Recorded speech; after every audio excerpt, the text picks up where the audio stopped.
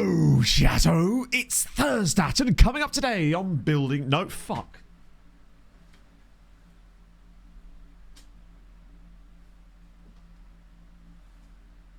Why? Why does this happen to me? I think of like a full intro. It's really good. We're going to talk about the signings, talk about January, talk about potential youth intake, the vibes from last night, all the good stuff. Amazing. Literally got to, well, the second line. Now my hair's got all funny too. God almighty, man. What a day. You hate to see it. I wish I could take a mulligan, but also I just don't deserve it. I don't know why I haven't said building a nation at the start of these for such a long time. How do you build a fuck? You start with a mummy and a daddy love each other very much, or at least like have met before, maybe, you know? And then it just kind of goes from there. One thing leads to another. You sign a couple, and suddenly you've got regens. What can I say? A bad omen. No, I suspect the bad omen for Sochaux today is more likely just our style of management. Generally speaking, we're like a harbinger of doom and averageness. It's pretty much me there. But yeah, I actually agree, Gigi, about like last night. I think it was really, what was really fun last night for me is that even when it got really bad, we were still just vibing along, and that for me was just really exciting. And I think it made the ending last night so much more fun. I was genuinely vibing all the way to Cambridge last night, just zipping along, listening to the sweeper, just in a great mood. Not that I wasn't before, but it just kind of, I don't know, everything just felt so nice after yesterday. Paolo as well, thank you for the 45, man, that's very kind of you. 5 whole Twitch babbies. Not too far from being Octomum over here. The dreadful intro was the perfect gift. Up the voddies. Could I interest you in an Octo Trek, perhaps? I don't do Octo Mummy around these parts. Also, thank you, Steve, I saw that. It's getting there. That's the quickest Matt's fucked up his words since meeting Pog's family. I actually can't remember the first thing I said to Pog's family. It was a very long time ago, and I was worried her dad was going to beat me up just because, you know, I had never actually dealt with a girlfriend's dad before at the time, basically. Touch the fucking frog, though. Thank you for the 7 months, man. The new album. Which new album was that? I haven't really had a chance to listen to anything, really. Basically, on the way into Cambridge last night, I listened to Sweeper. That was about it, though. Terry, thank you for the 100 bits as well. Oh, it was just a song, Suspect. But Sochaux 6 Soch. Thank you, friend. Soch. Love that. Yeah, it was a brand new song. It didn't like, I don't know, I keep waiting. The ending of the song I really liked, but it was just like, I wish that energy carried throughout, right? So I could just track through. That's how I pretty much realised from about the middle of the first proper league stream that it was going to have to be a just chatting stream. A Dayseeker. It was going to be, because there's too much gaps between games a lot of the time for it to not be like that. And I just figured that it's one of these ones where you're just going to have to engage a very different... Not that I'm not used to that anyway, because it's essentially what my streams are in the most part, but usually there's still like contextual things that I can spring off of. So I really had to dig into like the just chatting vibes, which is why it was very useful when we got to talk to Tom for the last half an hour of the stream, because it meant that I didn't have to do all the heavy lifting by myself. Tom was carrying me hard during that FIFA E discussion towards the very end. Chats too much. I know, this streamer just chats way too much. He would have hated it. Hello, Pop H. Ooh, how about the cruise? A cruise before a move. That's a good way to start things off, I would say.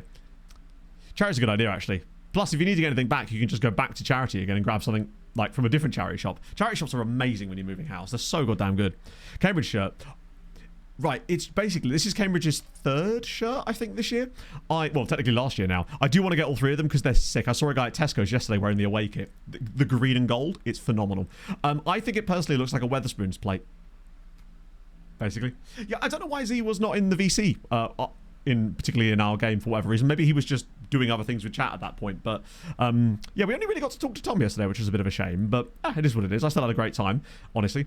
It's very Spoons, isn't it? Like... It was... I prevailed dropped another one. I suppose it is Thursday, isn't it? It's usually Friday where singles dropped. I know they had one out a couple of weeks ago, which was not bad, actually. Breast Vega. Ooh. Just a week. That's a good idea, actually. The problem is that you're thinking to yourself, oh, I'm now de-stressed, and now I have to do the most stressful thing imaginable. They do say moving house is one of the most stressful things you can do, and I'm going to be honest with you. It was stressful, but I don't think it was as bad... It wasn't that bad. Santorini in it. You wouldn't think, like, if I covered the badge, and obviously this, because this also is a local sponsor, and just showed you the shirt like that, you wouldn't think it was a Cambridge United shirt, would you? That's the thing about it. A personal friend. Is that my new Twitch bio? Personal friend of Zealand Shannon. Nah, it's fine. Oh, that's fine. Oh, there we go. Z is just a lovely dude. Everyone's... Oh, speaking of lovely dudes, it's Pog. Speaking of good eggs and big chiefs, it's the Pogster. How's it going? I actually did... I genuinely...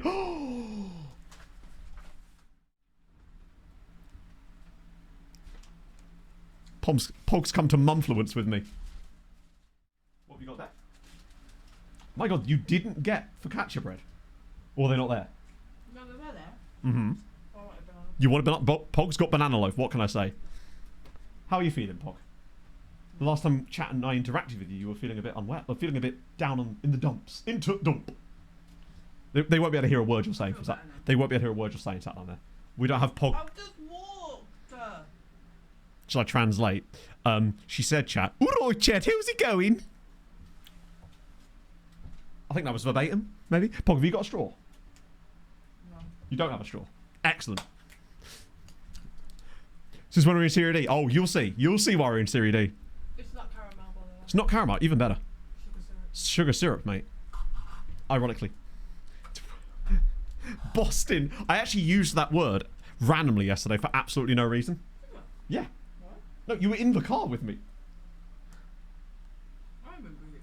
Ah, oh, I've got to mix that up a little bit. All the sweetnesses fell to the bottom. So the reason we're on Serie D Gironi B is because normally I start these streams on the club information page because it's the most like basic one. However, I noticed that the game had changed our hot prospect to being that Italian chap we signed, Nicolas Tucci, who is now valuing at £40 million. There's also a team in Serie D called Magenta. If their kit ain't a certain colour, I'm going to be livid, mate, let me tell you. Point is, I figured that with Stanley Tucci now being a player of this level, I thought maybe it would be time if we revisited the Serie D teams and see if those like key player lists had changed. Because if these guys come through really young and play a lot of football, their CA might skyrocket over the course of the season. And I figured in January it might be a chance to pick a few more of them up before the end of the window. Because my plan really today is obviously play games, but also grab some of these guys and get some loans on the deadline day when they'll in theory be cheaper. Explain to Chat about what you're eating. Chocolate chip banana bread. Chocolate chip. Mm. Chocolate chip. All right, here's a question for you. Whose is better, that banana bread or the banana bread that I made the other day? This one's quite dry. I made white. I had white. The one was sticky. She's interrupting me. It's what I do all the time. Yeah, you do. Yep. Oh, okay. See, asshole. Huh? Huh? But yeah, no, I made some banana bread the other day. That was the other day, you mean? That was about 6 weeks ago. To me, the other day, I think. Chat, let's do back Inferno's favourite topic, linguistics cliches. What would you say is the limit on saying the other day? Like, how far ago can you use the other day to refer to? Because I reckon genuinely, I've used it to describe things that happened over a month ago. A week. A week. Fucking week. Stop sucking up to Captain Pogwash. This is... No, a week. Thank you. I did sign another player, Quimby. Because you remember, I don't know if you were here at the end of, by last stream, I mean last Sochaux stream, not last, last stream was very different. But we were in for that Nigerian centre-back. He did sign for us, and I found another guy who I've signed, and you're going to like him, I hope. But, yeah, we'll actually show you those guys first, because they're both in. What were we saying last week? Exactly! I feel like you've got to be... The other day to me... Oh, this isn't where I parked my car. Do you know what? 6 months... Right, now you're my type of person, Sapicon. Passionfoot, thank you for the follow. Great name. No, like, when you say the other week, it's not the week that you're in, it's the week previous. And then the other day... But then last week... The other day is the week. Week, or the other week is the week before this one. She's still ranting into the void there, chat. She's yelling into the void. The other month. I feel like I've never... The other month feels an awkward one to say, to be honest. Yesterday, the other day, last week, a few weeks ago, a month ago, a few months ago, and then the other day. Oh, no! Don't get me angry. Oh, this is fun. Anyway, transfers. So, he joined us. Peter Bashir is in the house, and he's beautiful. He is very, very excellent. 15 jumping reach, 6'3", little tiny lack a bit of pace, but he does have really good tackling. Marking is excellent already. His heading is very good. Lacks a little on the aggression. Agreed. That's the one. Yes, Pog. Can I do my job in a minute? Yeah. What have you got? My shampoo was on offer. Your shampoo was an offer. Can I get a... I don't know what I was even going to say there. I like him a lot. Now, we have paid a little bit more than I was hoping for, but remember, most of that's in fees. So we're actually only paying 600 up front, I think, which is still a lot. Hot prospect. So I had to give him squad player, which means we are now absolutely stuffed with centre-backs, especially with what I'm about to show you. Ooh, new Hello, kits. We love a new Matter and kit. Chatter. I forgot to tell you that Wickham's kit released the other day. It's giving dot matrix printer, or it feels like a teletext kit. Maybe some of you won't understand that joke because you're not old enough, but it looks like it's been designed in teletext a little bit. This one, I like that they've changed the badge colour to match the kit, Boring. but it is a bit boring. That is, why is that colour? That's bopping. Horrendous. Not a fan so far. Oh my life. Hell yeah. That looks like Boba. They've gone for the bubble tea goalkeeper. Oh, we've tried the bubble I don't mind the goalkeeping one. Mad respect for changing their club badge on every single kit. That's cool. I like that they've actually changed it on. Well, obviously the first one's their default one, but the like that's clean. But you're right. It's giving Saudi League. There's glasses with some dots in. I don't hate the home kit, but it is very text. At least there's like a slight. I like the fact that the lines are like. There's a different. It is a bit brumbu as well. Yeah. Scores out of 10. Okay. 7.5 because I don't hate it. 3. 5 because it's just kind of there. That's like an 8 for me. I like that. Signed by teletext. See Wickham, Wanderer, if the club were smart enough, they'd have put this beautiful thing underneath about this kit inspired by Roy Essendon, who we signed through teletext. Oh yeah, if you've got like, what's it called, ematophobia? Oh, go on then. Pog's just handed me banana bread. What a day. How do I get off of this? Oh. It's got kind of spiciness to it. Yeah. Like it might have cinnamon in it. I don't know. Yeah, I like cinnamon. No.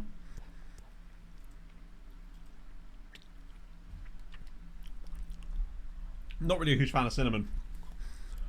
I was going to an SI event like 7 years ago, and I was at Liverpool Street Station waiting for Proudy, and I got a coffee. Misheard the lady, and she just dumped a load of cinnamon on the top of it. And I was like, oh, that'll be fine. I was tasting it for like 12 hours. It was so much. It wasn't the most moist, Morton, I gotta say. Hello, Owen. Still working the next game cycle. That's a good point, actually, Owen. I hadn't considered that for the Lone Farm. The other day, sorry, yes. So yeah, I was waiting for Proudy at Liverpool Street Station the other day. The other day. Oh dear. I actually did that cinnamon challenge once. Went badly. Yes. Rachel's house. When we were kids. Whenever you used to go to Rachel's house for the first time, you had to do cinnamon challenge. We were like 16. So yeah, Peter Bashir is in. However, in between that, I found another dude. The reason I liked him is because he was from a club that I'd never heard of. And it's this guy. Wait, is that the club you guys mentioned last night? Either way, this is him.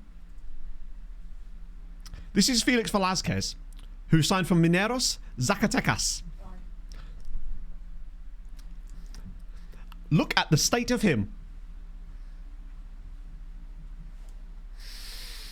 I couldn't believe my bastard eyes. And I just thought, you know what, fuck it. I'm not even waiting for next stream just in case someone else wants him.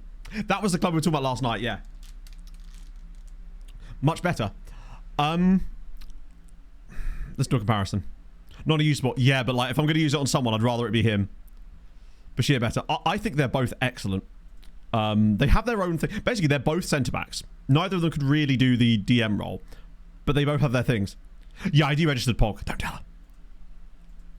So Bashir, better headers, same marking, better tackling, much better aggression on Velasquez. Too short, who cares? His jumping reach is 13. It could not matter less.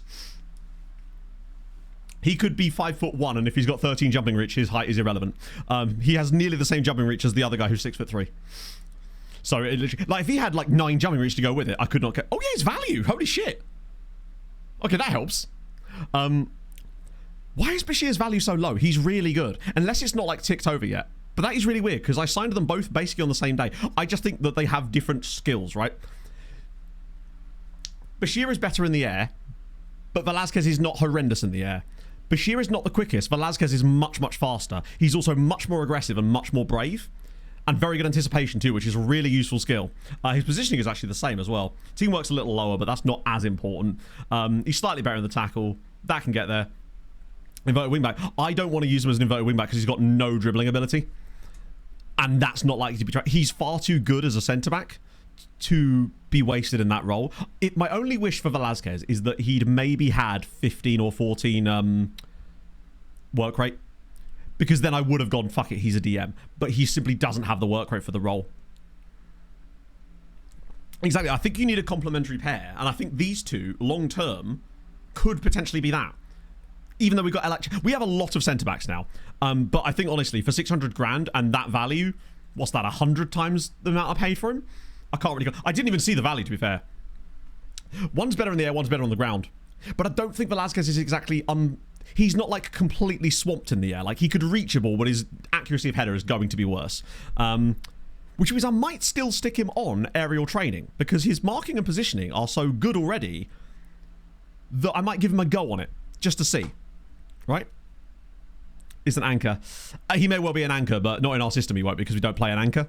To me, he's a centre-back. He's just a more technical centre-back. He's got good passing as well. And the fact is, he makes up for his lack of height with acceleration and pace, which will hopefully get to... I reckon we could see that be 15 or 16. Maybe 15.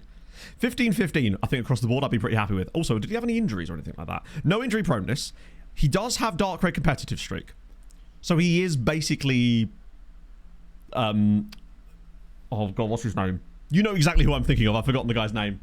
Left-footed, which is nice. It's a shame he doesn't have another... any kind of real right foot. Does have that long shot trait, which I wouldn't mind getting rid of. Because we don't need that on a guy with 6 long shots. As a centre-back as well. Oh, go on then, Lee. Absolutely smashed it. Got to sell shots in front of 40... Fuck yeah. 40 viewers for your first stream. I don't know what the numbers are like on... What platform? Was this Whatnot? Or something like that. That's insane. Like, just from my reference points. Maybe that's different on those platforms. I don't know. But that's still sick. Well done, man. I just don't think he has the work rate for that. He's too good. I think he's just a defensive midfielder. I think he is just a centre-back. And I intend to play him there at some point. Now, what am I going to do here? I want finishing training.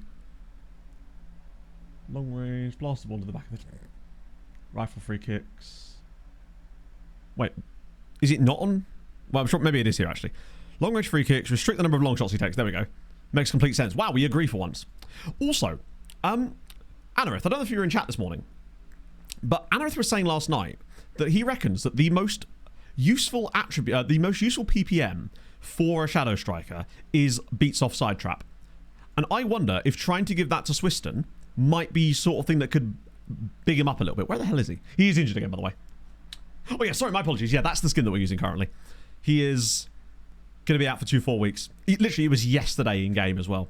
I wonder if trying to give him that beats offside trap... Hang on, has he gained a point of pace? He has. So whatnot. Still. But I don't know if that's... like for all, I assume that's still good, though, on whatnot, right? Just getting views to begin with is a good start. Like, most people, when they start on Twitch, you essentially start with 0 for the most part. Although, admittedly, if you are actually streaming to 0, then that is on you, because there's so many things you can do straight off the bat to not be streaming to 0. Like, that's basic stuff on Twitch. Like, literally just having it on an incognito monitor, getting a mate to turn the stream on or something, just to have it on. That's the sort of way just to get affiliate to get off the park. Adaptability. Well, I think part of the issue is that we know it's not a language issue. He is consistent. I think what's happened with him is that I don't think he had quite enough pace. But he's getting there. And I think that extra point of pace could be very useful. In addition, he kept getting injured, so he never got a consistent run of the team. And I think that really affected his match sharpness as well. So if we could just get a run of games for him of like 7 or 8 straight games where he continues to develop, I'm hoping we'll see the best out of him, because he does still only have the 1 goal, but he doesn't have very high XG either. How fast you're going? The clocks were just tools we made up to track something. Constant tool. What time is it? Good lord. That's far too deep for this time of the morning. I haven't even finished my coffee yet, and you're asking these deep existential questions. I don't know how I'm going to cope. Do you reckon the assistant's going to agree if I whack him on that kind of training? Because I think it would help. Tactical start. He should be fairly comfortable by now. Wait. Oh, he's injured. Shit. Remind me when he comes back from injury to put him on tries to be offside trap, because I think that could be a nice little ditty to add to his quality. I will look up Chipper United, and then what I want to do is to have a look in Serie D. Like yapping away. I mean, Lee, just careful when giving me any ideas that involve yapping. That's all I'm saying. Chat are already getting an extra 4 hours of yap from me a week at the moment. And I'll be honest with you, I'm actually really enjoying it. Like, I do regret the fact that yesterday's stream was 2 hours earlier starting point, because it did kind of mess up my day, as far as like being able to get that other video done for you lot. But, you know, it is what it is. It's not going to be like that every week. It's always mirror clock somewhere. Exactly. So yeah, wow, their home and away kits are the same. Not allowed. Their badge has always been just like a very strange one for me. Like, it's so out of left field. Best Premier in history. Certainly one of the most likable. I always enjoyed Leighton Baines, no matter what. But maximum song life. Oh shit! I've accepted your points there. That's unfortunate. Fuck it. I'll add it in manually.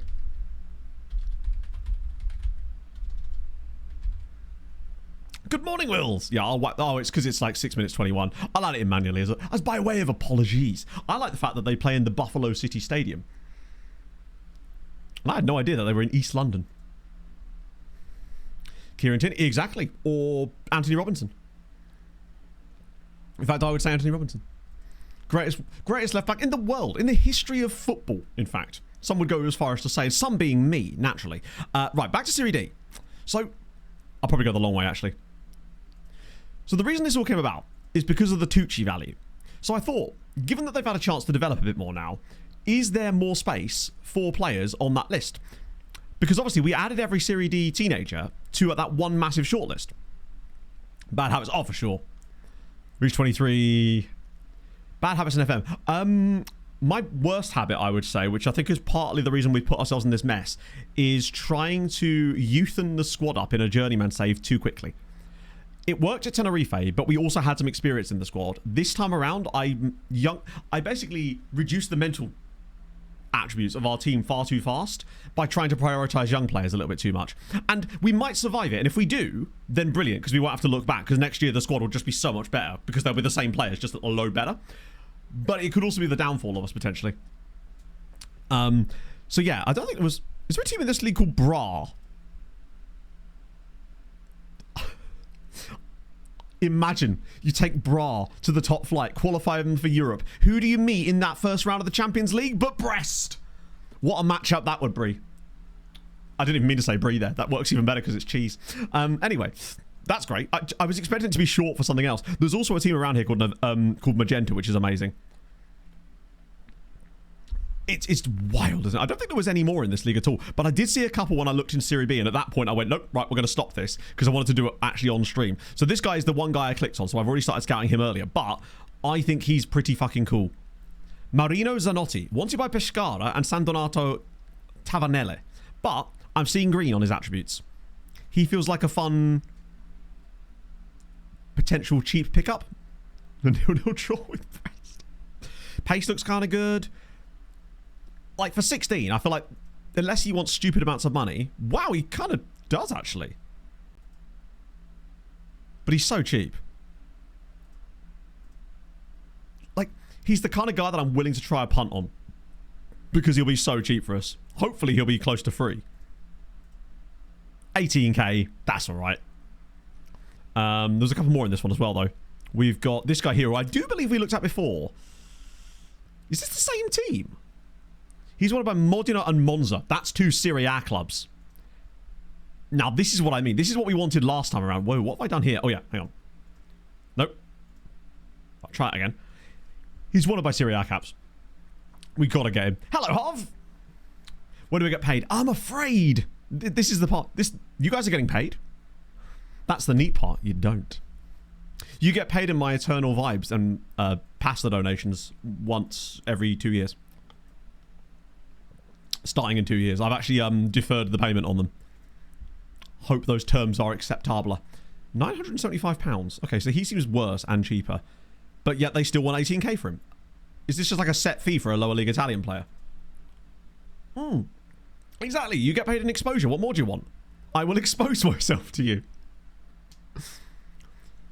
Should be rich motherfucker. That's true. Ooh. As you know, chat, absolutely rolling in it. What was Kev's video about them? Was it just like about the way that finances work for FM content creators, or was it just like... I'm curious about that now. Pasquale Gentile is an immense name. And I always feel like we have to sign him too because Modena are after him. That's true. You just do it. What you do is you do it all yourself for the longest period of time, and then you burn out massively. Here's a fun First fact. of 2025. Wow, fair enough. Kieran, thank you for the follow. I imagine it's a lot higher than mine, but that makes sense. He has a lot more different channels and lots of different income streams. They really do like that around. Let's do 11k on you. I'm probably overspending here. It's not that I'm not transparent about mine. I really asked, you know. Plus, it varies so much. Even at my level. Let's see. Wow, there's a load of... Is that in order of something? Not a single guy in that league. Siri Chi of Serie D is looking crap. Did Magenta have a green... That's unforgivable. Moro Lombardo. What about Ravenna? Not as convinced by him. My bank account's probably not a lot at the moment because I've got to pay a balancing payment on a tax bill. So I suspect not a great deal. Although I haven't actually paid it yet. So once that's gone out, fuck all. Nino Fantauzzi? Oh, hello. Wow. They're wanted by Series G sides. But I like the fact that he is completely natural in all of the defensive positions. That's rare that you see a guy that's got complete like familiarity with all 3 of those positions. Usually they've got like a little bit here, a little bit there. But no, he's got a little bit this, a little bit that. Do you know what? I actually don't hate him. Despite who he's wanted by, I don't hate him. Oh, free? Well, all they want is a friendly, which they will never, ever call in because they never do. Okay, no one in there. How many leagues are at this level, by the way? Oh, God, there's more. And Golden Fanta. What more do you want? Luca Signorini. Wow. Okay, he might actually be good. What I'm looking for are players that are on our shortlist. So basically what we did at the start of the year was we added every single Serie D player from the age of 18 to 15 onto one shortlist. So now what we're looking for on that list is any player that shows up in highlighted in yellow means they're on our shortlist, which means they are 18 or under. It's a great way of us being able to filter that list without actually having to go into individual player profiles. I can't remember who thought of it, but it was a genius piece of game mechanics. Like, I would never have thought to do that. But this guy looks really tasty. He does have an agent, though. He looks a bit better than some of the other ones. Hey, Daniel. I like the attributes I'm seeing. He's probably going to cost us more like 25. Was it you, Jacko? I don't think it was. I don't believe you. I think it might have been Don, actually. And I hate to give him credit, but I think it could have been. Just don't tell him I said that. So we've got Simone Manca. Oh, my days. Campo Basso are cooking. I think it actually was Don, yeah. It's fine, he's not here right now, which means we can say stuff like that. He's not wanted by anybody, but he does look quite good. I'm noticing a lot of these players are strikers, which is a little bit perturbing, because, like, we don't really know what to do with them. Maybe I can use them in the league. Damn it! I was hoping he wasn't here. I was about to say something nice. It will never happen again, I promise. We've also got this guy, Andrea Tobia. Wow. Hang on. Recanatesi. We 100% played against these guys with the Italian club that must not be named. I remember the pithy line I had about them. I mean, I don't remember the entirety of the line. Obviously, that'd be crazy. 200 players generating Serie D. Really? I think that shows you how powerful it can be. The only reason because I was starting to think that maybe there wasn't actually any real quality in all those Serie D players we'd switched on. Because the only one we'd really found that looked even half decent was Navarro. But now that he's here, he looks way better than I thought he was going to be. And now that we're looking through some of these other leagues around the same level, I reckon we might get 5 or 6 dudes. If even one of them has close to 5-star PA, it's well worth it, I'd say. Although it appears that the further we go down, the less of them there are. Next season will be very intriguing. Oh, that's all of them. Okay, cool. So we get like a few of them out of that. Nice. But we'll deal with that after this next game against Nantes because, well, Montpellier won their game in hand. Or rather, the game, yeah, basically Montpellier won, which means we need to win here to get ourselves right back into the battle. Now, we have won 2 in a row in the league, but we've got injury problems, and quite a great deal of them. So, it might have to be a Nagalo and Osagi beginning pair, because Pogs had to be deregistered to make room for Velasquez, because otherwise he wouldn't. I was hoping he'd want a lower squad status, but sadly he wanted squad player, so my hope is that if he doesn't play enough, he'll want a loan, and I can just loan him out and bring Pog back in again. Is it only 5 weeks? That's wild. Stoyan at the very least can... Yeah, it's a shame that Deji's injured. I don't think it's too bad. It's 2 to 4 weeks. That is that's not great, to be honest.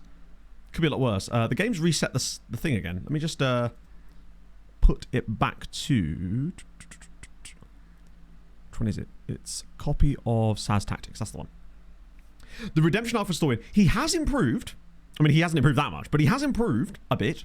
Briasco is still wanted, but it's by Swansea City. And they're looking to generate funds, which unfortunately in FM basically means they're not going to bid on him a lot of the time. Right. So let's see who we've actually got available to us in this game. It's not great looking. Shazley's back, nearly. Christ. Okay. We could start on Wamba, but the match sharpness is really bad. Shehu at least has better match sharpness and looks like an okay player. Right. We do at least have the new guys. Velasquez and Bashir, and they actually come with match sharpness, which is nice. I think Bashir starts alongside Alec Chowie. Velasquez makes the bench instead of Yildirim because we just don't need him. I want to try and figure out... Shazley, is he good enough for the bench? He probably is actually, isn't he? Maybe instead of Alexandre, because we don't need Achimpong and Alexandre on the bench. Mache goes in there. The question is, who's going in instead of Deji? Never mind. It's McCary. I forgot about Sean McCary. If you missed it last time, we picked up Sean McCary for this exact purpose. Because he's got 16 work rate. He's an absolute workhorse of a man. Oh, we can get another bench player in as well then. Like McCary can cover both that role for us and this one, which is the dream. Doesn't like big matches though, which is a little annoying. I can add one more sub in. So I'll pop in... Oh, we can put Alagic in as well. So it's the first time we've played with a lot of these players available to us. Because I think our last league game was before Christmas. So a lot of players have joined us and there's been a lot of churn since then. But it looked to me... I'm trusting Nagalo. Because he's been the one guy that's been a sort of source of chances for us, basically. And I'm hoping he can continue that today. And he does look like a very confident player. The thing about Nagalo is that he lacks acceleration. He just lacks... If he can flourish with 16 pace up front, then Swiston should be able to. Because Swiston's got better acceleration off the line. And Nagalo seems to be able to score goals. Mexican new player, he's on the bench because he's a centre-back. And I think I wanted to give Bashir a go out today. But now we are absolutely stacked with centre-back options. We've got Elak Chowie, Bashir, and it frees up Alfred Vargas to play as a DM if we absolutely needed him to. So we've got a bit more flexibility now, which is nice. Like, we've got players that aren't even in the bench anymore that were starting for us at the start of the season. I worry a bit about Bakari's match fitness, and we've not even got Shazley back in form yet. So we're ready to go. Okay. Oh, they've got an Ethiopian. Oh, it's a real guy. 31? Cover up front. At the moment, nobody, because they're both injured. But such is life. Like, you can't run 4 people. Unfortunately, Swiston's injured and Pogs had to be deregistered briefly. Now, I could obviously switch that around if we needed to, but right now, that's pretty much all we've got currently. It's the same when we had 3 left-back injuries. At the end of the day, if you're running any more than 3 left-backs, there's only so many contingencies you can take kind of thing, right? It just means that we won't be able to make any forward substitutes for those 2 today. I guess I could have put Kubek on the bench maybe, so he could at least have come on for Osagi and shuffled it around. So that maybe was a bit of an oversight from me. And obviously, if we're desperate, say they get an injury and we need someone else to come in, then I can deregister Velasquez and bring Pog back in for a game or 2. Because while we're still in the window, we don't have to, like, Yeah, Asaji can go as a Shadow Striker, but obviously if we moved him to Shadow Striker, someone else has to play where he is. So if I'd have brought Kubek in, that could have worked potentially. But obviously Kubek isn't on the bench now, but it's fine. Hopefully we'll play well enough and it won't matter. He said, jinxing fate massively, because not a bad side by any means. But it is a home game, and our form, league-wise, anyway, has actually turned around quite nicely lately. I'm a little bit worried about Stoyan today, but I'm hoping we actually see a good performance, given the little tweaks we've made to that position. I just don't want to see any silly goals conceded. Right, come on, big header needed here. That's nice. Shehu doesn't look as diminutive as some of our other right-backs have done, which might help, although...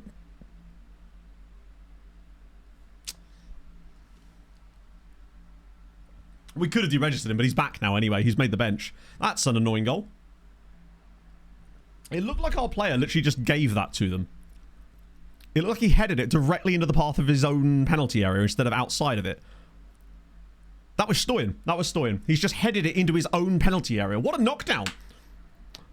Did I have an assist on that, actually? No, it didn't, which means that was literally Stoyan. Oh, my goodness. Not the best start.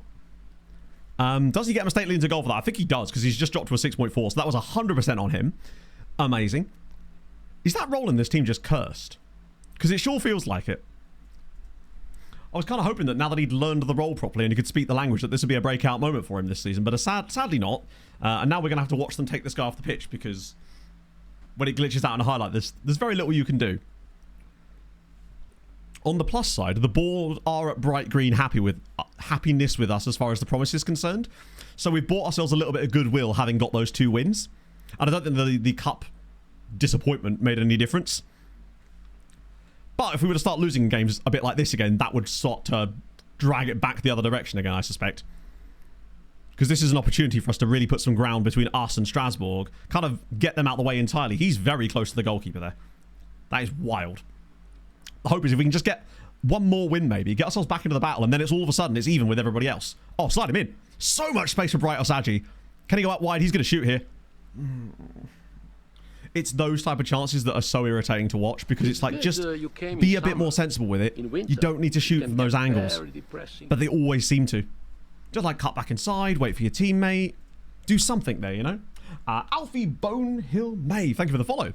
We're winning it. No, unfortunately not. Stoyan's given the ball to the opposition and we are now losing as a result of it directly. But that's unfortunate. Unfortunately, no shots on target in the first half is also not great. This is one that said about last night. Well, this is true. Oh, God. That should be fine. Tipped over by Kilaza. Bashir's... to be fair, none of the defenders have really done well in this game. Stoyan has gained rating since that, though. So that's not great. Nobody's really doing what... Oh, come on, man. Yeah. That's worrying.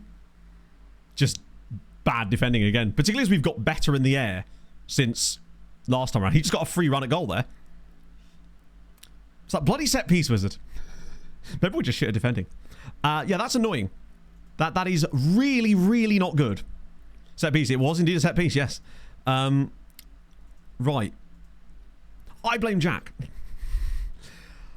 Osaji's been really poor today. I mean, he has. Like, the one chance we actually saw us have, he's just done nothing with. He seems to be so much better when he's coming off the bench in games. I wonder if it's, again, that tired legs effect. We look absolutely useless. It's basically just reverted back to before. I wonder if Deji really is that important to the way that we play. And actually having him missing is catastrophic. And I don't know why, because I don't really see what he's offering. But he does offer a lot in the air, actually. So maybe we have got slightly worse. Osaji's been appalling.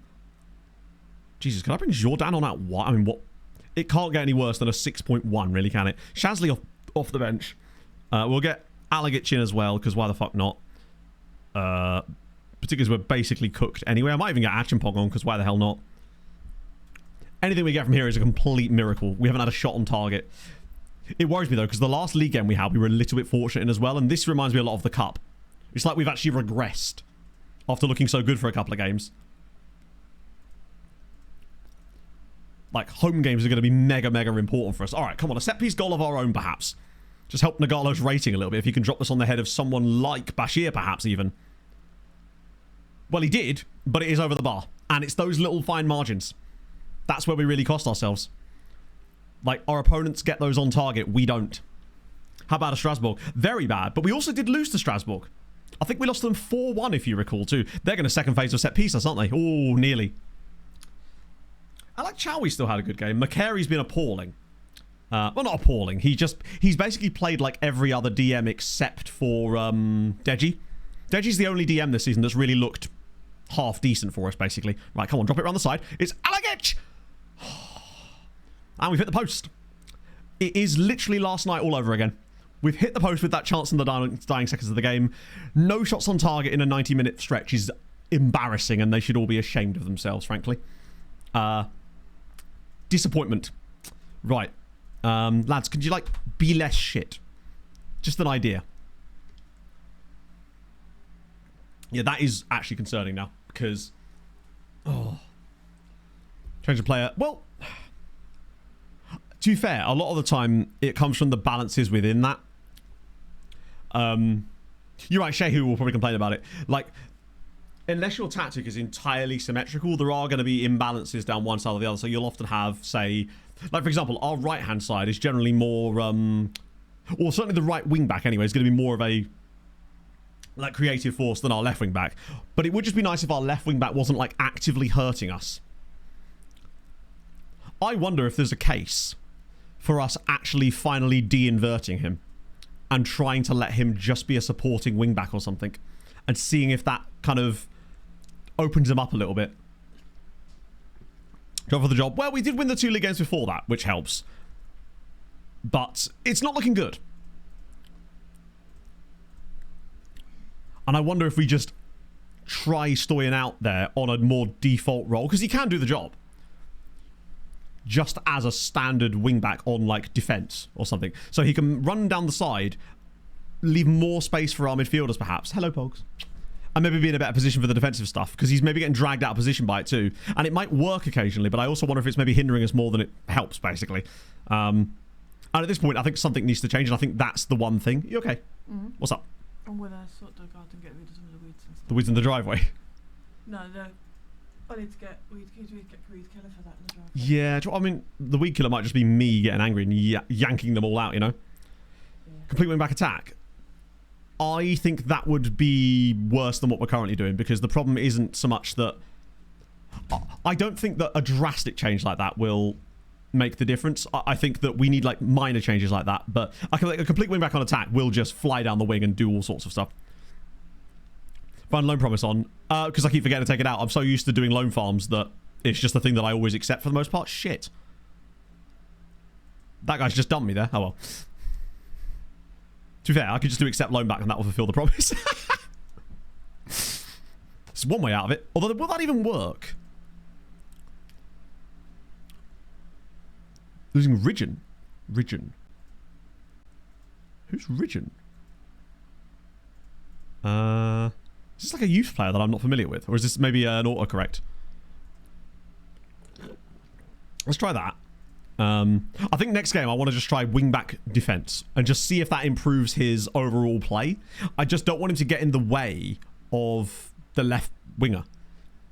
And I also don't want it to accidentally make us move into a more, like, rigid shape. That's the last thing we need. We don't want to start looking too normal. Right, I'll offer you that. Problem is, because they're 16, we can only offer them these, like, 5-year deals. We try that. There we go, that's better. That's what I was trying to do anyway. We just work my way through these. I'll reject your loan back, because we might not let us do it anyway, in fairness. Get rid of that. Get rid of that. We're seeing Liverpool. Oh, really? Sorry, it's not a name I'm super familiar with. But it does sound like Fulham. Because we're apparently just incapable of hanging on to any player that our academy brings through. I expect Josh King will find a way out of the contract soon as well, and he'll be off probably within a year for like £5 million or something ridiculous. At least these guys are Italian, so we've got very little likelihood of them joining the national team anytime soon. Although, you know, if they do, can't really complain. Youngster. Okay, so he might not be as good if he's got youngster contract. The other ones at least wanted, like, what was it, hot prospect or break? I think one of them wanted breakthrough prospect, which is wild. That's annoying. Avoid relegation. Like, you're 16. You're not going to be involved in us avoiding or not avoiding relegation there, bud. Whoa, why am I giving him so much money? He's a youngster. I guess he kind of just wants the contract term, right? Reject the loan back. If we just get one good guy out of this, or even one like passable player, I'll be absolutely elated with that. And next season, yeah, and I suspect that he'll leave on a free or some nonsense, because it's just, I don't know what it is about Fulham and our obsession with losing youth players. Have them nothing, and they probably will. And then in 2 years' time, he'll move to Brentford for 20 million or something. I do not understand why we are incapable of locking down youth players to actual contracts and keeping them for at least a little bit. Like, I'm not saying like Ryan Sessegnon, for example. He left, he'd had a chance to develop, he left at a good time. Okay, it didn't work out for him at Spurs, but we got a load of money out of the deal, and now he's back anyway. And he had a chance, right? I think he'd have had even less of a chance had he moved there like 2 years earlier or even a year earlier. Got a free to Real Madrid, probably, yeah. Just in time for the Club World Cup. With Anthony Robinson. Yeah. Right. Of course, yeah. That was because, was that when he was at Wigan? Did you know that he was linked with the move to AC Milan? Oh, Everton. I actually listened to Anthony Robinson on a podcast. I can't remember which podcast it was a little while ago, but he was talking about like his whole... It might have even been Ben Foster's podcast, actually. I don't normally like listen to it, but I saw an episode. I saw that Anthony Robinson was on it, so I just listened to that specifically. He was really interesting to listen to, actually. I'll have a bit of that as well. God, how many of these guys did I try and sign? I guess this is what happens when you just click randomly. Why do you think that is, Don? Is it just because it's like, it's Milan, so everyone just goes, hey, it's Milan. Of course you're going to want to go there. So they accept favourable terms. Yeah, and that works out so well. But it's fine. Don't worry, ease off tackles. We've signed loads of players this summer and have been linked with lots of footballers. So no matter what happens, I'm sure Fulham are doing lots of interesting business that we are all relying on right now. They definitely haven't basically been linked with absolutely nobody and have signed absolutely nobody. I think we might be the only Premier League team, maybe West Ham actually, that have literally done nothing in the window so far. The De Bruyne, I wonder if it was just purely FFP reasons, Taylor, because of him being a youth player. It's basically 100% profit for FFP. Not that City care about that, but they may have actually had some reasons to potentially do it. Italian Manchester, I guess so. The prestige is certainly a factor. I was listening to Football Cliches this morning. They were talking about like making an 11 of released players that are available, and they were talking about which club would be most likely to sign them all. And Milan was the team that came up the most. Like I could see Modric just randomly rocking up there. West Ham have got certainly have some money now, I suppose, right? Yeah, we haven't been able to sign Willian yet. Yeah, I swear to God, if we sign Willian again, it's over.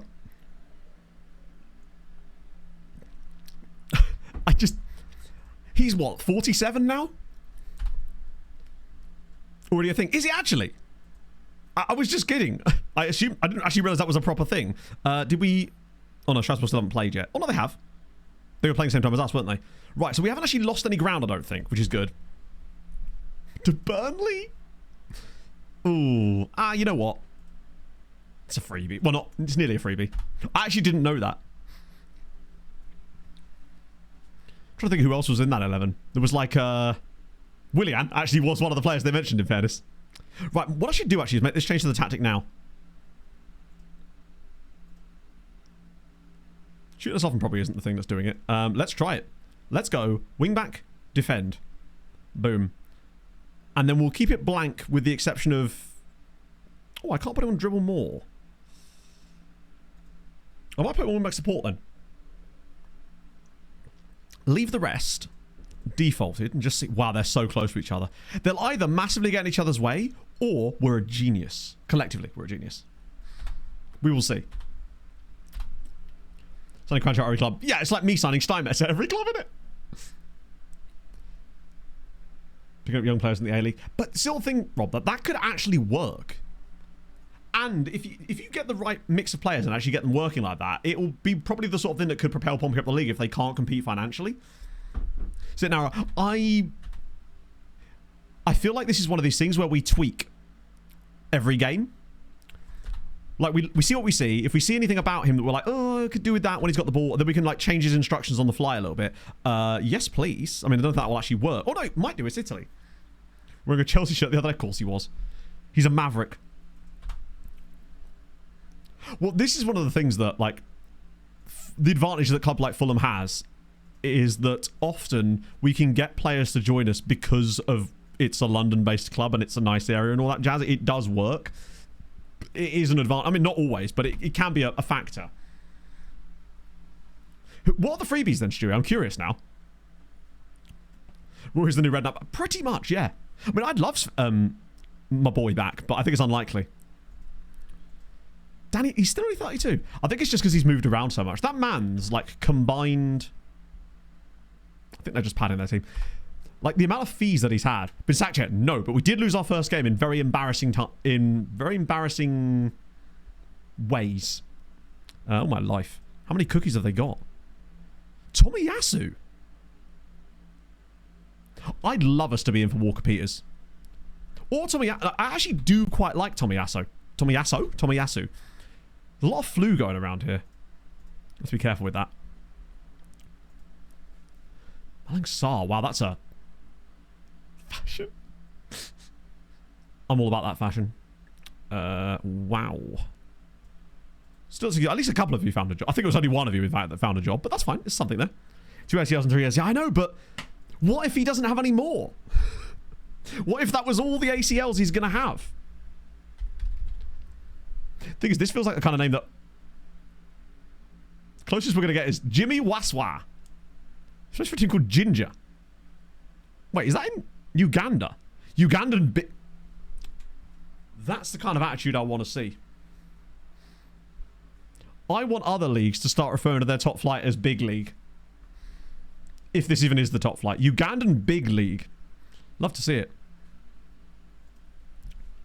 Yeah. Up the Big League. Makes way more sense for me. Uganda Little League, I guess, but they play baseball. It's weird. I played in the Big League yesterday. I suspect that I'm on the verge of being relegated to the Little League at this point.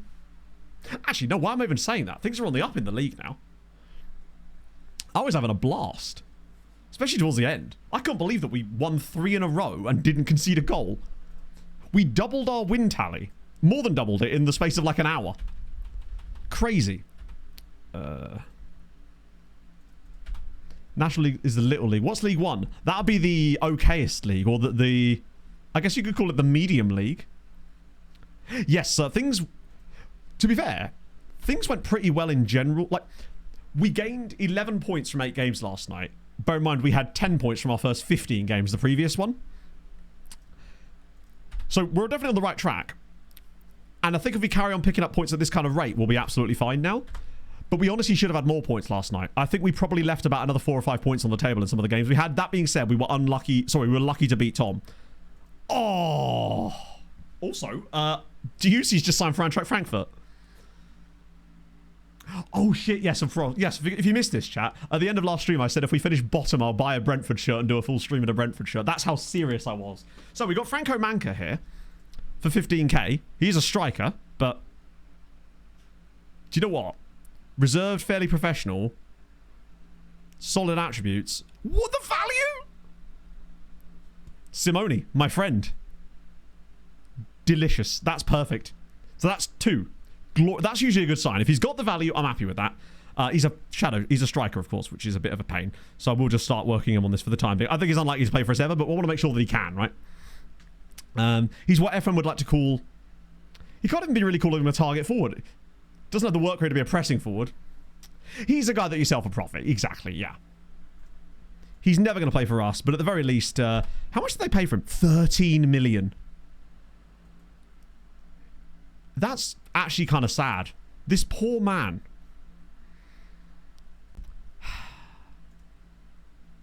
He should never have left Tenerife. He was the kind of guy that we were building that team around and that like that double pivot. Goes to Napoli for 40 million quid. He literally lasts 1 year there, starts 1 league game, and is sold at a 25 million pound loss. Then doesn't even really play, and they sell him for even another loss. Sadly. Scored in the playoff final. Curtis. Oh. I know who you mean. That was with Whitport, right? The guy that had like 3 finishing. There was a pressing forward with him and Ben Putman-Kitely. So Kitely would just go down the wings. I think Putman-Kitely got like 32 assists one season just by feeding... Was it Jamie Curtis? No, not Jamie Curtis. It was something Curtis. You're absolutely right. Yeah. It's a shame that we're not actually able to get involved in the business for someone like GU, say. He's feeding Jamie Lee Curtis, yeah. That's probably why that triggered it in my head, actually. Curtis Nelson. I think that's it. Because we had two. We had two strikers. Neither of them could finish. That's 3. Andrea Tobia. Come on! I knew this would work for us. I mean, I say that. What do you reckon his value is? It's going to be like, it won't be 13 million. I reckon this guy's actually going to have like very little value. Although he's got higher CA. That's good, right. And he's not a striker. Okay, that's fine. If anything, I actually kind of prefer him. Mostly because he's got that kind of versatility. Andrea Tobia, still, for 12 grand to find a guy who's immediately worth £5 million, these are the kind of guys that if we can get a sniff of interest from someone who's a little bit better than us later down the line, we could fund so many brilliant players from Generational Foot and ASEC Mimosas with selling a guy like this. It's still alive for now, although it hasn't gone well so far. I'm a level with you. Someone stole your desk. Did you see the thief? Was there CCTV footage of them hauling it out? Or they just sat at it? Because that's it. If anything, that's worse. They're squatting at a desk at that point. To lose away from home, which is what likely we're about to do, that would worry me a little bit. What if the board are now unhappy with me? They are building it now. They're still pleased with the improvement in our overall level of performance. We've got 16 days and they're still on green. I reckon one more win and we might be okay for the time being. The Lirio man. Thank you for the follow. Don't know why that took so long for me to say. I think we've still got a couple more of the Italian dudes. Plus, I reckon, deadline day, we can whack 3 or 4 loans in. Just take a couple of punts on some randos and hope for the best with whatever wage budget we have left, essentially. I suppose if someone steals your desk when you're working from home, yes, at that point you are being robbed. Who the fuck is this? Oh, it's a right back. Not what we need. This is our first season of the top flight, yeah. And it's going poorly. We've had a lot of injuries which haven't helped. But it's also just been the adapting phase hasn't gone great. I don't think that's a room anymore, Steve. I think that's almost done, basically, right? Needed to get some... That's true. They just really needed to make a conference call. I definitely started seeing like more concrete stuff rather than just like the usual sort of waffle that you see. Like I started seeing it reported in like Flash Score notifications coming up. I'm like, well, hey, if Flash Score are saying it, it must be true, right? Someone called Tiani has just... Wait, isn't that... Did I sign that guy? I think I did. Damn, okay. He was just a random punt. Maybe we're just unable to win because the board keep blocking the departure of Scott Matorno. They've done it again. They've blocked it within 2 hours of each other. That is such a strange one. Yeah, has it been given the let's go? I mean, he's let's go to a few things that have not turned out. They have, in fact, not gone. Some might even say he's a tap immersion and a liar. There's a lot of players now getting bids on them, but they're all from like relatively poor size. Marseille, if you could, lads. I mean, actually... I think I'd prefer a draw here, because that's not really going to help Strasbourg very much, but it does just keep Marseille within kind of touching distance. Although there is something to be said for just them getting absolutely mudded and just no longer having to care about them. Like, one less team to worry about is probably not the worst thing in the world. Hello, Jack. The 20-day deadline is it's now down to 12 days, but we have lost the only game within that. Luckily, the board don't seem to care too much yet. But if we were to lose the next one, problems. I actually probably should do this press conference with that exact reason in mind. For when we're inevitably job hunting on Sunday.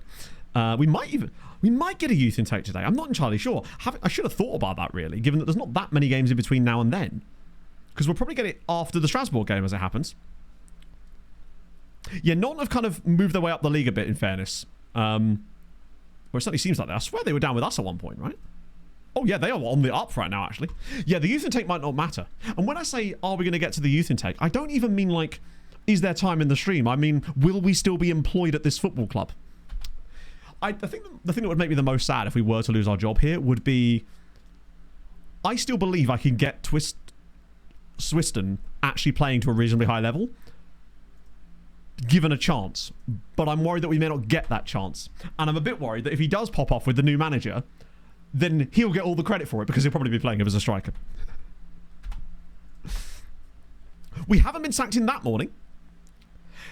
That would be actually incredibly funny if we lose to that. We lose that game to Strasbourg because it is away from home as well, and that gets us sacked right before the youth intake. Because I think the youth intake is around about the 15th. We can check when it was last year, but I believe it was around about mid-March. But what I would say is, Germany has some. The biggest intriguing option in Germany for me, honestly, is Osnabrück. Now, I know they're getting promoted right now, but if they were to get promoted, there's every chance that they could sack their manager next season, which means that's the exact type of team that I would be very interested in potentially having a crack at. There's like something interesting about the fact that they're second in Zweite Bundesliga.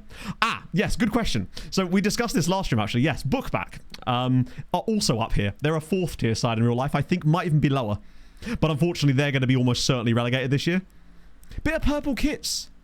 It'd be a nice little break from wearing the blue and yellow. And it'd be really hard for me to buy one of them on Vinted. It's a cool club that might potentially get to the top flight. That's a cool story. And I would be more than happy to... Hello, Mr. Man from Lech Poznan. A+ for a poll. Finally. Okay, right. Well, he's definitely... And he's extensive, so we can properly have a look at him. Is there anyone super old that we can eliminate? Actually, let's do what we were doing before, where we actually look at agent offers separately. Just in case there is anyone crazy, like Seni Mayelu. Wouldn't be that useful for us, would he really? Lethal Experiment. Thank you very much for the follow. 5th tier. No way. That's amazing. Yeah, he's just not... Like, he's got the mentors, but we're in pole position. Damn right. Ooh. Random Japanese dude here. Takashi Tanaba. I mean, obviously not EU, so that's complete... Wow, okay, he's fun. Absolutely pointless for us, but fun. Henry Ashton of Norwich. Related to Dean, perhaps? Oh, he's a fast boy. Striker, unfortunately, but winger as well. To be fair, if we got the guy on loan from Spurs, that wouldn't really be a useful. I might try him out next game, potentially. Give him a little run. What about you? Luis Rivera, you're a winger as well, and non-EU. Oh, he's such a, like, match engine winger as well. Hopefully the Spurs guys will be that too. Yeah, most of these guys are a bit mid, which is expected. These are agent offers, obviously. He replaces me. Who would be the Adrian Newey of Sochaux right now? Who's architecting our downfall? Wait, was it? There's no highly recommended players, and that's concerning. Scouts have cooked up absolutely nothing for us there. Dean Ashley Moore. I know. What I feel like what a career he could have had. It's like, it's disappointing. Okay, now that I like a lot. You get 4 non-EU spots, yes. Julian, but more importantly, the second Julian has a second L in it. That's amazing. It's like, no, I'm Julian, but you'll be able to tell which name is which because I've spelled them slightly differently. Honestly, that's better than if they were just the same. King Julian. It's not as good as Miao Yanan or Ala Blabiba, but it's close. You're right, it would be Willie and Jose. There's also Who Junction, which feels like a prank call name. Do you know what I mean? Like, it sounds like something that Bart would ring up Moe's Tavern and say that his name is Hugh Junction. Hugh Jass is actually there as well. That's, I guess it's Hugh Jun Chen, but either way, that's quite a good price for that. If we needed a goalie, this guy's actually pretty solid. You or just JJ. That's not my character. But how do you pronounce the different L's, SJ? Right. That's a guy from Pogon who I think we've been looking at for a while, and I think he's almost certainly aged out of being useful for us. He's also 24. You guys are actually kind of crap. You're 22. All right.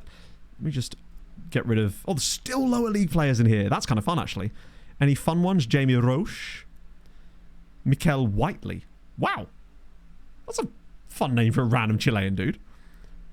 Favreau. Right, that gets rid of those guys. Down to 14. It's a Libyan Italian there at Pisa. Whoa, what the hell? All right, FM, calm down. Hassan Desmet, that's nearly Smates. Libyan Italian is fun. There's a guy at Viola here. Søren Rothman. Oh, born midfielder. Come on, please. Oh, he's worth a scout. Søren Rothman. Tackling worries me slightly, but 14 to 17 work rate. 19, and I'm a bit worried about the potential stars, but either way, he has some concepts that I like. I'm mostly interested in that Polish dude, honestly. How much money have we got left? Not a lot. But I just want to see. Right, come on. Please, Carol, don't be fake.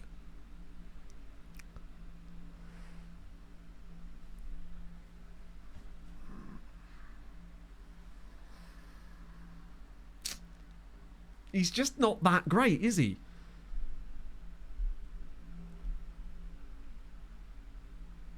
Now, maybe I'm seeing that. I mean, unambitious is actually fine. I'm not seeing the purpose to the 5 stars here. I mean, obviously the 5 stars is irrelevant to his current ability. I'm not seeing 2-star CA in this dude. Honestly. He's not even good on both feet, which is usually something that can eat CA. Like, his balance is good. His passing's okay. He is 18 as well. Like, if he was 16 and looked like this, or 16 and a half or whatever, I'd be like, okay, damn, there's room for this. But, like, it could be low salary. He's got one. Let me just see. Salary's fairly low. Maybe they don't want too much money for him underneath, and it kind of knows that. He's not very adaptable either. He is consistent, which is good. But there's no way he'd be any of use to us, I wouldn't have thought. This is where he actually has like 200 PA, and we're just massively slandering here, but I'm not seeing it. You, on the other hand, so much more fun. Ahmed Mahdi. He is a right back, I grant you, but he's so cheap. But he's an Iraqi international. Like, that's fun. That's way more fun. An Iraqi international playing for Sarpsborg. Wait, did he actually do a loan in Iraq? He did. They loaned him to El Shorta. He's playing second-tier football in Norway with Sarpsborg. Yeah, he's a right back, though. That is the problem. What about Djurgården? Significant potential and could break into the first-team fold at Djurgården. That's a top-of-the-league kind of Swedish side. Makes you wonder if he's got high potential. He's very cheap. How long? Maybe. Consistent. He's got work rate out the wazoo. Let me just see what he'd want wage-wise. Breakthrough prospects? Oh, right, put down the right back, Matt. But tell you what, he was very tempting. This guy's on loan from like Dinamo or something like that, isn't he? Yeah. What about you? Grigore Meloka as Porto. Oh, hang on, is that Romania? I thought he might have been like Moldovan or something. Camera didn't even like him. Craig Fowler, Sheffield. Wow, he's expensive. Why is he even on this list? I didn't scout him. Or I don't think I did anyway. I'm more hoping now. Oh, Simpost, I didn't look him up. I'm hoping that on deadline day, basically, it'll be a case of either we get some fun agent offers, because we got a bit of cash to play with that, or we just dump it all in wage budget and try to just take a couple of insane swings on a freebie. Oh, that's good. Montpellier just got absolutely destroyed. The one thing we've got on our side is that our goal difference is nowhere near as bad as the teams around us, which is really helpful. Ooh, that's good news as well. Unfortunately, he's not going to make those 5 appearances before the end of the transfer window, unless they play 5 in 5 games, which is probably unlikely. Because that 600k could have been quite useful. Right, Simpost. How's he getting on? Didn't concede a goal. I mean, you've pretty much got the guy you need on your hands at that point, right? With Puntno, he would, but I'm just worried about using any of our wage budget at this point, because we may need all of it for loans on the final day, and I don't want to have it tied up in other players. Because at this stage, I'm just thinking to myself, I really only... Basically, I think in this deadline day period, now that with the days we've got left, it either has to be a guy who is going to be amazing for the future and available cheap, or someone who's going to actually have an impact now, because we want to make sure that we're here in order to see those guys develop. Like, I don't think we'll be able to not get that guy in the summer if we want to. He's worth £10 million. Let him be free. He actually looks all right, you know. Like 26 caps at 20 for Estonia is pretty damn good. That is a song request. Like, we just need to focus on staying up. I know I've signed a couple of guys for the future, but like, I think if I see a guy that I'm like, I can't say no to, then 100%. But the Iraqi centre-back, the Iraqi fullback is not going to play games for us between now and the end of the season. And I think we might be able to get him in the summer anyway, if we're still here. And that is a big if, I grant you. Particularly as, like, Toulouse away and then Lens at home, not easy. Lens are a good side, and then Nice away. There's every chance it could go incredibly poorly from here on out. There's a real strong chance that it could just absolutely blow up in our faces right now, particularly with the players that we're missing. Now, Deji coming back will be crucial for us. And this, hopefully this little tweak will help us. Lorient lose again. That's excellent news. Auxerre, they're out of our... Jesus, what is going on here? Only the top 5... Oh, no, there's a couple of teams. Basically, it's the top 4, really, and they're just everybody else. Lille's still top of the league, by the way. 49 points from 19 games is insane numbers. I'll show you in a sec, Jack, when we get into the tactics screen. Yeah, that still ain't... At least we're... Wow, Strasbourg are really not as bad as they look, are they? What is this, then? Renato Martinez, you'll get like 30 goals this season. Exactly. Can I blow that up? Yes, I can. I love how you've had to squeeze it in there. Janky memes, my favourite type. So yeah, the little tweak, basically. We've decided to try out the wing-back on the left as an actual wing-back on support to try and unlock things a little bit. Now, there is a world in which that means that the DLP actually shuffles over. Maybe. To fulfill that position a little bit more. But that's maybe do you see what I mean? As in, you move the DLP to there. But then that moves... For the time being, I think I'll just leave him as it is, because I don't want to make too many changes at once. But that is a theory. Bashir struggled. I might try Velasquez for this game. Why the hell not? Was there anyone that wasn't available last game that I was going to bring in? I know I was going to bring Kubek to the bench. And also, if we're going to have Alagic on the bench, we don't really need Cariello. Iranian dude. Which Iranian dude? Have we signed an Iranian guy? We might have signed an Iranian guy. I've just forgot. We signed a lot of players, unfortunately. I tend to lose track, sadly. I feel bad for Nistrup, actually. He's dropped down the ranking a little bit, too. Right. I think that's actually okay. So, oh, yeah, right. Sorry, yeah. That's actually better, because I like Chowie. I like Chowie did okay in the last game. I think his return to the squad has definitely helped. Wambai Promise. To be honest, I think I'd rather play Shazzy, and I couldn't care less about Wambai's Promise anymore. He's just not been good enough for it to matter anymore. One thing I will say is we've not seen a single assist out of Shazzy this season, which is actually catastrophic. For a man that has 17 crossing, to have no assist is wild. How many expected assists has he had? That's fairly low, actually. But then maybe we're just not generating a lot of XG in general, so nobody's really doing it. Right, they could also play right back pretty well. Oh, no, of course he could, but he'd be our 5th choice in that position. So, as in, I didn't think that using our wage budget on a 5th choice right back was the best use of our time now, because it's having a 5th choice right back is not likely to be the difference between us staying up and not, and I'd rather save the wage budget for a loanee that could maybe make an impact, like first team ready, potentially. I do hate the fact that McCary's going to have to start. We could start Samabali. Unhappy players afterwards. I guess it's just that you've got to weigh it up, right? Either we have unhappy players later, or we get better results on the pitch because he plays better, right? That's the problem. Like, Mwamba has been I mean, we can try it, but the problem is he's just played like absolute dog shit most of the season when he's played. He's averaging a 6.56. That's the thing, DMC12. Yeah, we're not creating a lot, which means that he's not... Although, you'd like to have seen 1 or 2, probably, from him. But it might also just be that the way that the chances are coming about are a little bit different this year, and maybe we're flourishing enough. I don't say flourishing, we're not flourishing at all, but where we are getting chances from is maybe slightly different. Right. Okay. It is basically, no matter what we do, if we play Shazly, we'll likely get a better performance on the pitch. If we play Mwamba, we'll play worse, but he won't be upset with us later. It's like, how long have we got left on that promise? We're flourishing into the grave. We are the flowers that you put on top of the grave. I just want to see how long we've got left on it, because maybe I can get away with like one more game of it, perhaps. The ball is still happy, which is nice. Right.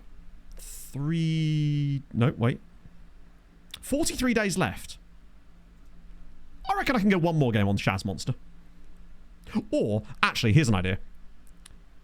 We can start Mwamba. If I see even the slightest whiff of him being crap, we just get him off the pitch.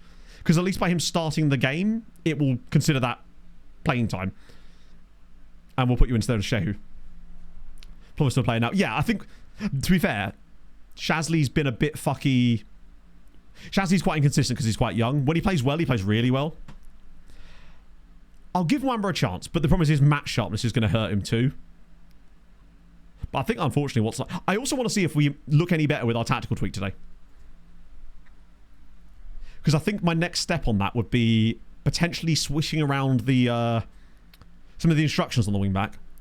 So either, as you say, have him sit narrow, or we move the DLP slightly further across, so he's then occupying that role. We owe them. That's good. Oh, wow. Players don't really like me very much, do they? I can sort of see why. I do yell at them an awful lot. Holy my God, FM. Gee.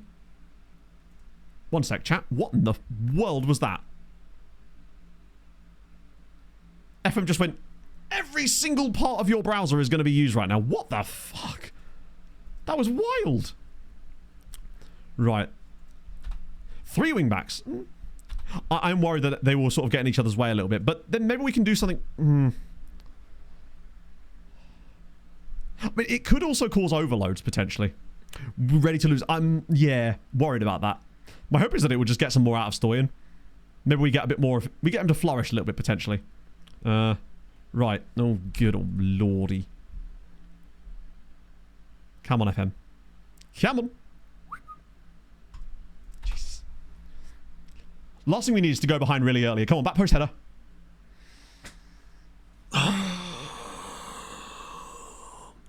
Wamba's literally had 10 minutes here and he can't... I mean, he's not the tallest, to be fair.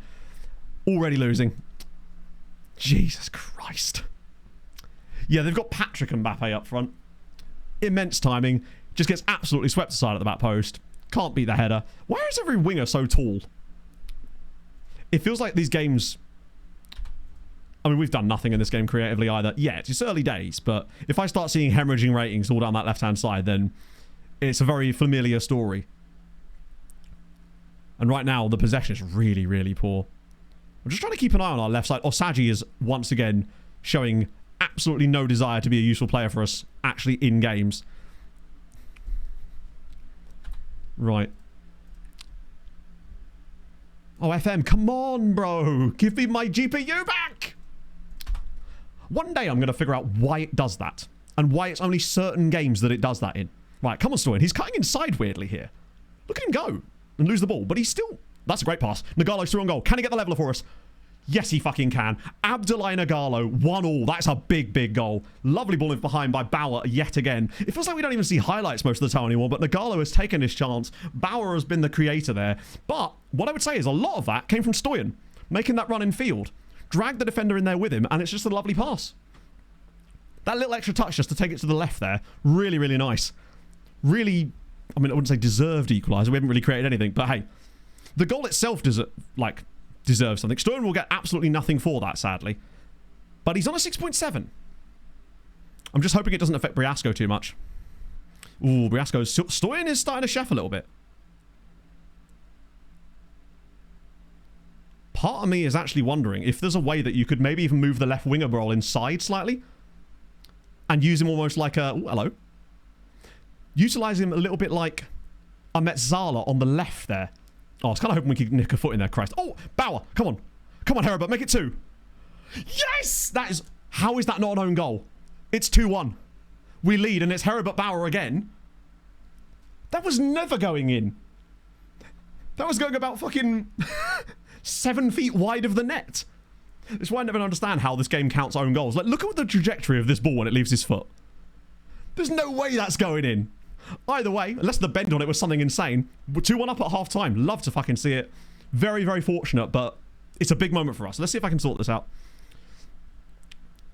Been hitting super high. Do you know what, Nizzy? We'll give it a go. Because I think I might already have it locked to 60. But remind me when we get... I don't think I can do it mid-match because I don't want to. And I think it will kind of be a bit weird. But, like, remind me after this game and I'll 100% give it a go. Because anything's worth a go at this point. Yeah, this game is not going to give him... Oh, there it did. Right, GPU's back, chat. We're all good. Okay. Osagi's been really bad still, and I cannot wait until we can... Oh, we at least have Kubek on the bench. Mwamba's certainly got a key pass. I'm not sure when that key pass was, but he hasn't been awful today. Although he was responsible for their... I say responsible for their goal. I can't really expect him to win a header when he is 5 foot... Oh, he's 5'10". He only has 9 jumping reach, but he is 5'10". I thought he was really short. How tall is Vincenzo Medina? He is 6 foot, and he does have better jumping reach. And he... Wow, he's a really good player, actually. I could see why he would... He's easily in the top 22 players. Agreed. But Bauer has been exceptional today. I'm just planning like our... Also, Velasquez, 6.8. Intriguing. I'd like to at least see him compete. Stoyan's gained rating. Where is Briasco? 6.6. So he's like... So, by the way, what I was saying... hang on, let me just... What I was theorizing is if we find that this is getting in the way a little bit, because it might be, there's always the option of shuffling that role inside, potentially, Carriero? I don't know if that would even work there. To allow the width to come from the wing back instead. The skin I'm using is SAS25. If you do !skin in chat, you'll get a download link to the folder that always has the newest version in, and there's also a video guide, which doesn't have some of the new stuff that's in it as well. I don't believe so. I think he's just a random region that just happens to have that name, because obviously it's in the name pool. But right now, pleasing. So far. Inverted winger. Can you play inverted wingers in that position? Oh, you can! For some reason, I was under the impression that you couldn't do inverted wingers unless they were in the the sort of the attacking midfield strata, so to speak. Because then that means he moves inside, and you can have him on sit narrower, so it means that he's then... He would then essentially be... Because then, you essentially get the same dynamic as when you've got the inverted wing back. The difference is, the player that's creating those inverted runs is actually more of a technically attackingly structured player. So perhaps they'll be better in those positions. So, but you actually create a similar scenario. Now, it might be slightly more aggressive, though, because you'll have... The wing back is the one creating the overlaps rather than the winger, which means that you will get potentially caught short a little bit more. Yeah, Stoyan, conveniently, can play the role... The moment he learned the language, basically, and became fluent, or that we checked and we found out that he was now fluent, all of a sudden he was basically 3 stars on it now, which is intriguing. But yeah, Toulouse is a good side. And we're missing some quite important players. All gone Strawberry. Here we go. Bauer with the overlap again. It's Mwamba. This is the kind of thing I'm on about. Drop it across, or go for a goal himself. Oh, Strawberry. Briasco. Even my camera was dismayed by that. How on earth has he missed that? How has he missed the target? I don't think I've ever seen a player miss the target from that close. The keeper has to be doing something there. And I think, honestly, you get that on target, it's a goal. It's pretty much a guaranteed goal at that point. All right, Asagi and Briasco are the ones struggling a little bit right now. McCarry's looked a little bit better. He may well be the first round of subs here. 100% agree. So, Osagi... But we've got Kubek this time, which we haven't had the game, because I actually remembered this time, which helps. I get the feeling we may end up drawing this game, but it will still be something. Briasco off for Alagic, which we can do. Stoyan I'm willing to keep on the pitch, because he's doing okay. Bauer's smashing it. Mwamba's just starting to drop off slightly. So this might be the time for Shazley. And then hope that we can do something. I'm a bit worried about the match sharpness of some of the guys that are coming on. They are lacking slightly. And Toulouse would be good value for a... Oh, that's annoying. They'd be good value for a point if they got one, is what I mean. But I'm hoping we can get the ball off them here. Is this Kubek? He's very tall if that is Kubek. Not really much use for us here, but... Right, we've got everybody behind the ball at least. I mean, that doesn't mean that... It doesn't really mean a lot. Cool, well done, lads. Good defending. Get everybody behind the ball, still concede. That is a really nice run, sadly. We really have no excuses there because we've got everybody behind the ball. Everybody's got their man. Just stay with them. I think that was Alak Chowie. Yeah, 100%. That's not Alak Chowie. Kilaz is never saving that. Panico have low composure? I hope he does. I can still see us losing this game from here. That's the problem.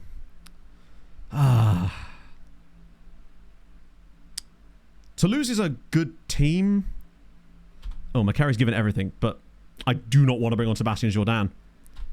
That experiment has failed us so many times. I can't bear it happening again. Right, come on. No, please not 3-2. I beg of you. Yes, Strawberry. Good defending. Right, Kubek. We've got balls inside here. Oh, fire him through. He's in. Nagalo. Great. That's a really good first touch, actually. Oh, my goodness me. Abdoulaye Nagalo.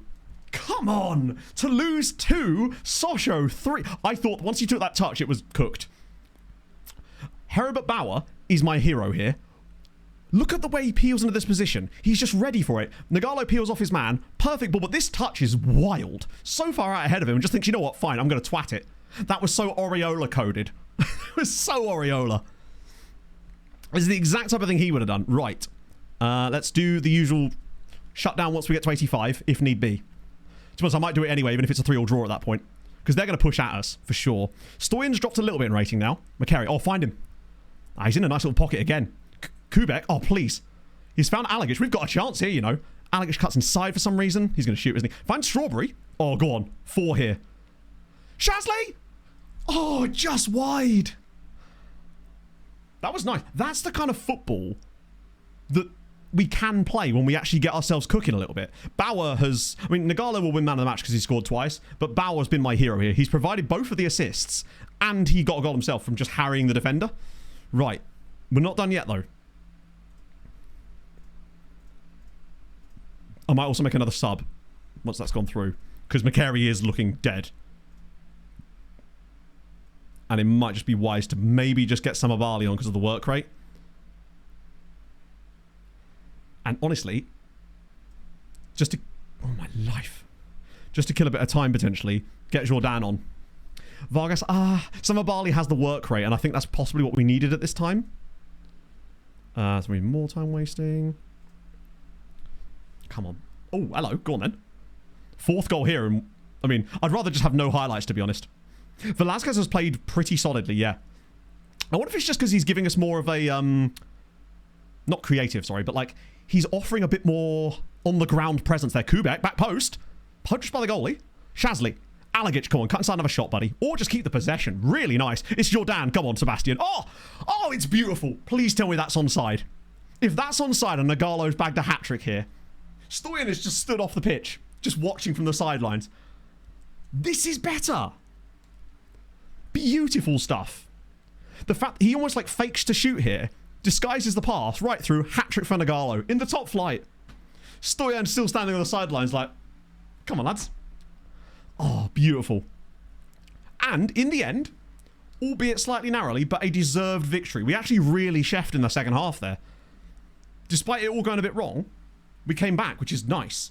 He did all that for 0.7 XG. About fucking time. Brilliant. Bauer was exceptional in this game as well. Bright struggled a little bit. Deserved of the hat-trick. In fact, I would say his entire hat-trick was just full of lovely goals. That first one where he makes the beautiful run off the defender, takes it to the left, drops it home. The second one was an absolute thunder bastard. Wing back on him, so forward on the left. Honestly, not convinced that, like, we won the game playing like this. It makes me not want to change it yet. But it means that we've got the back pocket now of what we want to maybe change that could potentially propel us further forward. Because right now, I'm like, well, that actually kind of worked. The one thing it does give us in that position now, with the way that it's currently set up, is a lot of overloads in that position if we need it. Now, it still feels like it's possibly going to come at the expense of our left midfielder a little bit. But if we win games, that's what matters at the moment. But I do think there's some more stuff we could chef with that. But right now, if we're winning, right? We've won 3 of our last 4 in the league.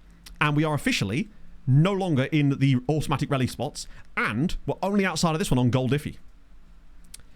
Class in stats-wise. Good question. We'll have a little gander. First match of watch this season. You'd love to see it. Watch more. Please do. I mean, I say this to everybody, really. It helps me. Al Longo? That feels like that could just be a guy. He's like half Italian or something.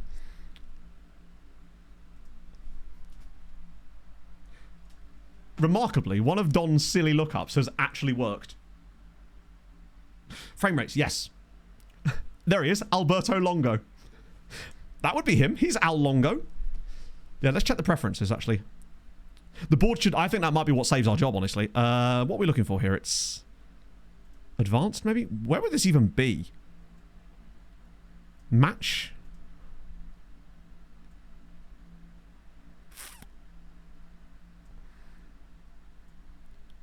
suppose I could just search for the word frame rate, couldn't I? Ah, no, it is set to automatic. Interesting. That's fascinating. Okay.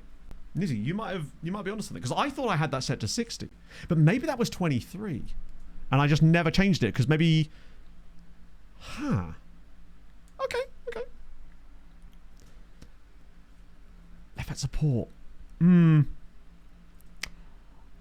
just worry that'll make our tactic look way too normal.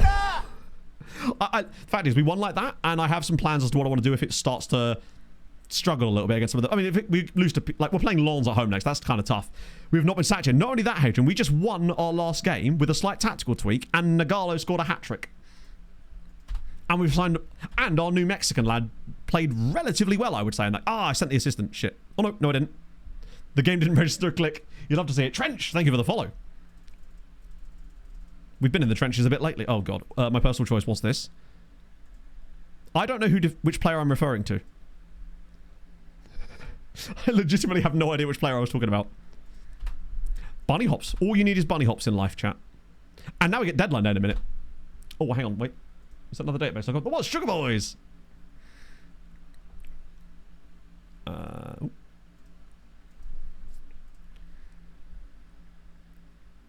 now vulnerable. I don't understand it, but I'll accept it. Is it Sugar or Sugar? Because I know there is a team called Sugar Boys.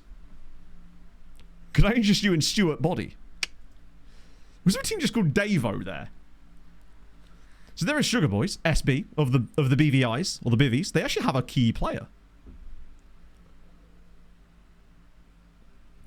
I should have stormed off from having not understood the question. I don't understand, and I'm frustrated about this. Hey, Ashish. Basically, yes, Hadrian. I'll show you him in a second.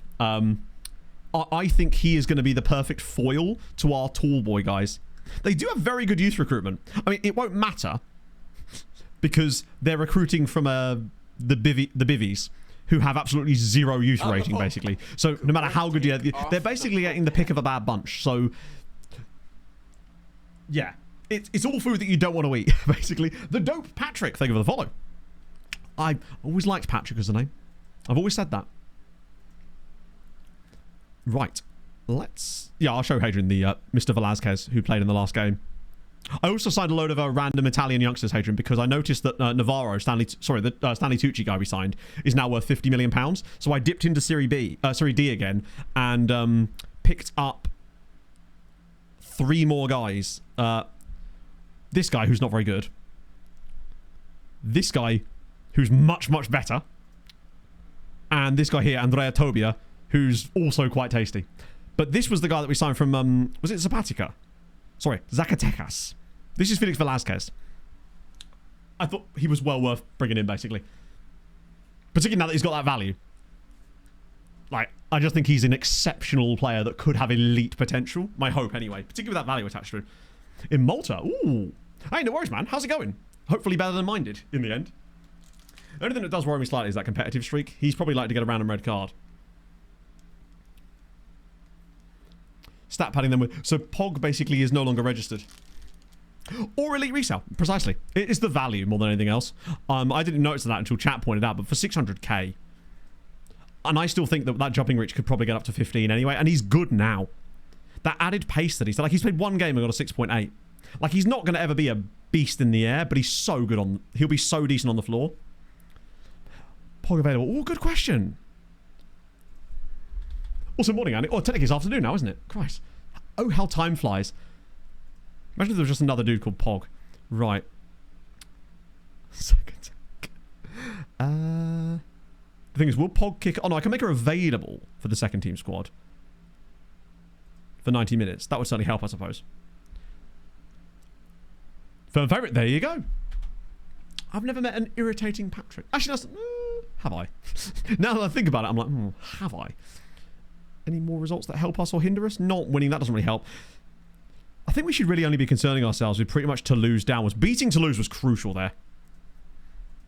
Yeah, I don't want to actually remove her. I just want her to be available for the game so she keeps match sharpness. I think we should probably do that with some of the other players, actually. V5O Farm, thank you for the 32 months. I just wish they were on different days to ours. That's the downside. Because I don't want the bench guys being involved in those matches accidentally. It's why I absolutely adore leagues where your B team plays on a different day or your under-19 squad, which usually does. Those are so good, because I think it was the case in Hungary where our under-19 squad always played on a different day, and it meant that I could pretty much universally get guys playing for the under-19s all the time. Yeah, Pog's a free hit. Because we may have to bring Pog back in at some point, potentially, because obviously Swiston is still injured. Oh, Marcin. 20 years old. Oh, God, if he was just a little bit faster. I know I say this all the time. I'm an absolute pace merchant. He's still insane. That dribbling, he's going to absolutely chef in the match engine with that kind of dribbling. If you could get that agility up a little bit, tremendous. Yunus Musa, how old is Yunus Musa in real life? Because I came across a 31-year-old real player earlier today. Ethiopian, but that means he must have been like 15 at the start of the save. Could beat up Pog at no cost, exactly. Because as you know, I'm extremely manly. Not that a manly thing to do is beat someone up, obviously. The real manly thing to do is to run away. And go, I don't agree with you, sir, and wave your finger like this. It's never led me to being in a fight ever since then. Mostly because I never take a stance on anything. Let's see. Also, you'll be pleased to know that Napoli's spending spree has given them exactly no success this season. They have yet again done fuck all. And as far the last time I checked, they were 10 points off the top of the league. Despite the £2.7 billion of spending in the last 10 years. 2.7. And a net spend of, I think it was 1.9 billion. Right. Deadline day. Let's crack it. See what we've got. Loads more of these guys. We've gone after all the guys I wanted. Right. I want deadline day. Anyone attracting interest that we can maybe get rid of? Petrangeli would be fun, but I imagine it's a low. It's not a low. I mean, we wouldn't get any money for him anyway, to be fair. 5 years ahead. I'm actually a bit more than that ahead. I'm working on a different video right now. The fact is, once I start working on the Lashonge one, it'll still be a little while, just because they do take a little while to make. But I'm really excited to start working on it, basically. It won't take anywhere near as long as the last one. But I didn't want to basically do the recap, then disappear for another month, basically. I wanted to produce something else in the meantime as well, which is why we've got a scouting video that I should be able to finish it tomorrow, in theory. I said good day. It's 4 more examples of... Ooh.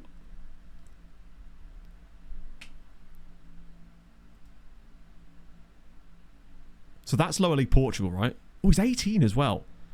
Yeah, the fact that he's really good CA as well. Oh, wait. Sorry, I was just trying to scroll down the page. Spain as well. Learning Mario. Mario. Which? Oh, Mario Chela. They're end of contract ones, unfortunately.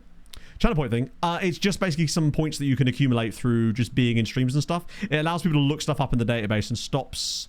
Basically, I fear that if I was... Sometimes I will just look up something that someone puts in chat, but often I find that if it's behind channel points, it means that people can't just say, hey, look this up, look this up, look this up, look this up. And then... Heart. I don't need an excuse to yap loads, basically. Right, and Junior, thank you for the 45 months. How the devil are you, friend? Yeah, it kind of prohibits that, basically. In theory, the main reason it exists is actually really to stop the first-time chatter, look up this player, look up this player, look up this player, right? Because you do get that from time to time. Lately, I just simply ignore them. And if they do want to participate in the actual chat, then they do after a while, and then they just become a normal... Well, most of the time they don't. Most of the time they either disappear or they start getting, like... immature, but like in a really kind of just annoying way, and usually it goes down the same path, and then Harv gets to ban them.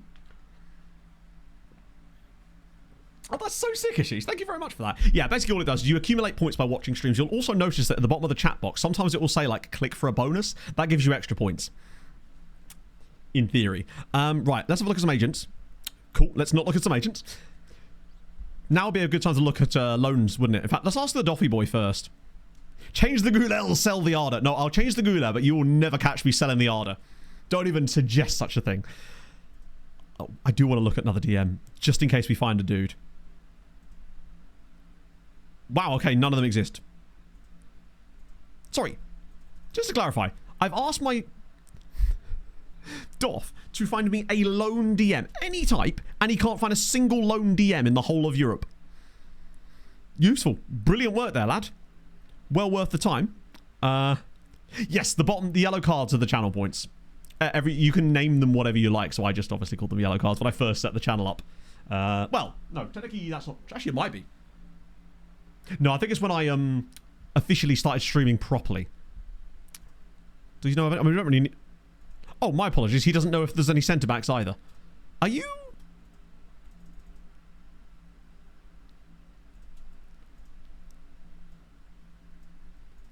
Just up the wage a little bit.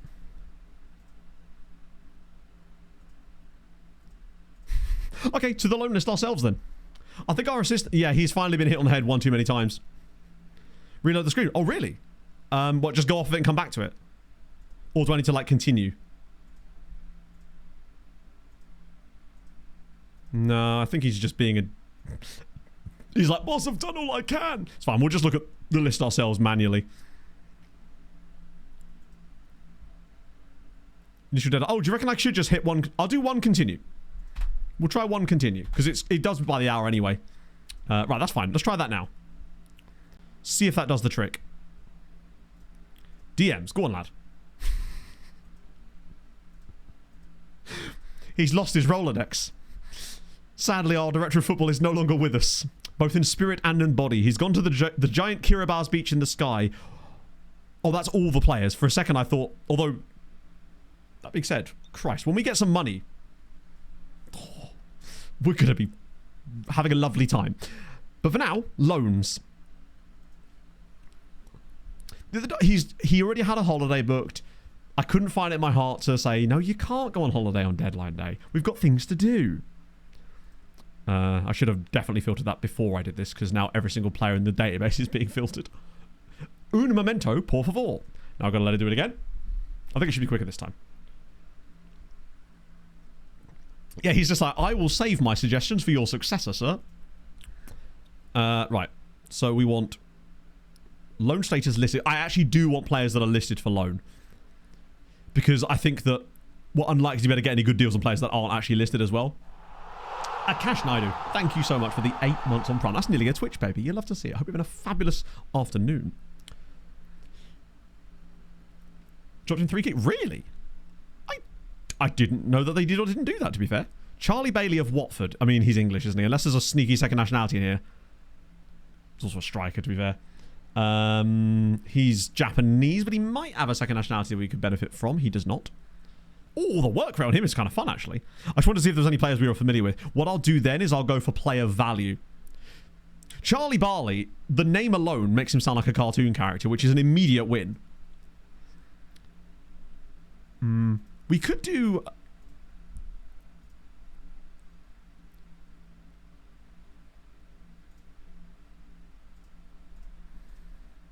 Is partially EU national. Oh, wait, hang on. Why do I have to... There we go. That should work, right? Is partially EU national. Because if you do is EU national, I'm pretty certain it would only include... That should be the one that we want. Let's see if there's any high ability guys in this. Hello, Pogs. Help, I'm being attacked by a cutie. Hello. Patootie. A cutie patootie, exactly, yeah. Pass this. Oh, we could... Oh, okay. We could just... Yeah. So we do second natty. Wait, it's down here. Is partially... I'm going to fall over here. Is EU national. So it's or, like that, yeah? That should hopefully cover most of our bases. Okay. Don't need to do it. Oh, well. I think it'll probably filter it anyway, so that should still find us what we want. A Q-tip. Ah, you know. Just never stick them in your ears, or Whoosby. I've learned my lesson. I actually haven't. I've never done that, to be fair. Q-tips. Let's just sort my transfer value. See if there's any crazy players that they could let us have. Like Jacob... No, wait. I mean, he is a bit ridiculous. Surely they wouldn't actually let us loan him. Oh, shit. Yeah, please. That's actually got so warm already. I totally forgot that was there. I'm not saying that actually let us have... Wait.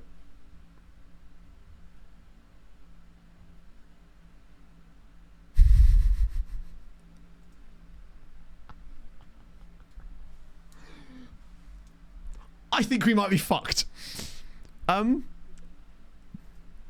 We've already exceeded our loans. That's why the DOF couldn't find any loans. And I don't think it's even a case of sending players back, is there? Because I don't think we actually have 5 guys on loan currently. We got 1, 2, 3. Yeah, it's over the entire... We could still loan players domestically. So if we could then filter it by is playing in France, we could maybe get a guy from PSG or something. It's the season's total, and it only count. It's like it's not like the amount you currently have. It's just like a running total. God, those are annoying. That's why the DOF was like, it's like, what do you want me to do? So what we'll do is loan listed is based in France. Probably don't even need that anymore, but we'll keep it in there anyway. Club based in France. What should be like 6 dudes? What I just want is a PSG guy or something, right? Blocks from here. I'm not liking those values so far. Donkey Guru, thank you for the follow. Actually, there's a few guys coming up. Just real slowly.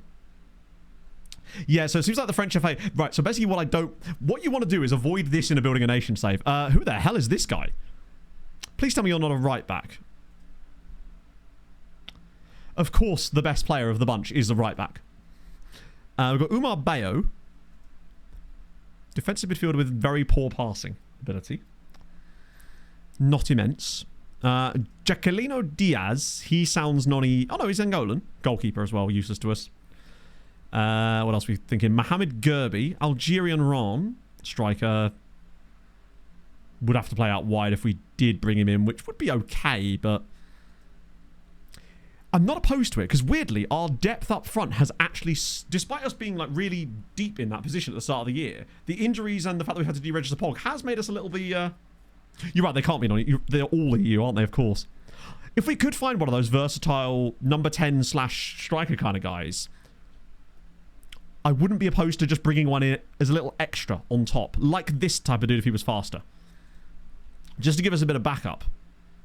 I want to avoid the guys we know about because clearly they're not that great. Montpellier, do I want to loan a guy from Montpellier? We don't need a centre back. Stoyan is now officially available to play the role, although we have actually changed his role slightly, which seemed to work in one game. Lucas Berger. Oh dear. It's dropping off pretty fucking fast, is what I would say. I think the one player I liked out of the ones we've looked at so far is this guy, Mohamed Gerbi. He's fast. He can play as a winger, crucially. And he would give us a bit of depth in those front positions. Transfer listed play. Yeah, maybe. See how much they want, because his wage is fairly high, but because it's deadline day. It's not foreign loans, chat. I'm an idiot. It's just loans. We are literally not allowed to loan anybody. France, what are you doing? That's awful convenient, isn't it? Right, well, that was a waste of fucking time. Don't worry. No problem. We'll go straight to the agent offers for the rest of the deadline day. God, that's annoying, but I really should have been more sensible than that. Right. So unless we find... I could change the knowledge level, but at this point it doesn't matter because... Wait, why is the A level not coming in? Oh, is it because it's not actually that? It's the Hyundai Gdaili or something. Australia. Oh, it's Isuzu. Oh, because of the little dash. Wait, I can still... Oh, no, I can't. All I can show you is that. 3 gems. Yeah, pretty much. What happened? I moved it to wage budget so that we could potentially bring in some high-quality loan players. Like that dude. Wellington got a win. I forgot there was a different car brand these days. Yeah, the Doffs walked in and been like, why have you called me in at this hour? Like, I made it very clear to you that we couldn't loan anybody. Ask me when you come back with some real sense. Yeah, Western Sydney have got one. Truck brand. Do they not make cars? They probably don't, actually. I'm an idiot. Look this up. No. Sick. One day we'll find another Pulisic and you'll be real happy with that. And we've got one. Connor Pulisic, who's an Italian-American physio. He's like, I'm walking here. Get on the table. I'm fine with that. Level of discipline. Very, very high. He's not very good physio, but he's a disciplined physio. Not entirely sure what that entails. I knew that's who you were after. Robbie Cooper, if I recall, is now cooking in the Scottish second tier. Or he was, at least. Millie, thank you for the 55, my friend. How's it going, man? Here is a cash infusion into the club, Matt. Just wondering, who is probably the best player in the save at present? That is a very good question. Because it won't be... Oh, he's under a bid, actually. One sec. Shelbourne. He's going all over the shoppy here. Potentially leaving... Wait, is it Galway United now? Oh. Wow, he left Inverness. Started chefing in, well, mostly the second tier. In fact, to play 18 games in the top flight of Ireland and not score is a little bit down. A little bit bad. Yeah, as for best player in the data, I don't know.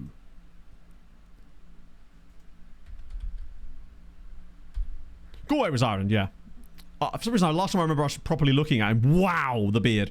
The last time I properly looked at Robbie Cooper, he was still in Scotland, I think. I think it's likely that it's going to be one of the Napoli guys, that part of Napoli's defensive midfield pivot, who I only realised that when I was making that TikTok yesterday, that two of the four most expensive players in the world form the basis of Napoli's double pivot. Because they've got Nerman Karic and Cabello Unhub. It's Steinmetz, definitely Steinmetz. What's the skin? Saz25. My friend, if you do !skin in chat, you will get the download links. God, chat, you're so fast on it. He does look very Danish, you know. You can always see the potato. Wilson Alonso is their best player as well. Braga, basically what's happened in Portugal is that the Showinge have basically just become the new Braga. Oh, maybe not. They're actually chefing. The Showings are almost always around that point where Braga are now because of how well we set them up. Sasha Cabrera is still there and is the top scorer in the league. With Ericsson Lima still up there. Any competition you've seen in this save? Fulham have won back-to-back European trophies in the last 2 seasons. Conference League, Europa League. That's pretty random. We also had an Austrian second-tier side win the Austrian Cup and qualify for Europe. Not through any glitches. They just legit won it. There's probably been a few others, actually. No, Spurs have finally won a Premier League. They won the league last season. Finally. Oh, yeah, Motherwell won the Scottish Prem. That's pretty strange. Hibs won it, but Hibs were like up there for quite a while. Motherwell were just like a standard top 6 side, and then one year just went, actually, I'll win that. And they just did. Anderlecht. That isn't even close to the correct spelling. Let's just shove a 5 in there for absolutely no reason. Anderlecht, they've fallen off hard. They actually came 7th last season in this save. But their manager is called Teofil Thiel. Just an excellent name. They're looking a bit better this season, although they are £40 million in debt. It's not done. Yeah, there was a slight surprise winner in Bulgaria, actually.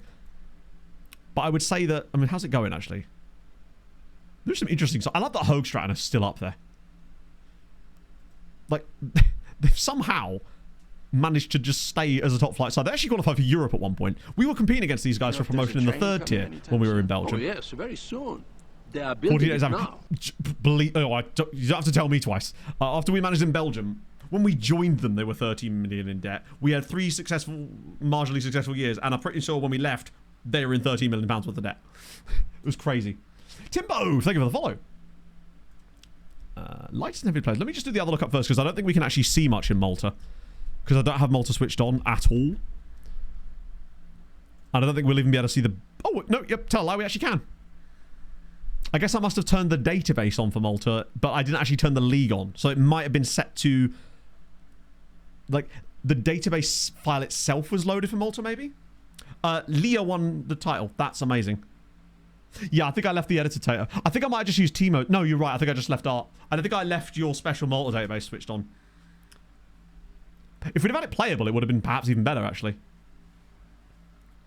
Did Peter win one too?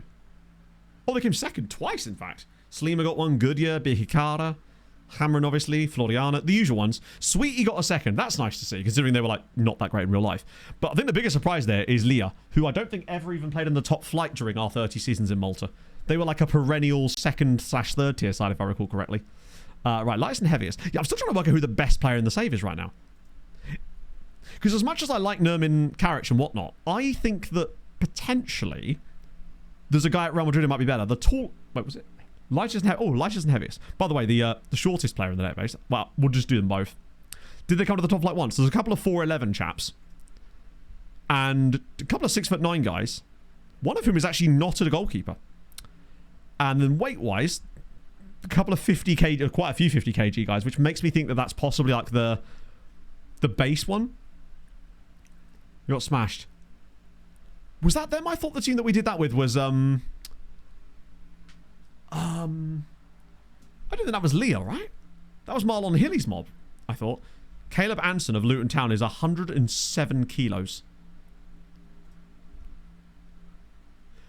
That's insanely heavy. For like, even for 6'6", 107 kilos. He's 5 kg heavier than any other player in the save. How much is 107 kilos in like stones and pounds? That's wild. Hello, Pog.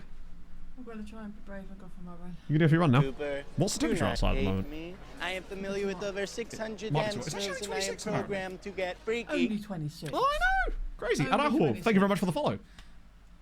17 stone. Okay, that's not too bad then. That's much our way. Christ, I was 15 stone 1 at one point. That's not even that far away. That's me now. It's not you now. You've actually lost like half a stone lately. You careful, woman. Either way, big boy. He's in the wrong sport, really. Although, to be fair, looks like a pretty capable goalkeeper. Great aerial reach. Great reflexes. One-on-ones are solid. He's a really good keeper. Luton have got a good one there. Only considered 36, and they must be quite near the top of the championship with that, right? Bye. Bye, Pog. Well, they really aren't. Oh, QPR are really... You just hate to see it.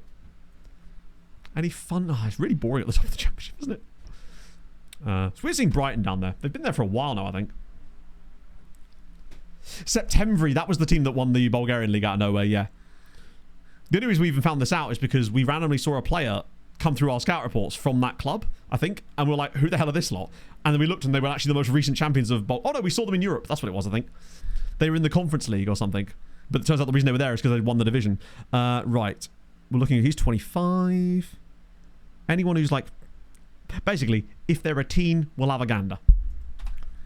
Belalcazar. Oh, that's a shame. I liked this guy, but it wasn't worth using our non-EU slot on.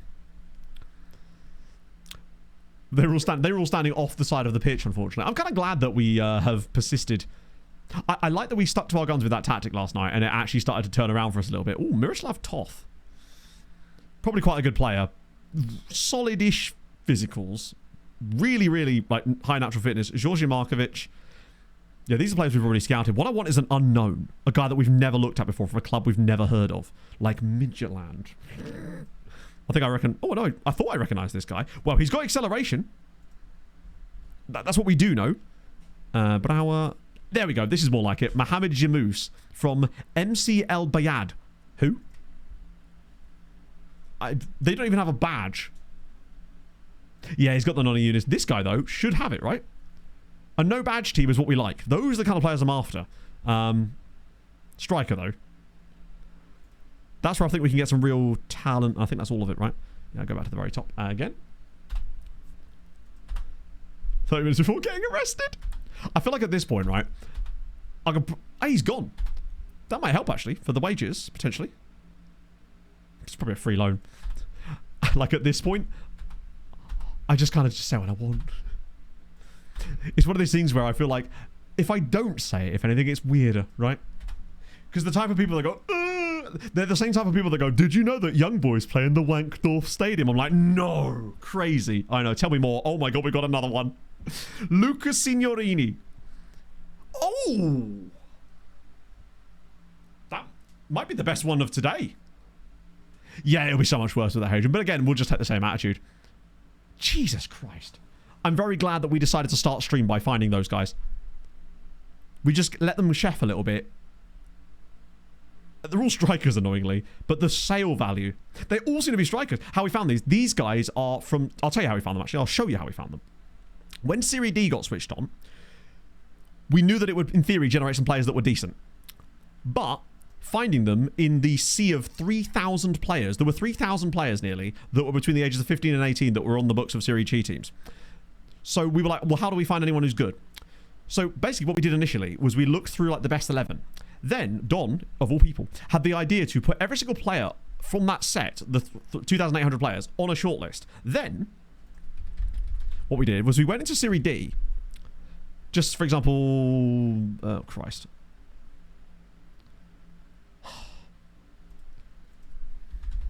No, I love it. It was a really outside the box thinking. I enjoyed it quite a lot. Let me just get the league up here. So then what we did is we went to season preview. Obviously there's the best 11, but there's also key players. So then what we did was we started scrolling through the key players list and looking for any player that came up here that was highlighted in yellow, because that meant they were one of the players on our shortlist, which meant they had to be between the ages of 15 and 18. But we didn't find that many of them, really. There was only a few, because most of them were like 16 years old.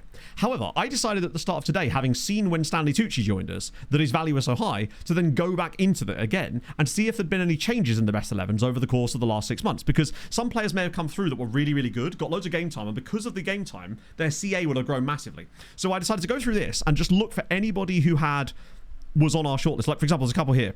Pasquale Gentile, who we're currently bidding on right now. He's probably not as good as some of the others, but it was worth a go. And a few new players came up on the list, basically. This guy as well. Not entirely sure he's going to be great, but still. And then I decided to try and buy them because they're all basically cheap. So a load of them are joining us today, and I think 3 of them have had 5-star PA, which is brilliant. Sorry, make that 4. Make that 4. He might be even better than the last guy. Oh. Just insane. Yeah, we might do that in a second, actually. Just go over some more. The value again. Is he realist? Confrontational. There's reasonable professionalism in there as well. That's my next trick to have a look at. But this, I just wanted to sort of see what these guys were like. I'm the Pope. He's obviously been loaned back as part of his deal. Chief Hazer, thank you for the follow. Let's just have a little gander at the shortlist. Yeah, I have been removing the occasional player from it when they like move clubs, but there we go. So it's 2,600 players now, because a few have left, a few have joined us, etc., etc. Let me just use the amateur scouting view. Oh, wait, I can't. Because it's a shortlist view. Oh, am I going to have to add columns to this? Because the game is really annoying. Yeah, that's really irritating. One sec. Let me just edit James's view. I just have to add some columns in it. It's annoying, though, that you can't use scouting page views on the shortlist. It's super stupid. I ended up having to make filters for all of the roles for the shortlist page as well. So we'll just use James's view here. And then we'll add in... Oh, that's SAS views. Not, what do we want? Scouting? No, not scouting. General. Career. All-time appearances. Yeah, career appearances. I'll put goals in as well, just in case. Just in case we see some guy who's like crazy good. All-time career goals. Nice. I think it's fine if they're not improved. But then I suppose there's a question of why they've not improved, right? So there's a few guys towards the top here who've played basically every minute, but there's a lot of them. But I suppose it wouldn't hurt to just scout a few of them, right? Is anyone with loads of goals? Like Morandini? What about Gabbio? How many of these guys have actually played like a lot of games? That's quite a lot. Matteo Cardella, that is literally just my Italian regen, isn't it? That's a lot of people. I'll do a couple of little chunks just to throw a few players out and just see if there is anyone in there. It's kind of hard to triage them at this point because they've played a lot of games, and a lot of them will just be because they're the only player that's available. But there's a chance that we find a guy or two. They'll go to the back of the list, and I think our scouting list is getting a bit long at the moment. Yeah, we have a lot of players on the list. I wonder if we can... No, we can't ask more scouts yet. We're in way too much debt. So we probably won't see them for a while. But at the very least, they're there, and we'll... You know, maybe that will help us next season if we're still at the club. Adana Demaspor, Racing Santander, Colón, Augustin Baez. Oh, natural wingback. Never a bad thing. What I want to see when I'm looking at these Dagent reports now, really, is just... Have I heard of this chap? No? Oh, Twa. Okay, 650. Go on. Oh, I was hoping. So match rating. I don't think match rating is honestly that useful on that screen. Because they could be a really good player who's got like good attributes, but playing in an absolute garbage team where no one else is good. And I don't think it's the best indicator. I mean, we can have a look, but... It will, I think you'll also find that, for example, say you've got a team who just keeps a lot of clean sheets for whatever reason, they could show up on there as well without being that useful. So his objective here is stay up. Like, we will have loads of these guys with high match ratings, I suspect, but... Yeah, if someone's played like 20 games and has got an insane rating, Because the league is switched on at the very least. Where do you even see match rating? I genuinely have never added it in as a column before because it's usually on every view that I'm... Is it... I actually have no idea where that would even be. Not scouting all the youngsters that have been added, because remember, this added 2,800 players. So there's no point in scouting 2,500 players because it would just take so long. Stats general? Ah, maybe, yeah. Is it under rating or match rating or average rating? It's average rating. See, look, so you'll notice how some of these guys at the very top, they could still be a really good player that's wanted by loads of people, but he's averaging like a 6.22. But what we want is a guy that's played loads of games. Like that guy's on loan from someone a bit better. What I'm really looking for is, I guess, someone like that who's, wow, that's how long it takes to get down to... Oh, one of the guys we're already bidding on. So they've played like double-digit matches and have got a good rating. Maybe they're worth a look as well, but it's not as many as I would have thought it would have been. I mean, this guy here, Luciano Garofalo of Fratese, he's already moved clubs this season as well. Weird. You want at least like double-digit matches just to get an idea. Oh, fucking hell. I shouldn't be surprised given that they were on the they were listed as key players or in that division, which is a lot. You'd have to be a decent level player to get that, and the only way that they're going to be that level of player is if they've got decent PA. But Christ, that's like 4 in a row now. Franco Mastroianni, hang on, Mastroianni. He's not quite as good as some of the others, but fucking hell, our B team is gonna chef. We've just literally filled it with Italians, which is crazy. Ooh, okay, lots of Argentinians rocking up here. Here we go. Paul Cuck. We'll get him his own chair. Worth a look, potentially. He's a pacey boy. Romanian. We've got... They're all relatively... Aldous, I like their badge because it's got a fish on it, right? Yeah, love that. Paul Cuck is good. Someone else will sign him before us. Or, rather, we'll sign them, but then we'll make another team watch while we use him really, really effectively. Doradas. They're worth a scout, but obviously there's a lot of risks on these kind of guys because of the non-EU units. I like Atlas as a name. Afonso Batista. Another striker. God, there's a lot of strikers knocking about here. What about you? Random, definitely Romanian. Wow, Romanian-Hungarian dude we've already looked at, unfortunately. Always just on the bench. Pasquale Gentile. I don't think he's going to be 5-star. He didn't appear to have anywhere near the attributes of some of the other guys. But he might still have potential, but he didn't look as good as the other. I reckon he needs like 3.5-star CA. Okay, fucking hell, even the bad ones. Even the bad ones are good. He's definitely not as good as the others. Cooper, take but, off the I mean, hat. still, great. Wardy boy, thank you for the follow. I apologize, I will get to that last look up. I just want to get out of deadline day since we can't sign any players on loans. We may as well just solely look at these types of transfers for the time being. It does feel like it generates... You're right. It does seem like it generates an awful lot of strikers and number 10s. Like all the I would say maybe 80% of the players we signed from Spain doing this were number 10s or winger/striker guys. And occasionally number 10s that could play in like the 8 as well. It was never really fullbacks or centre-backs or anything like that. So we've got Studiantes. We've had some good success with Studiantes in the past. This guy here, Fernando Zuliani. Oh, Italian. Right, you've become immediately more interesting, Fernando. Maurizio Montes de Oca. Holy. Striker, of course, but that's... Wow, look at those tent poles there. We've already looked at him before. I don't know when. Goals definitely weigh a lot. You're surprised not to see more of them, though. There's also this guy who has an absolutely impenetrable name. Let's see if I can get this right.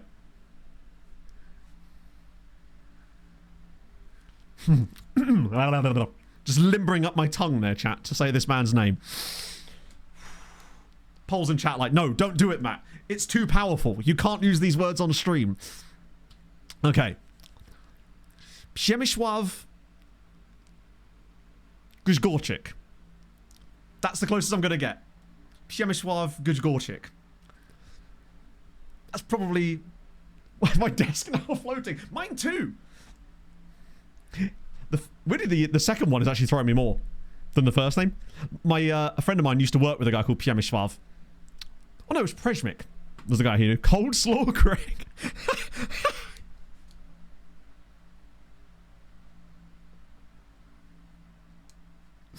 Cold Slaw Greg. Right, it's reminding me of something from the Mighty Boosh, and I can't remember why or what. It's something to do with a guy on a boat. I've never actually really watched the Mighty Boosh, but a friend of mine referenced it once. And it reminds me of that, and I can't think why. It's just a guy whose name was like that. Could I? Oh my god. That's too many S's and Z's. Old Greg. That was it. Yeah. That's probably why. It was the Greg part that got me. Przemysław is fast. We've got to definitely nickname him now, right? There's no way we're not nicknaming him.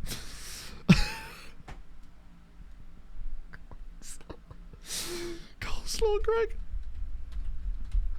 It has to be. Obviously, I'll pronounce it Polish style. So he could be Coleslaw Greg. Coleslaw Greg. I still like Coleslaw Greg. It was just perfect. I love him. I mean, he's too expensive for us, but I definitely want to scout him. He's just fun. Colin is short for coleslaw. He could be decent. He's a bit expensive for us right now, but I definitely want to scout him for later. We're not going to end up signing one here, are we? He'll drink a full shoe of whatever the most common and most popular spirit is in Poland. Poles, help me out here. We gave Pog's workmate a lift home last night. She's from Poland. When Polgo said, oh, can we give Alicia a lift home? I saw the name in chat and I immediately went, that is a Polish name if ever I've seen it, because that's spelling. I was like, yes. 7 hours left. Okay. Show me something intriguing. Ryan Kane at Newcastle. Weirdly cheap. I looked at him before. Just vodka. Yeah, a bit of vodka. Kolima? Pachuca? Samia, they're actually, I always think they're a lower league Italian side every time I see it written down. Emilio Rocca. We've got Zvonimir hang on, I've looked at that guy before. Yeah. Pachuca dude. E-rated. Oh yeah, I definitely want him. Leonard Endris is just a good name. Kolima? B-. Goalie. Scouted him before. Definitely know about you. Portland Timbers. Omar Rodriguez. Yeah, you're paying America tax on him, sadly. Dan Demispor. Mehmet Koch.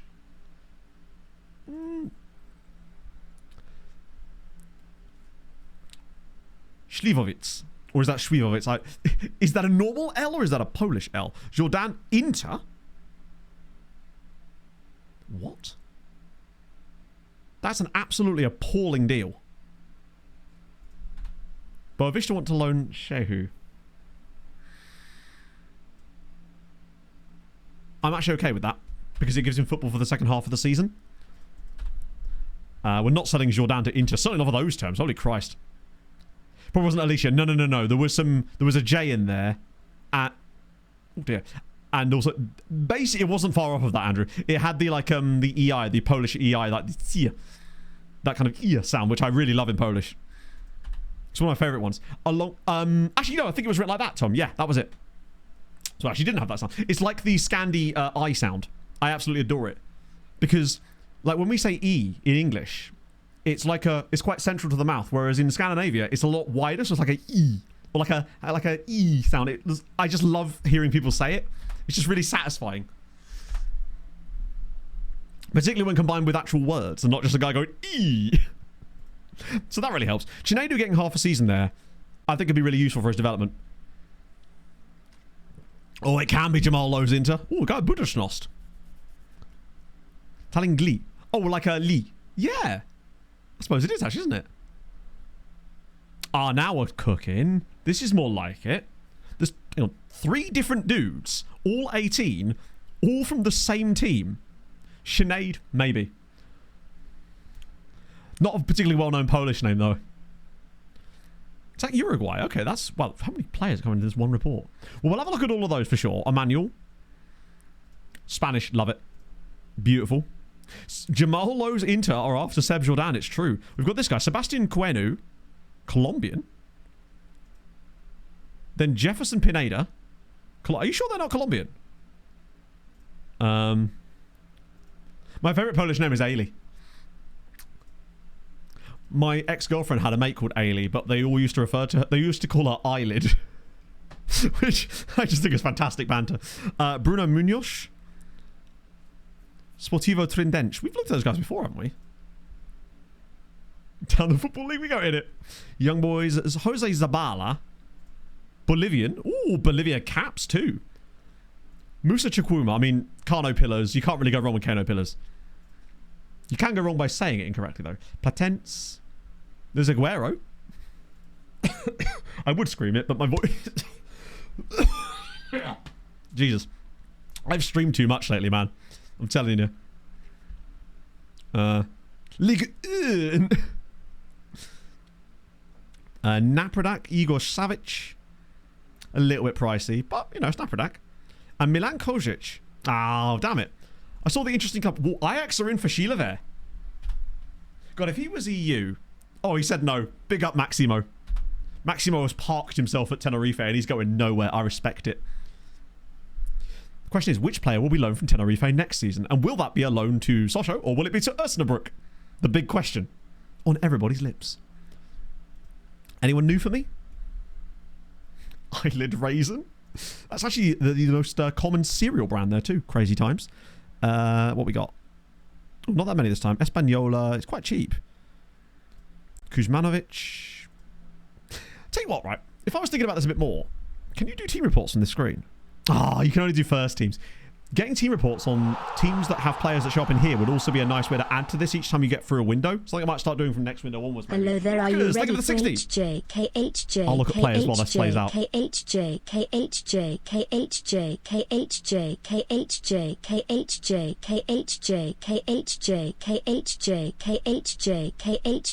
KHJ, KHJ, KHJ, KHJK. So, but that would go on even longer, so I could actually get through all these players, but sadly, no. We've got Nikolai Olvasberg. He gets for his name. No, I'm pretty certain they do have a youth team. We know Bodder do, so if it doesn't show... Yeah, so it is only first team squads on this screen. Because I know for a fact Bodder have a youth team. Genesis Arlene. It's a Swedish man called Genesis. Amazing. He's fickle, though. Is old Phil Collins over here. Born in Stockholm. Tremendous. Although I have already scouted him, but he's Genesis, all in.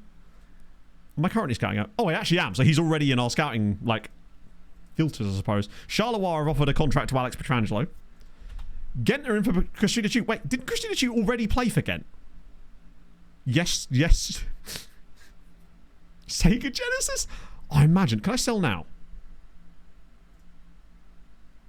Wait, they signed him. Okay, I wasn't actually expecting them to do that. I was going to try out that thing that chat said about offering them lower and lower. I didn't think they'd actually go for it. We've got something. I knew it when I was doing it, but I also didn't care.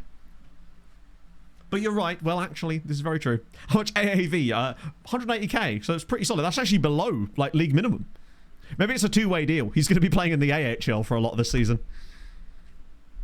Speaking of that, Avs have appointed a new assistant coach, Dave Hackstall. Odd choice, but sure. We've just kind of gone, hey, you knocked us out of the playoffs with Seattle a couple of years ago. How would you like to be our new assistant coach? That is a really solid song, actually, now I think about it. Incoming loads of Phil Collins song requests. Totally on board, by the way. Meet the cat floor. Are you guys even at the cat floor yet? Or is that part of the reason that you paid off Vlasic? Against All Odds is a solid song, yeah. Backup keeper ready. Yes, we signed that young guy to be the backup goalkeeper. So Petrangelo wasn't even being used anymore. Oh, that was it. Did we even sign a player? I'm not convinced we signed a dude.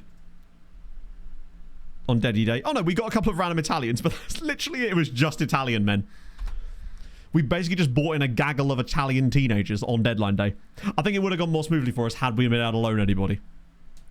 I mean, those Italians will be brilliant. Backup keepers are also African. Don't threaten me with logic and consequences of my actions. How dare you? I genuinely can't remember if he is or not, honestly. I don't... I think he might be. I genuinely, for the life of me, I cannot remember the guy. Come and try... Oh, yeah. To be fair, part of that is just... That's fine. Pog's going to kick off, but She does that all the time. International met Gabriel offer. No! I forgot we could have brought him. Actually, do you know what? With all the centre-backs we've got, we actually don't need that guy anymore. Italian national team. Exactly. How do we translate Sochaux into Italian? Team of the week for Nagalo. Oh, yes. Put him in central midfield. That makes perfect sense. All right, now I can finally look at the Brazil manager. That's right. Brazil, that just makes it look like it's a random, like, Scandi club. So, the current manager of Brazil is this guy, Cauã de Almeida, who was the manager of Atlético Mineiro, but he's only just taken over. So 15 years out... No, sorry, América Mineiro. So he went from a Serie B side in Brazil to the Brazilian national team job. It's an interesting call. What other managers have they had? They're 6th in the world rankings right now, but were top for a while. They've not even had that many, actually.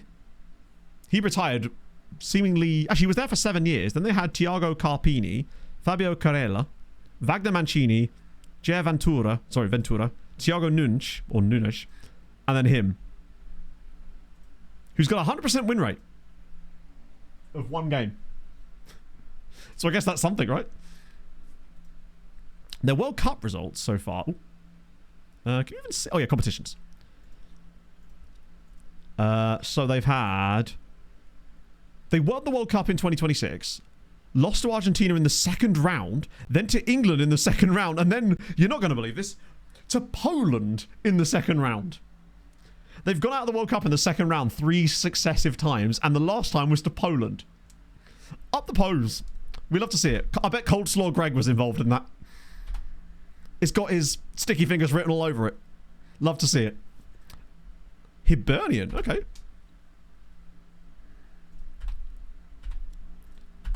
Maybe Poland are now like the best team in the world.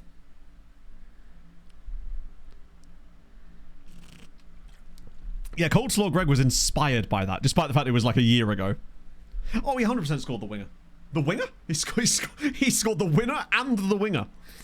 That's how good he is. It was the Brazilian winger's misses. Who's won the World Cup? Well, Brazil. That much we do know. Wait, are we still... Oh, there's probably other deadline days still happening, isn't there? Gabriel's done a thing. The board are probably not happy with me still. Oh, they're a bit more happy now. Bambutos. Nice.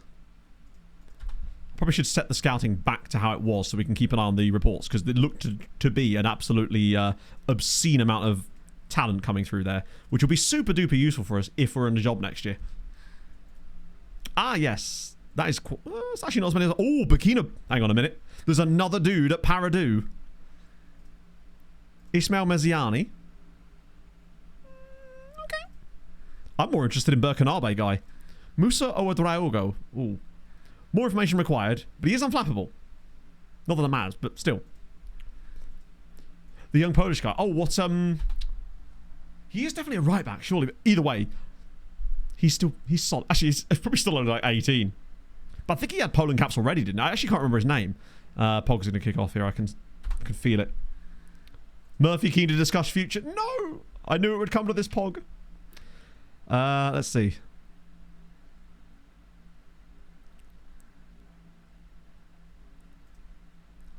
We'll find Pog a new club. Worry not. Murphy hands in transfer request. I always knew this day would come. I still think it's worth it to us to have Velasquez in the team, though. Especially if Nagalo can just contribute in the way that he is. Now, obviously, that will change when Swiston comes back. But Bright just... He looks like, for all intents and purposes, Bright Osagi should be able to be really competent. But for whatever reason, he just doesn't seem to be able to do it from the start of games. Speaking of... Long list... I basically have... God, he looks really, really like he should be amazing. We have different shortlists for different things. Like, we have a default shortlist, which is just... players I'm adding to that I might genuinely want to go after at some point. And that's why we have it set to keep up to date. We then also have Maymays, which just is like random memes for players that we just want to keep an eye on, basically. It's less than it used to be. Pasta is the one that has all the Italian Serie D guys on to keep an eye on. The Patreon players are obviously just players from the Patreon. And then we have the Tenerife Massive, which is all the players that used to play for us at Tenerife, who I've taken like an active interest in their careers, just to see if, one, we can get them later in the save, and two, just to see whether Tenerife like sort of demolish their own team. But right now, they are still 3rd in La Liga, looking very good for Champions League. So it looks like they might do quite okay. Speaking of the Champions League, how did Fulham get on? Oh, they're still... I say still in. They did qualify. Fulham came 12th in the Champions League group.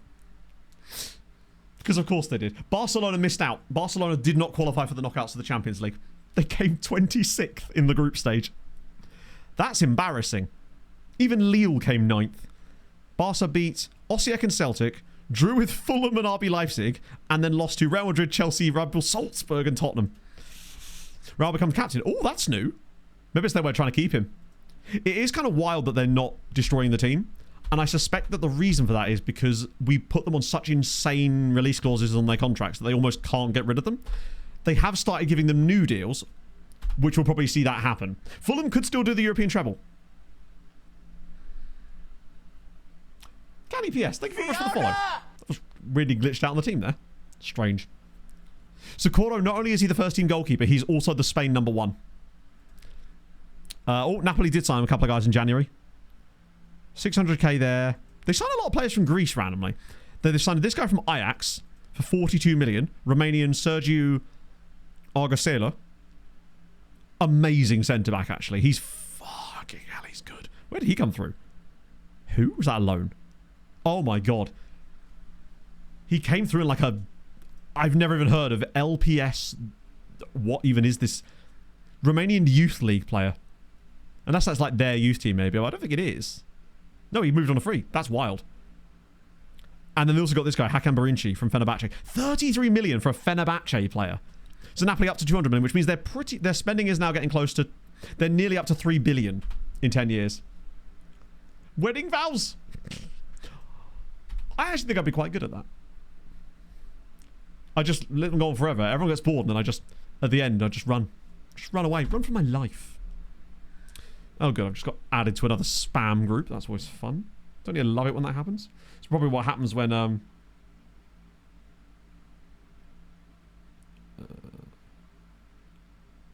let's see.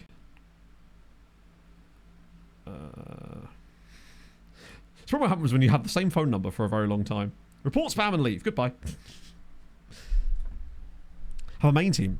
Maybe. Where were they? It was the Napoli thing, wasn't it? Let's have a look. This guy. And then this guy.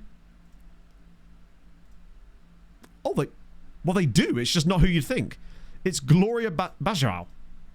A team in the second tier of Romania. So they're a lower tier Romanian side who are... Caps rejected a contract with CD Marino. The air conditioning Leopards, they're in there as well. Any more Crouching Tiger hidden Italians? I think, well, even if there were, we wouldn't be able to find them until the summer. But I suspect that having another gander at that list at the start of next season will probably allow us to grab a few more of them. Might even behoove us to do the same thing in France, to be fair. Both the number and email. Oh, I bet. Yeah, Pog still receives random, like, spam calls from recruitment agencies that look shady as all hell. Infinite contract. Pog's a little bit injury prone. In the old knees, you know, they're starting to go a little bit. High school and sports pro. Oh, really? That's cool, actually. Okay, lots of these trials are coming to an end, which is fine. It seems like all the promises have kind of either resolved themselves or have been extended to the point where they're not that bothered about it anymore, which is kind of perfect for us. Let's see. And I've got ages to sell Pog. How's the board? Hey, there we go. 8 days left. I think we've saved ourselves. You say Ron just signed a new deal? Of course he bloody did.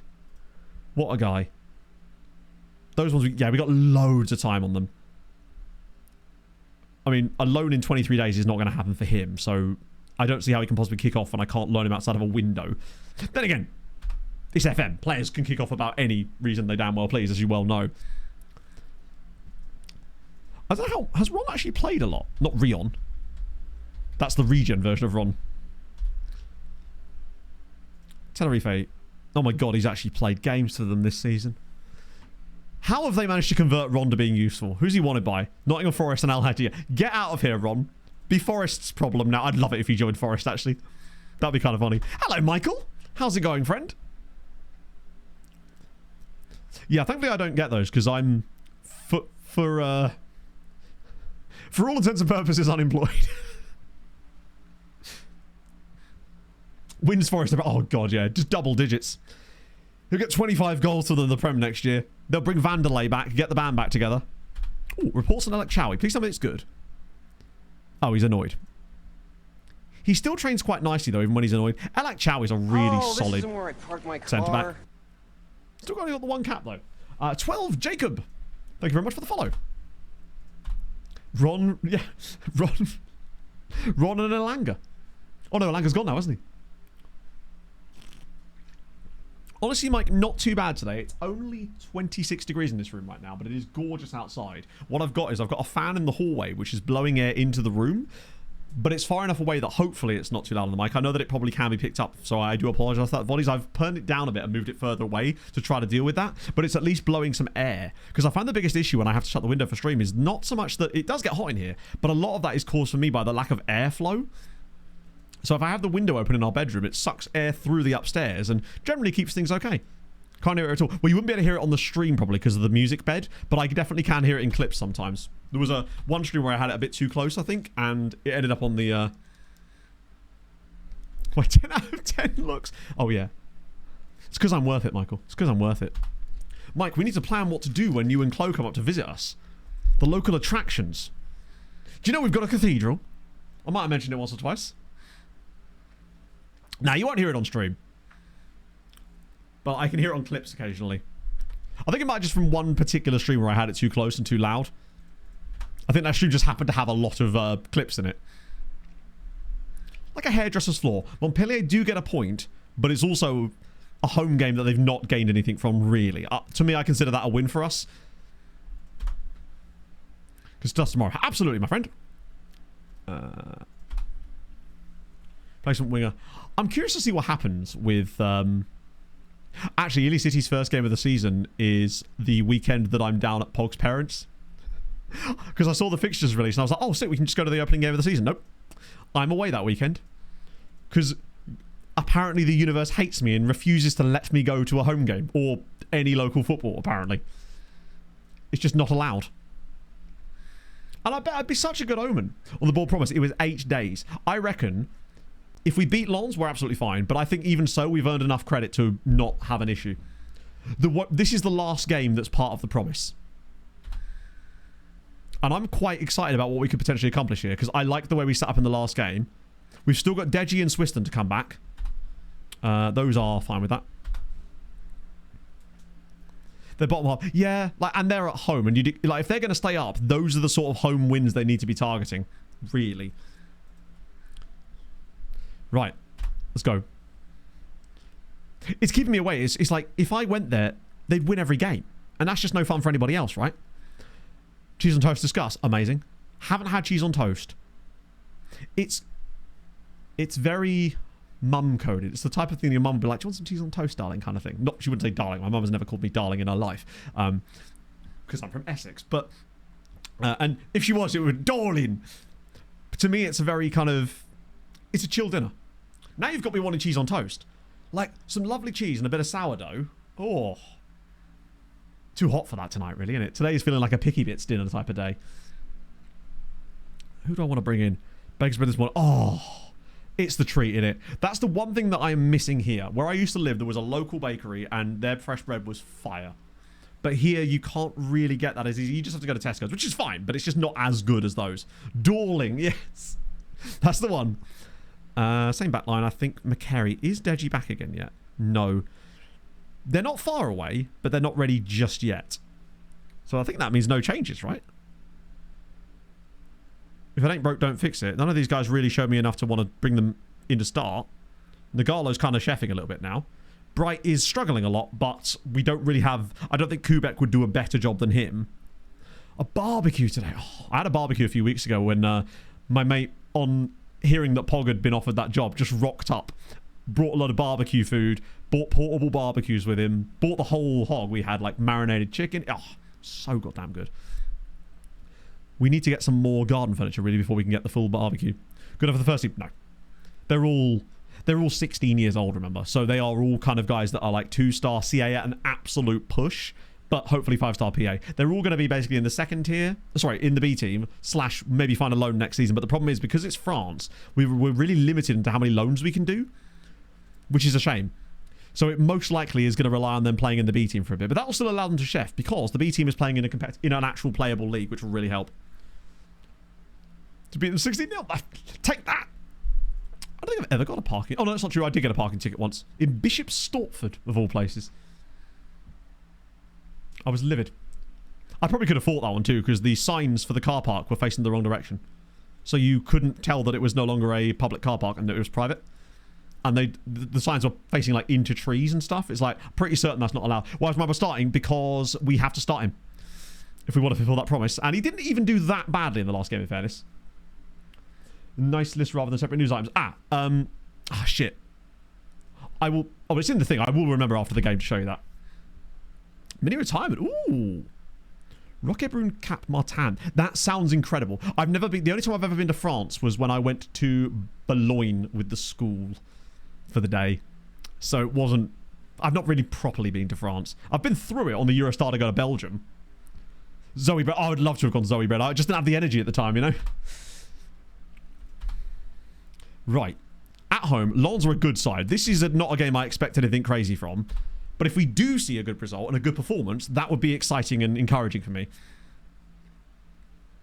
Because it would just get us one step closer to getting 2 more players back in the team that I think could help. I think McCary getting match sharpness has certainly helped us too.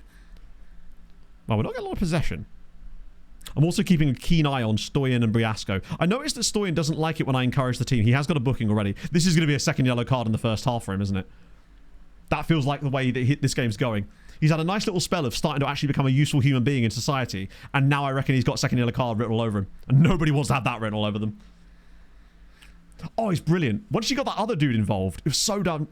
I don't like even follow her on TikTok, but it was still coming up on my feed constantly. I mean, not lately, obviously, because I haven't really been on TikTok for like a week now. I've actually been reading books. I'm bombing through them. Sorry, it looked like it was a bit glitchy there. I wonder if we're going to see... I can see the game starting to struggle a little bit with the frame rate. I wonder if that's because it's trying to lock it to 60.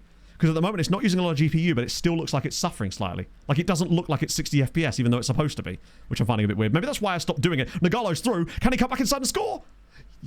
We'll lead again. Sochaux 1, Lens 0. And it's Mr. Nagalo yet again. Books on TikTok. Careful. All they want to do is recommend smut. Oh, lovely pass through. And look who was that with the assist. Stoyan.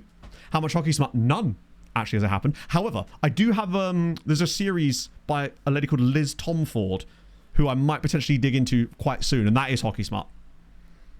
So stay tuned for updates on the hockey smuttery. Are we just starting to chef a little bit now? Oh, that's a great pass. Bauer's in behind. He's all the way through. Bauer's it. Ooh. I think he was offside anyway. Yeah. Buy him next season. I would say it's slim to none. Because we won't have the money. And also, we don't need him. Well, we do need him. I'd rather him play off the right. He would cost us sort of in excess of 10 million. I think he has a 10 million pound release clause, actually. So it would cost us 10 million quid. But we're just simply not going to have the budget for that, I don't think. Even if we stay up, I don't think they're going to give us that kind of budget. Because of the debt that we're currently in. Right. That is annoying. I'm not sure I'm liking this because as much as the frame rate is locked, the game is no longer using all of the GPU thing, but it's now stuttering, whereas it wasn't before. Like, when it does this, strange. Right, Usagi. Oh, slide him in. Oh, no, the run was there. And the thing is, with that release clause, we probably wouldn't be able to do installments on it or anything like that. It's Nagalo again. It's 2. He's done it again. God, I really wish we could sign him. My hope is that Swiston can become what Nagalo is to us. The way that he's been playing lately, the way he starts this entire play at the halfway line. He's just the perfect man for the job. Now, Briasco does a really good little decoy run there, and suddenly we've scored another goal. It feels like the team's got more goals in. Now, there is a chance that we could potentially sell someone for a load of money that could... He is really, really good. I mean, to be fair, we are very fortunate to be ahead. Every single shot on target in this game thus far has gone in. Value really low. Fuck, you're not wrong, are you? Jesus. I didn't realise it was value. Ooh, why is it so low? Wambasale would be perfect. 100% would, but... So I shouldn't really be doing this in game, but is there a chance I can actually set this up? No, I can't. Remind me after the game, we'll actually have a little look. We might be able to sneak in there and just get a deal agreed. My issue is he might not want to join us. Maybe that's what the issue was. But you're right, he's definitely dropped him. I mean, he is worth so much more than that. We can't, if we're going to buy him, we kind of want to buy him before he starts banging more and more goals in. Right. Even Bright Osagi's not had a bad game so far. How's Stoyan got on? Good rate for you. McCary's done well. Lasquez again on a 7 in the first half. They got a bit more space. Maybe. Like, Briasco is definitely suffering a little bit from that. I think that's pretty clear. But I think at the moment, as long as we're still doing okay, we can work. That's more of like a next season problem. Like, if we can stay up with the way that we're playing right now, then it doesn't really matter what Briasco does for the time being, even if he is going to be affected slightly. Come on, Bright. Drop it across for another hat-trick. Oh, imagine. What? Wait, a penalty? No, it's not. Yeah, I think ideally if we are going to do it, doing it now would be good. That's never going to be given, surely. That's a perfectly clean tackle. I'll be amazed if that's given. It's been given. No, I don't want to move him to my ML.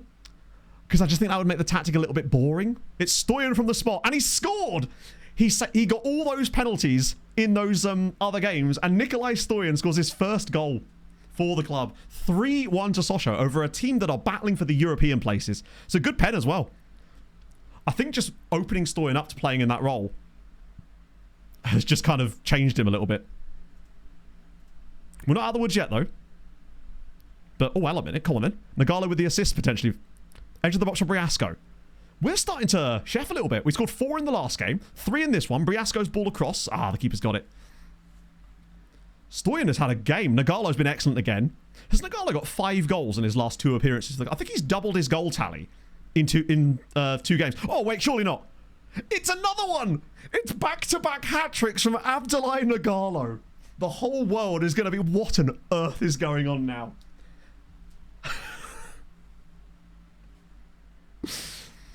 Oh my days. Double hat-tricks. What is this touch here? Great. Did he dink the goalie as well? He's actually dinked him. The balls on the man to dink the goalie in that position. Nagolo? That's wild. 5 straight win. That's a good point. Are we suddenly good? I think, honestly, that little tweak has just made us... The team's bedded in a little bit. Guys that we wanted to get a bit of match sharpness in have gained it, but I think also that little tiny change to moving the wingback to playing as an actual wingback seems to have made a difference for us too. We're not out of the woods yet, though. There's still every chance that they'll get back into this game, as they've now got one back. Stéphane Hervouet. Oh, I'd pay the 3 million. Well, to be fair, I think it did need a little bit of consistency. And the thing is, Asagi still isn't offering a lot, which means I'm actually more than happy when we do get Swiston back for Nagalo to just move back to the right again, because he'll end up in those same positions anyway half the time. More overloads, yeah. It might also free up space for Barneche. I'm a bit disappointed that we've conceded twice in this game, but we've also scored way more than we should have done, so kind of balances out. Let's try Briasco off again for Alagic. Osagi off for Kubek, because we can. Herbert Bauer's had a poor game for once. And we'll get... Even Mwamba's not even done that badly. This is tremendous. There's still time to mess this up, but if we did get back-to-back dubs, both of which by a score of 4-2 by now, but 8 goals in 2 games is certainly a nice way to go. But if we were to concede here, I'd be worried about 4-all. I thought he was going to let that through. I'm still concerned that we don't win this game. But I don't think the players I've brought on have made us that bad. One thing I think is really helping as well is Velázquez. He's, despite how young he is, I think he's just so good on the ball that it's making a huge difference. Because he seems to be doing some really good stuff for us in games, and he seems to be gaining rating when you wouldn't expect him to. And I think that's a really good sign as well, just to see him gaining that kind of rating. Nagalo again, surely not. Oh my god, he nearly had another one. He is on it right now. CMA symmetric to the right. Honestly, it's just, I'm in that kind of mind right now. If it ain't broke, don't fix it. We've made that one tweak and we've won back-to-back games currently. I kind of just want to leave it for the time being and see what happens. Because there could easily be a way that we can get better, potentially. But if we're winning matches, I don't want to really jinx it too much. We've got a lot of yellow cards in this game, though, unfortunately. And we would be the deserved winner. And the thing that's crucial here is, yes, the scoreline flatters us a little bit. But also, they really shouldn't have 2 goals here. And it's the fact that they're a good side. These guys are a European challenging side, and we've just comfortably beaten them here for back-to-back wins. We've won 4 of our last 5 as well. We've only got that 1 not win involved in it. That's huge.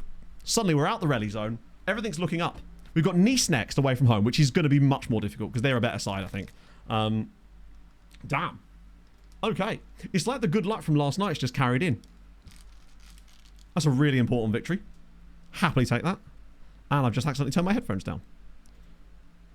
How could I? Oh, this is where the game crashes. With the perfect time for it. I think that should also save us from the board. So now we're up to 13th. 3 points clear of the drop zone. In any form. Europe? Anybody? I think I've got some ideas for the summer as well. One of which is actually moving the winger inside.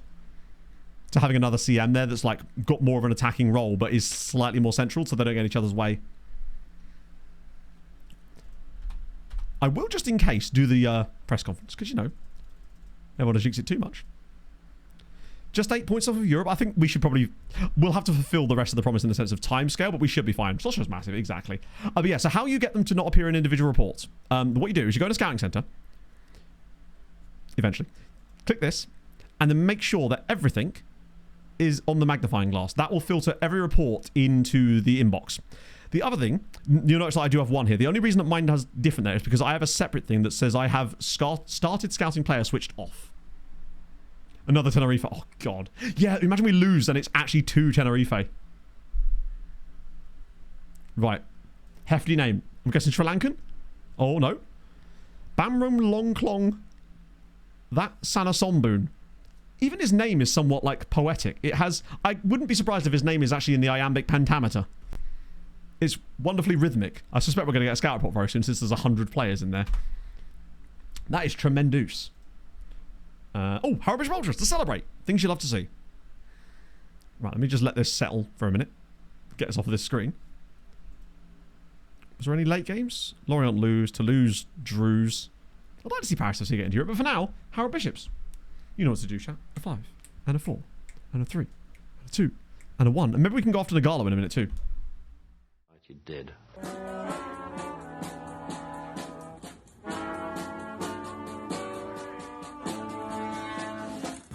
And I'm in the house where the coffee's green and the food is grouse. With sandwiches and lasagna too. Ice cream sundaes for me and you. I am Drew Harrell and I'm in the house where the coffee's green and the food is grouse. With sandwiches and lasagna too. Ice cream sundaes for me and you. I try not to lose my temper with myself. Oh, goodness sake, and shit and balls. The minute you get uptight, you're dead. Okay. Yeah, so I think this is one of the things that they definitely need to sort out for console is just the quality of life stuff that I think would be really useful. Hello, Tucci's just... Tucci and Pog linking up for the second team. Wow, I've only just actually looked at this league table. Right now, Entente SSG are actually the favourites for promotion because they're the first team that's actually eligible to get promoted. Shout out to this team POW FC2 down here with the negative 44 goal difference after just 17 games. That will do it. I reckon we'll start to chef a little bit here. Not that it matters, we literally can't get promoted out of this league. It's not like in Spain where B teams can get promoted all the way up to the second tier, in fact. In France, as far as I'm aware, they're limited to the 4th tier at max. So even if our B team becomes like the best team in the world, I mean, that'd be weird because obviously we're going to be the best team in the world, then that'd be that. They'll just be stuck there winning every game a season and annoying every other team while they're at it. Okay, let's have a look at Nagalo then. No, let me move the money around first while we're at it. I could do installments in fairness. Tucci is doing bits, which is tremendous. And now he'll be joined by all the other guys. Okay, let's see if I can offer him a contract now. He's got a target. I mean, he's got 2 years left on his deal. £10 million release clause.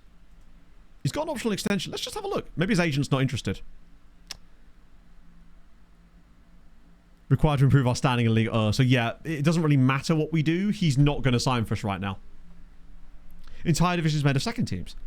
I wonder if there's like code in the background that prevents that from happening and it sort of distributes the second teams across other leagues. Yeah, my issue is that in the summer, he might... Once he goes back, I suspect that he'll be worth more money.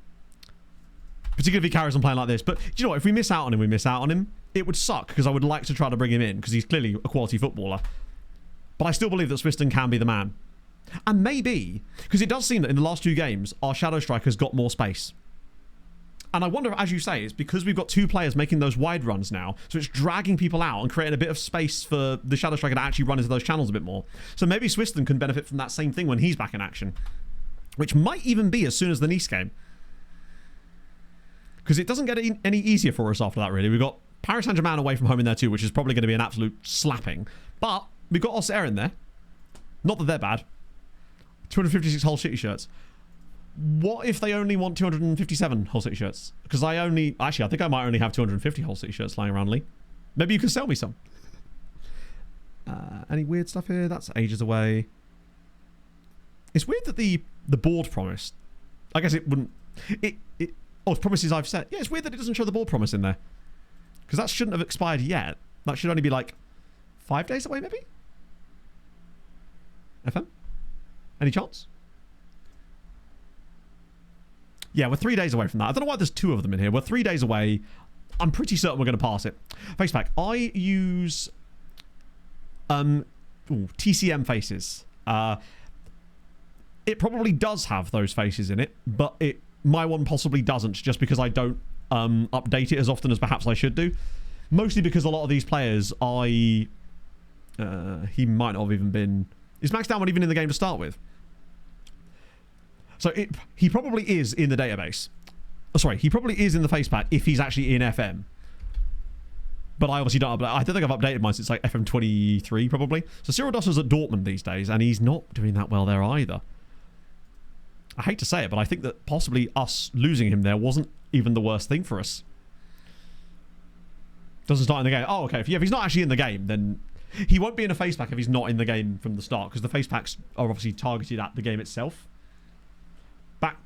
Back-to-back hat. I don't think I've ever seen a player do that. Like, legitimately. I'm pretty certain that I've never had a player score hat-tricks in 3 consecutive games. Maybe Juliet did it for Treaty United briefly. Yeah, Dosso's goal scoring, really. He's only really had 1 super successful season. And you could even say that it wasn't even that. I mean, he had 6 goals in the league in 12. And he'd also scored... Yeah, he had 14 in 18 when we lost him. That was the only time he really burst out. And frankly, he's just not been able to do it since then. Sadly. Gareth Ainsworth. I think if I recall, he'd retired. Yeah. Matt Bloomfield, however, I'm pretty certain was still managing. Oh, no, they both retired. Oh, that's unfortunate. Sorry about that, Lee. How'd the league go yesterday? Honestly, at the start, optimistic as all hell. Continued to get screwed by the game, such is life. Lost all faith. At one point, we were 8 points from the nearest team. Bottom of the league. Then, we won our last 3 matches without conceding a goal. So now, as of the next week, we are going to be right back in the battle. And we would have actually been off the bottom if Crew hadn't beat Robbo on the final match day of last night. So after 23 games, we've got 21 points, which is still bad, but we had 10 points after 15 games. And I think we could have had more, and I think the team's starting to chef now. Weirdly, the biggest change we made was having to bring in Pierre-Emile Højbjerg as the ball-winning midfielder because of a suspension for Conrad Leimer. And he's not worked his way back into the team yet. Got that bottom team boost, exactly. Yeah, we'll loan you out. I mean, it won't work. United FC. That's lower league Sweden, isn't it? Nordic United. They feel like one of those fake clubs that like a businessman's bought and gone, yeah, this is going to work. Scott McTominay has started a coaching course. Naturally, the board will block his departure in any minute now. Maybe even twice. Trying to remember about... Potentially. Yeah, I swear Matt Bloomfield was definitely in the database earlier in the sale. I think with managers, though, unless you add them to the thingy, they just disappear into the ether, sadly. Okay, Nice. We're definitely going to find out on the outcome of this promise before the Nice game, but also, like, we're not getting sacked here, are we? We might get sacked later, but I think we've bought ourselves some time. 4 wins and 5 in the league makes a huge difference. Yeah, no, basically, once we put Højbjerg, it wasn't just that. We sort of opened things up. The other change we made is we started playing Vitinha as the number 10 to start matches. Even though he's not been amazing so far, what it has done for us, I think, is allow us more options off the bench to keep the overall on-pitch level better. So we're bringing on Sabitzer up there or into the Soboslai position, depending on who's playing worse. And then we're able to bring on Conrad Leimer as a right-back from time to time as well. And it means that we get an even more defensively stable setup there. And that's why I think we haven't considered it. And New Bell's actually made some really strong performances too. Icon Legend. I don't believe so. I think I was favoured personnel at one of them, maybe at Tenerife. I'll check, because we can look at that from our, like, profile-y thing, can't we? Wait, I could ask for a coaching course. We've still got a couple more to get. Wait. No, yeah. Manager's timeline, indeed. Don't know about Cardiff Drax. Are we there? No, only Elliot Jones and Matt Cox are. Sestri Levante, never heard of them. Serraing, no, didn't get onto the board there at Serraing. Le Chouinge, maybe. No, didn't quite get anywhere at Le Chouinge either. I think if we're going to be an icon or a favoured personnel anyway, yeah. So we got favoured personnel status at Tenerife. Ironically, along with Thiago Enrique and Octavian Carapchea of all people. I do love that Raul is now the captain, but that means that they actually took the captaincy away from Bilal. And that random Albanian dude is still their hot prospect. I wonder if he's like Velasquez, where he's like a guy that doesn't have the height, but has okay jumping reach, and maybe just has like monster PA underneath that will just get funneled elsewhere. That's my hope, anyway. Also, going with the... Well, good back then. Icon legend.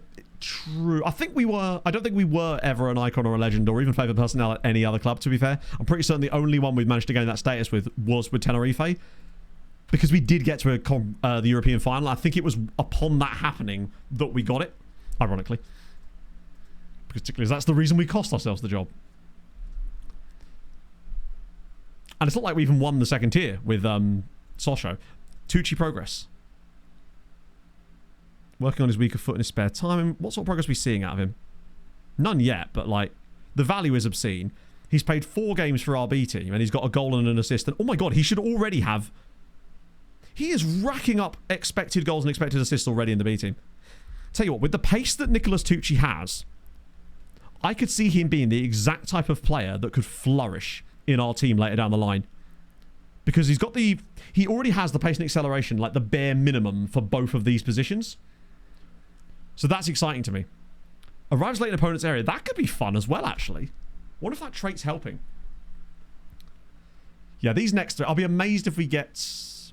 I actually do think we'll pick up a couple of points from these games, but I suspect it will most likely be like, maybe we get a win against Auxerre. But they're 8th, and then again, Nice were above that, right? And we beat them. What's to say it can't be done?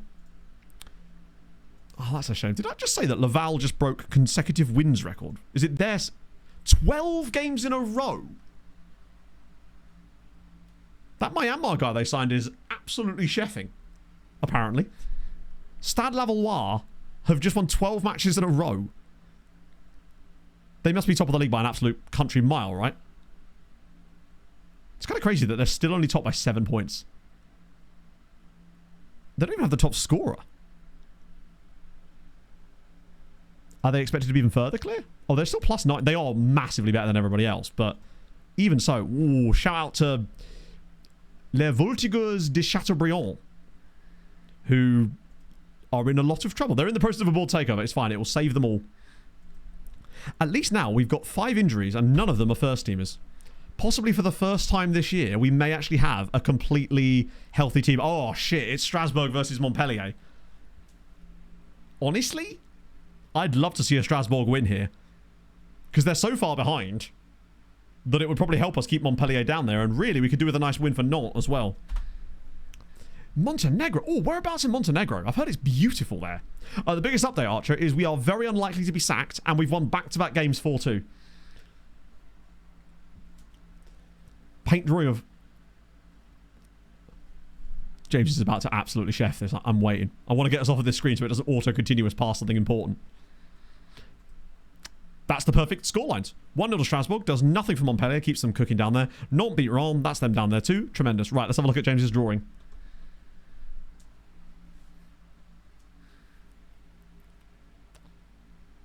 I see what you mean.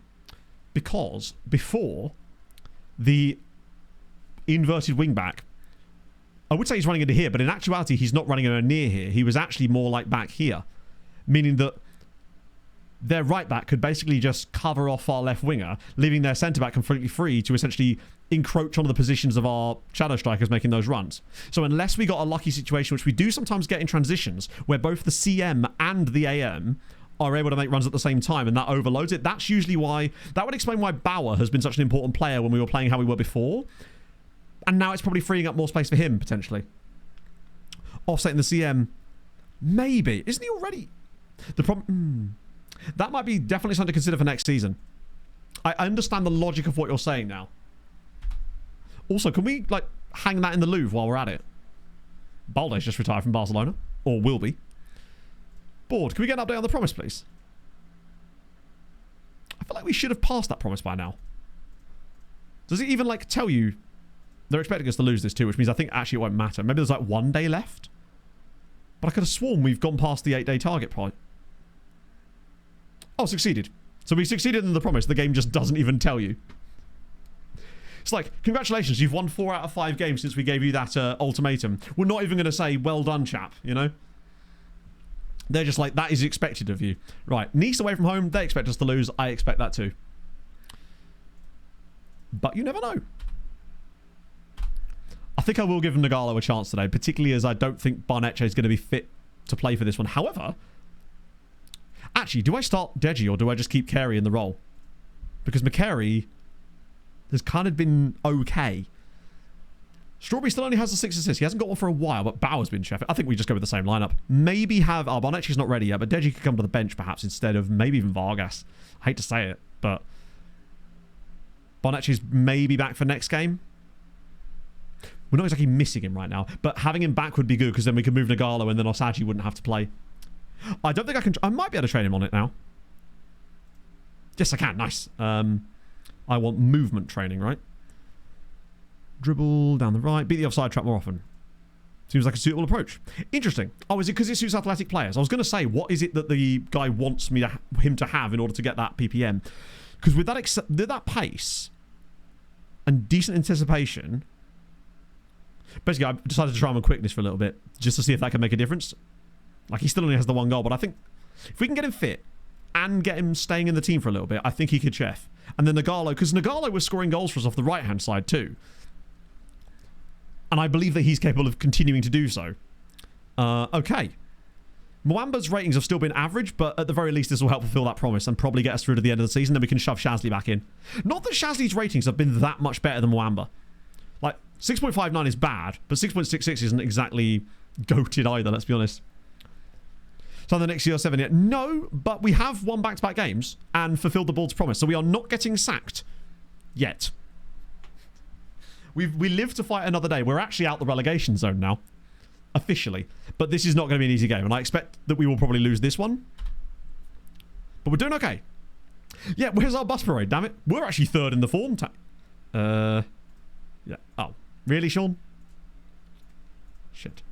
Just kind of hope that wouldn't happen. Any player? Hang on, let me just try. Can I do it from here? Ah, shit, hang on, 1 sec. Add form last 5 team goes into tactic over. Yeah, why not? Stoyan, not only has he not started shit, he's actually provided an assist and scored a penalty for us. He's probably been one of our better players over this period too, now that we've made that slight tactical tweak. Let me just pick any random player. Do you know who I'll show? I'll show Mr. Stoyan. He deserves it. Like, he's got 2 assists now, and a goal, albeit from the penalty spot. 3 yellows and 2 reds is a bit incredible, really, but... Like, he's definitely going to be very, very good in that position. What's the logic of this tactic? Winning. Basically, the logic was the first club we went to in the save, we decided to make a tactic with their 11 best players, no matter who they were. And it's just slowly evolved since then. Yeah, now that he's in help, he's looking... Everything's clearing up for him, right? He's got a new haircut. He doesn't, but I'm just going to pretend that he does for a moment. Yeah, that's how I have it currently set up. Now, admittedly, this will change a lot because I can't... Oh, hang on. I probably should take him off of that. Since he can play the role now. Where are you weak? Marking's good. Positioning's solid. Crossing's really good. I wonder if attacking movement might actually work for you.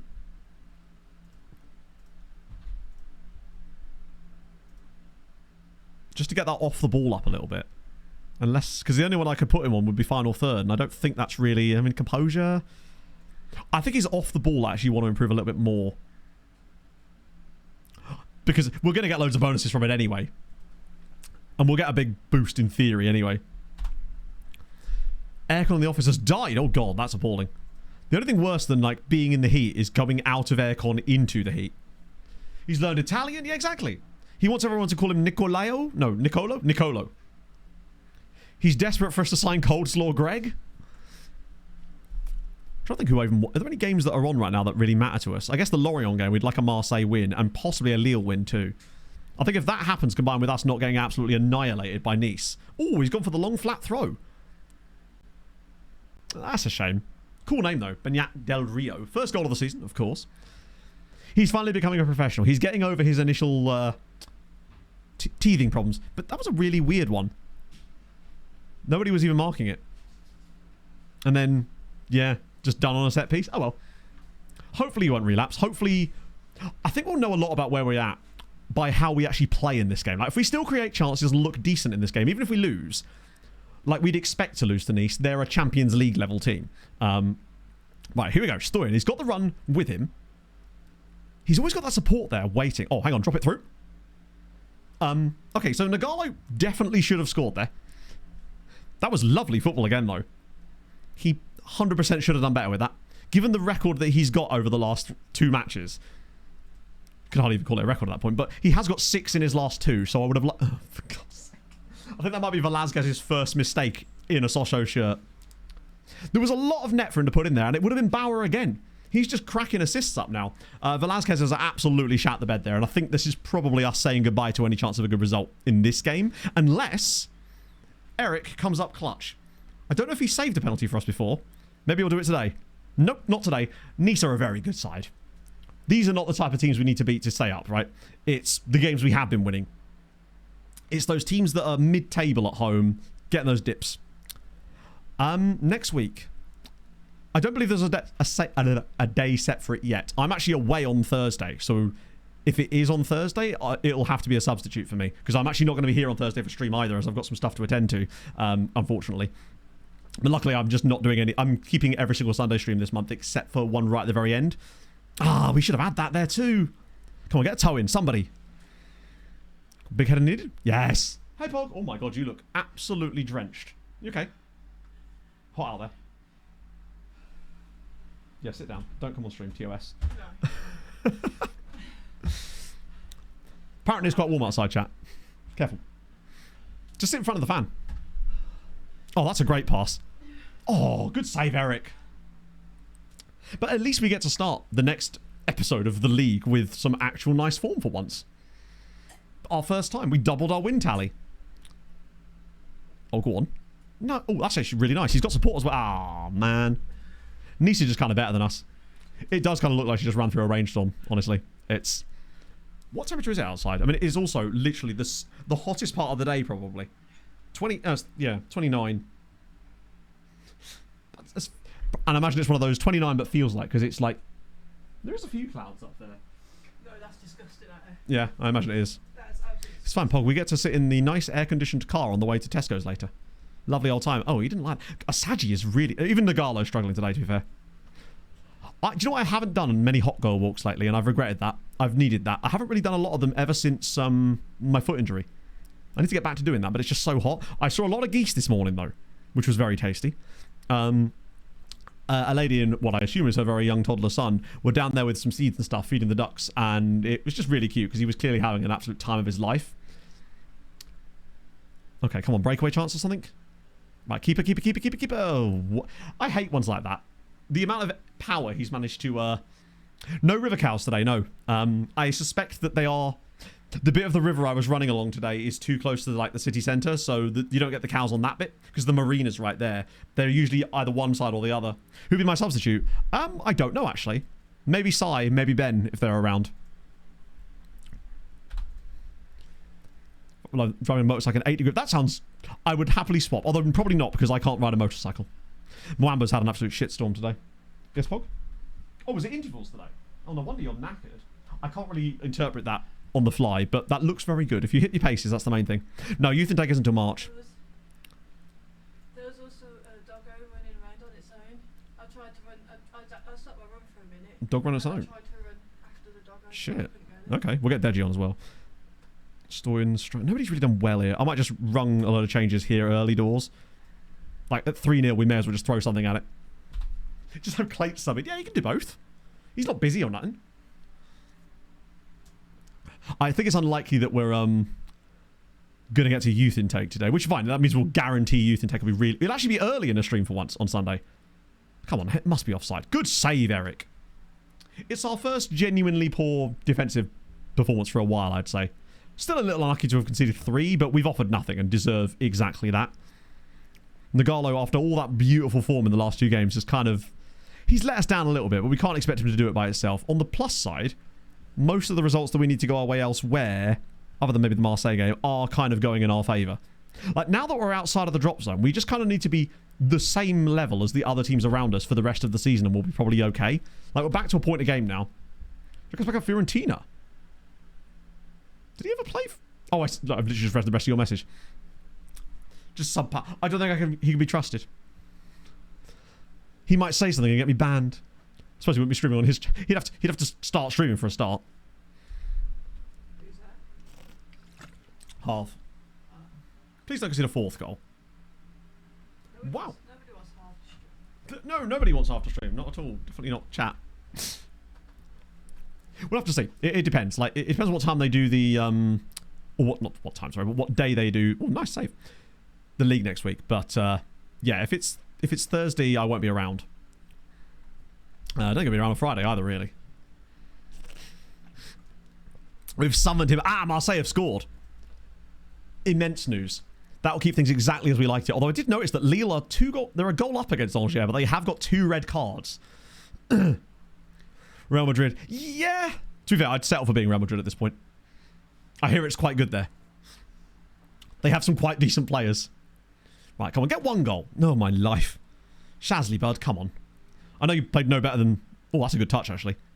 I think this is the difference, right, between us and teams like Nice. Like, Kelaza, despite us conceding 3 goals, has actually put in a really solid display. The Union Monster... Yeah, you're just all in one giant voice chat. Arguing incessantly. And you'd be like, this is why he gets frustrated. Just signals from all over the shop. Right, come on, keep it in. We're allowed a bad game. Next one, though, is kind of important. We need to bounce back quickly from this last game. They missed a penalty as well. That is a dreadful day for Angers. They got the equaliser. It doesn't matter too much. Forwards with you on Gegenpress, you say. Maybe with some inside forwards, perhaps? Thoughts? It certainly seemed like last night we were coming up against a couple of tactics that weren't supposed to be in the tournament, but I'm also just not that bothered by it. Certainly now that we've won a couple of games, I'm just like not particularly concerned. Marco, that is not a name I've heard for a while. Marco Rosa. I don't even know where he is in this save. This is where he's been managing like Bayern the entire time, but we've just never encountered them in any way in this save, and as a result, I've never had any reason to interact with him, I suppose. Lorient got an equaliser as well. That's irritating. God, it's crazy that Lyon are now below us. I mean, I know one of our wins was against them, but still. I wouldn't mind checking actually where Marco Rosa is these days. Press conference, just in case. It's fine. We're free to lose matches now. Now that the board aren't going to sack us. For the moment. Marco... This is where he's retired as well. All the managers are just gone. Oh no, he actually did. He was managing Bayern. He also managed Spurs, which means he may have won a Champions League at Tottenham. Yeah, he managed Barca for 6 years, then Spurs for 1 year, but maybe no Champions League then. Did he win anything at Spurs? Oh no, he did! He did win a Champions League with Tottenham. Then he spent 2 years at Bayern, and then the last 2 years of his career, he retired at 60. That's actually quite young. It's a little bit surprising, to be honest. Right. Did I do Team Mozambique? I did. Let me just check that, because that means we're back. I think what I'll do is before the summer, I will go back around and actually do set up some more team reports, because we're kind of fishing in a lot of the same places. Holy Christ, who is this goalkeeper? Olivier Mbarga, wanted by Angers. Oh, no, you don't. Reflex is good. One-on-one's okay. Communication... Oh, look at the command of area. Olivier Mbarga. What do you reckon? 17 years old. Solid player at the moment, it would seem. Playing a load of games for Coton Sport. He's got 66 appearances at 17. Under 20 caps for Cameroon. Angers want him. Breakthrough prospect. If we're selling Petrangelo, which we already have, actually. I like him a lot. Like, he could be the backup that we really wanted behind Kilaza. I asked the question, I don't know. James, right? There's this thing I do where I talk to chat and then they respond. And then we have a dialogue and it creates interaction in the chat. And you'll never believe it, but it's like really good practice for a streamer.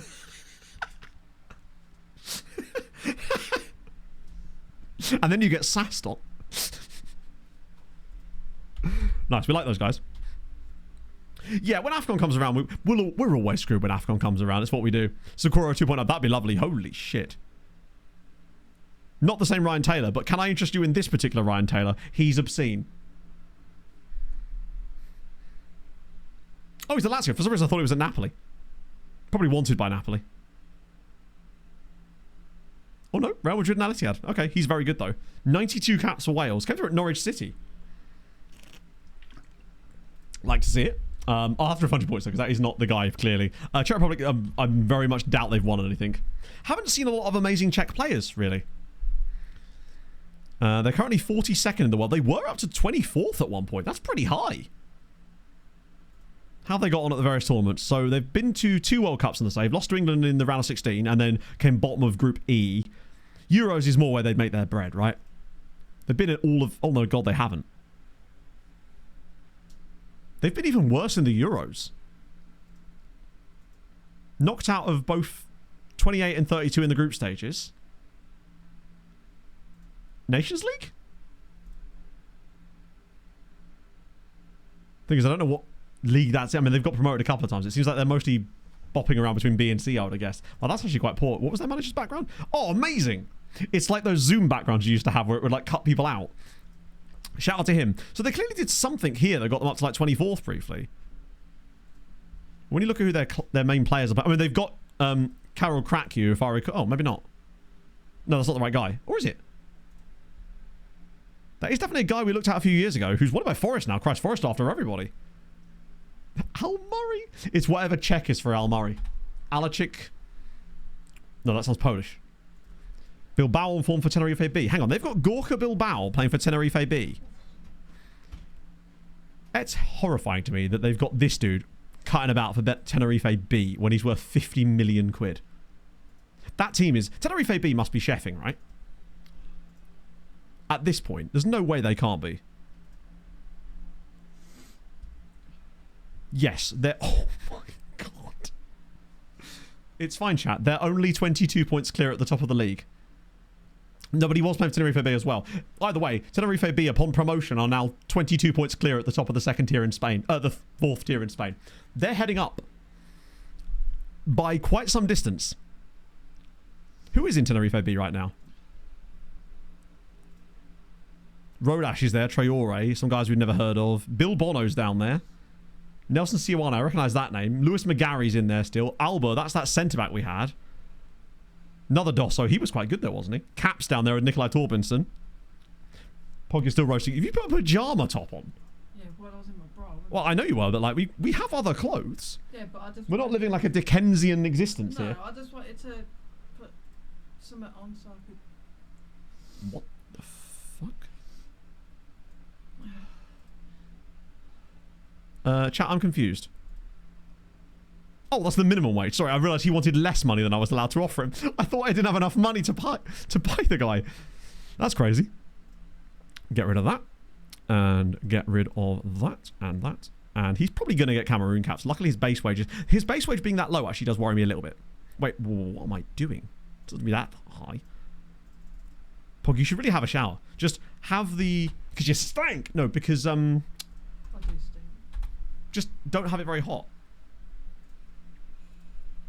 Oh, see you later, Curious Crack. Oh, I would say enjoy your accounting exam, but no one's ever done that. Good luck. Good luck with your accounting exam. Friend of mine's just passed a lot of his, so good luck to you, my friend.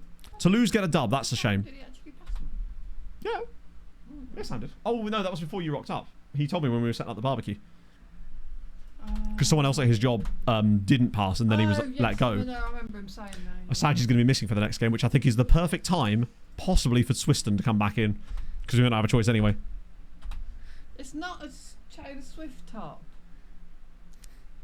It's just not. I'm a level with you, chat. I also have that same top. We've got 4. We have 4 of them. They're all like XLs, right? One's a large. Oh, one's a large. They're basically, we call them sleep... What was it we call them? Sleep uniform. Sleep uniform, yes. It's our sleep uniform. Hey, come for the FM, stay for the advice. Or come for the advice and then leave immediately because the advice is terrible. Can I ban half? Can you ban half? Possibly. Because I'm Big Boss mod. I don't think there's actually such thing. From a Twitch standpoint, I don't believe there is actually a Big Boss mod. I think it's all mods are created equal. The only thing that you have that the other people in chat don't, as far as that, is you have access to me on a first-hand basis. Yay. But also, you have a permanent sub, which is why you never see Pogs with a resub in chat, because she has this like permanent sub thing, which is a shame that you don't get to like get the renewal thing for it. Oh wait, weren't we interested in Lorato? Yeah, he's another right back. Speaking of open churches, Pog and I drove past a church the other day in Norfolk that looked like a cult. It's like that. Yes, you do. I want to see. I want to. In your sleep uniform. Jack, I've already made that promise. If I finish bottom of the streamer league, I'm going to buy a Brentford shirt and do a stream in that. Which I think is way more embarrassing than a sleep shirt, honestly. I can't think of anything worse. Subs for no money. I have access to a couple of permanent subs. I still have a few left. So it's so you can give it to like not mods. So you can give it to, well, you could. It's for like bots and stuff, basically, for in case they need like mod access for things.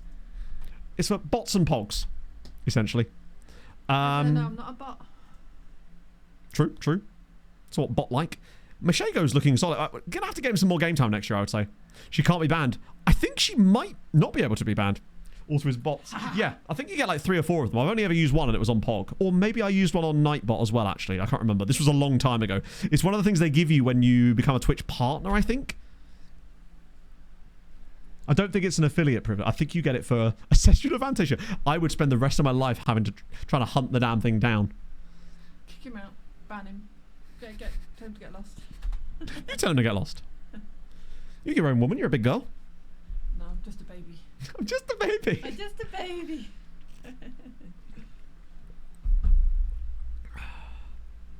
Actually, let me just chat. Because we're Hundy P not getting to the intake today. But I do just want to see where it is. I think it's the 15th. Ours was last year. And I'm not going to be able to ask the board for any upgrades on that front. Because, well, you know, the whole massive debt thing. Sadly, no Asher. But he does have a founder's badge. Which we'll always have. Wait. Oh, yeah, that's this year, isn't it? Right, when was it last year? Bye, Pug. Last year, it was on the 15th. Yeah. Could ask for a course. We could, but I suspect they'll hit us with the financial position is dire. Like, we are the sultans of not getting a coaching course right now. Such is the dire straits of our financial situation. Well, they've certainly changed their tune here, haven't they? Let's ask them anyway, though. Can't hurt. Should we ask for an affiliate while we're here? Just to really mess with them. What else can I ask for? I suppose I could ask for, like, I mean, we could try and ask for improved youth recruitment. And we'll ask for an affiliate club while we're here.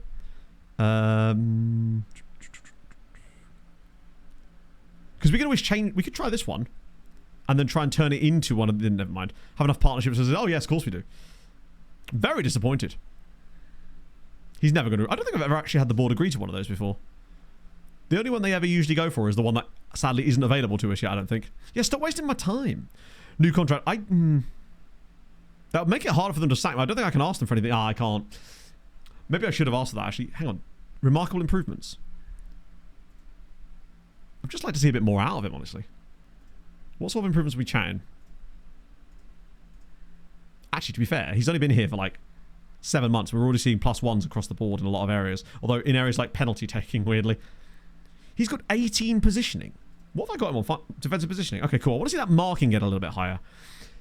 I think he's going to be long-term a very good footballer for us. I just don't like the fact that his contract's so short. It does have the 3-year extension, to be fair. It's a pro. Do you reckon I'd be like the Will Still of Sochaux, where every single boring football Instagram account every couple of weeks will be like, hey, did you know Will Still's still getting something or other fined? At least a bigger club coming for your services, they were inclined to say, wait. I love that logic. We don't want you to be too good at your job in case you leave. Okay, cool. First ever ban from this channel I can see was 4 years ago. That sounds about right. rarely ever have to we rarely ever have to ban people. For the most part, it's like spam bots and stuff, right? Because my contract length. It could be, yeah. It was streaming. I think it was probably just the guys that were spamming that in all of the... it might have been during a showdown, I think. Benefit the entire club. It will benefit us. It benefits loads. They're simply not going to do it, are they? Generally speaking, you are, yeah. They don't care about the finances. They just don't want me to leave. Yeah, exactly. They don't want me to leave, yet they were about to sack me. Oh, the thing I wanted to check on Swiston was whether we could put him on Beats Offside Trap PPM training, but we have actually managed to do that, even while he was still slightly injured. I kind of wish we were still playing in the Coupe de France. As much as the fixture congestion might have cost us dearly, it would have been nice to have played against some, like, actually fun teams. But next year, St. George, right, we're back to Ethiopia again. I suspect they've not got much for us, but you never know. They do not. They've got a worldie. He's just not actually that good. And a guy called Muse Worku. Awesome name. Is your phone up here? It is not.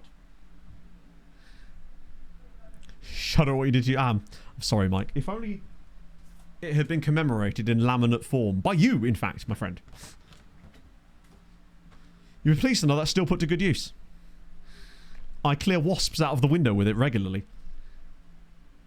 I like that. He's compiled a report on Ethiopian coffee. It's got nothing to do with footballers, but damn, we're getting some beans. God, that is a lot of mod symbols. They did. They hired Chamois from the second tier, a team that literally doesn't even exist anymore, to take us out. That was where I was really quite worried, honestly. When we lost that, I thought, yeah, you should do a podcast together, Harv. It could be like 30 seconds long. Maybe. At a push. I forgot about that loan. What would you... That's just chat. You do that publicly. There's no reason to hide it. Yeah, it's looking like we might... Ah, that's a shame. We might get the lesser spotted early youth intake in a stream for once next stream. Go on, get 'em. Go on. We are promised an A-rated number 10 in this youth intake. So, you know, that's something to hang our hats on. I mean, last year's youth intake, they promised us a lot as well, and it delivered absolutely... I suppose it delivered Prince, and he is actually looking like quite a solid player, to be fair. So I can't really complain too much, but I really do want a number 10. I want our very own Raoul, you know? Our very own Pierre. Bright he trains so well, but is just incapable. I wonder what it is about him. It might just be his consistency that's not allowing him to chef, because he's got everything you'd expect to see for a player in that position. Maybe his composure's a little low, but that's coming too. I might just turn him off of Shadow Striker training, actually. Now that he's rarely playing there, it makes sense to just focus him. Oh, imagine a natural Shadow Striker comes through. Those are so rare. I haven't got around to that yet, Christian. I'll do it for the next... I'll try to remember to do it for the next proper transfer window. Like the summer one. So, maybe Tuesday stream? Well, that might be the one after that, which would probably be next Sunday, because I'm not here next Thursday. Pulisic's biggest fan. Wasn't that during a... I swear that was during a playoffs stream. Although that might have been one of his bot accounts afterwards. A pacey advanced forward. Maybe. To be fair, a pacey advanced forward will be fine. The worst one is where you get the Ngonch, which is what I think we're much more likely to get, sadly. A natural... We had a few of those when Half greets the fellow mods. Exactly. In memoriam. We've had a few... We have a few memorable bans. There was that guy that stole face masks from... No, his son stole face masks from work or something, and then would not shut up about it. It was the weird... It was one of the strangest ones. Then there was the Re Don't Fucking Breathe. That was fun too. A lot of these came about with the Tromsø days.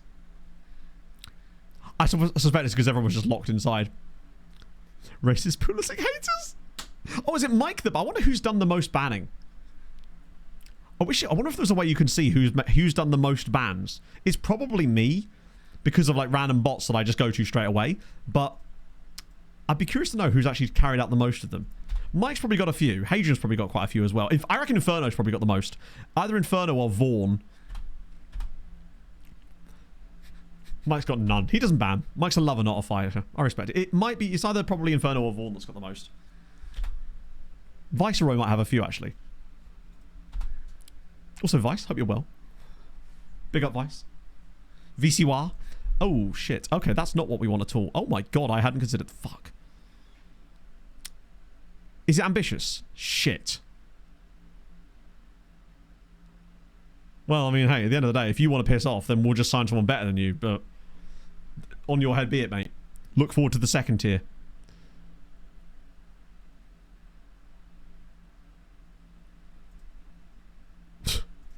Alright, cool. That's a shame. Let me guess, he's going to do the same exact thing. Oh, nice. So Briasco's. That's a shame. I was hoping that we could actually build something with Sebastian Jourdan. But if he's going to be an absolute penis, then that's really on him. We will just sell him to Inter in the summer. We'll sell him to Jamal Lowe's Inter in the summer for loads more money. At least then we can actually go and find a really nice CM. But that's a shame. Yeah, we probably should ask Briasco for a new deal. Provided he doesn't want something stupid. Because I'm not opposed to selling him either. Because I think long term we could probably find a better winger and it would free up a non-EU slot. Right, let's ask his age. Oh, I can't. So he won't sign a new deal with us until we secure safety, which I guess makes sense. But, yeah. Yeah, it's Jamal Lowe's Inter. We can not call them anything else. I love football teams that basically take on the moniker of their manager. PSG beats Stade Rennais. That's not really useful for us. Angers versus Montpellier and Lorient versus Strasbourg. There's a lot of games at the bottom today. Oh, did he? I love that. He sacked his agent after I persuaded him to stay and then refused to talk about a new contract anyway. Amazing. Right. We really don't have much choice. Swiston is back. So despite the one. Oh, really? Okay, I'll have to remember that for next time. I probably won't remember that for next time just because I have a habit of not remembering it. I'm going to start Shazly for this one because we've played a couple of games with Mwamba now and he's flattered to deceive. In fact, he's barely even flattered. Does he actually?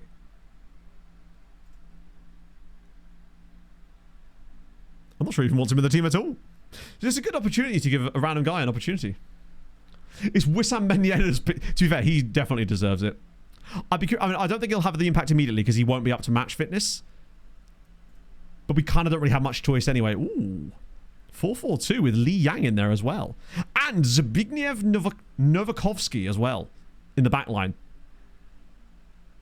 And a guy called Hervé Boomsong. What if he's related to Alan? Sick. Honestly, it shouldn't work. And I'm still not convinced that it actually does long term. But for the time being... Oh, what was I going to add? Form. Last 5 matches, right? Is that under... What would that be under? Stats... No. Scouting? No. General?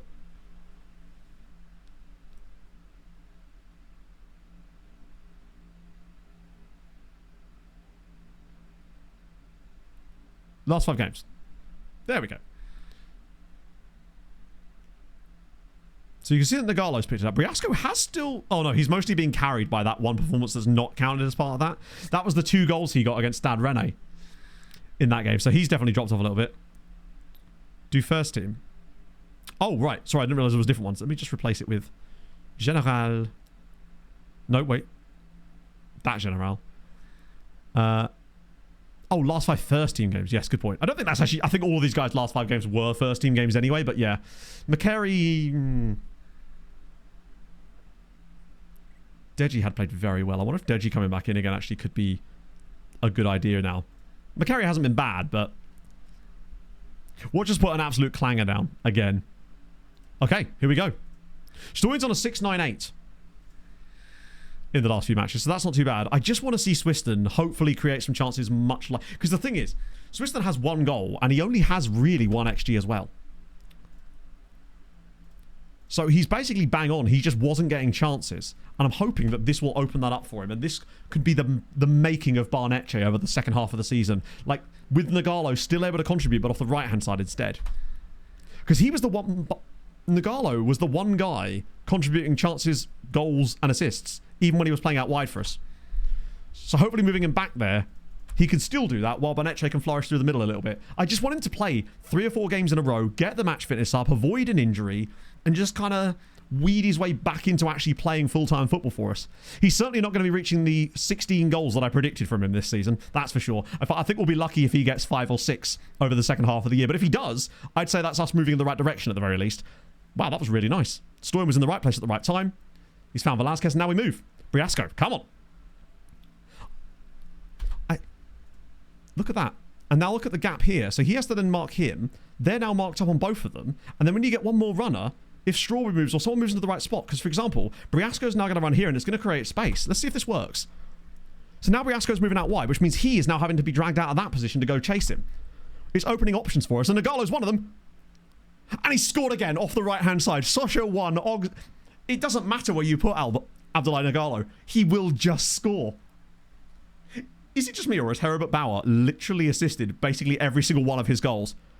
Stoyan did a lovely little run inside there. I wonder if him being on a right foot as well is helping with that. It's a lovely finish.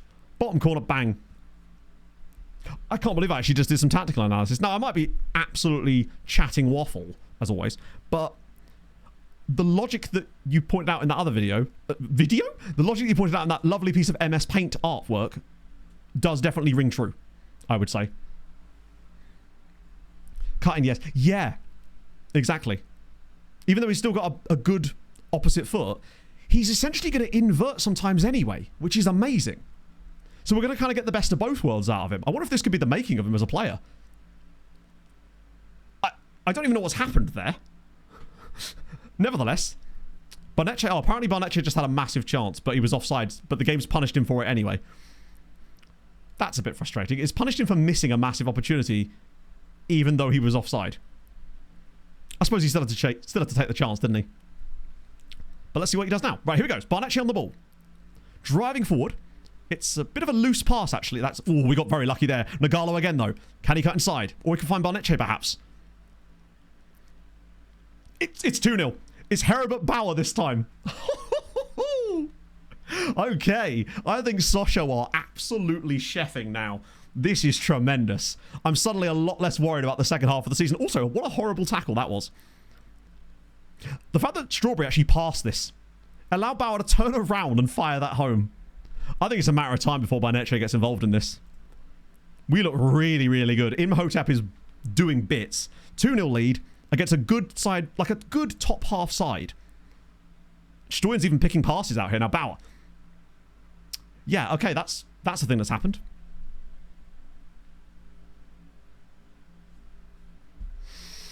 In fairness, that is very much on Herbert Bauer. I know that he should have come back and collected that ball there. I think that was Nagalo's fault.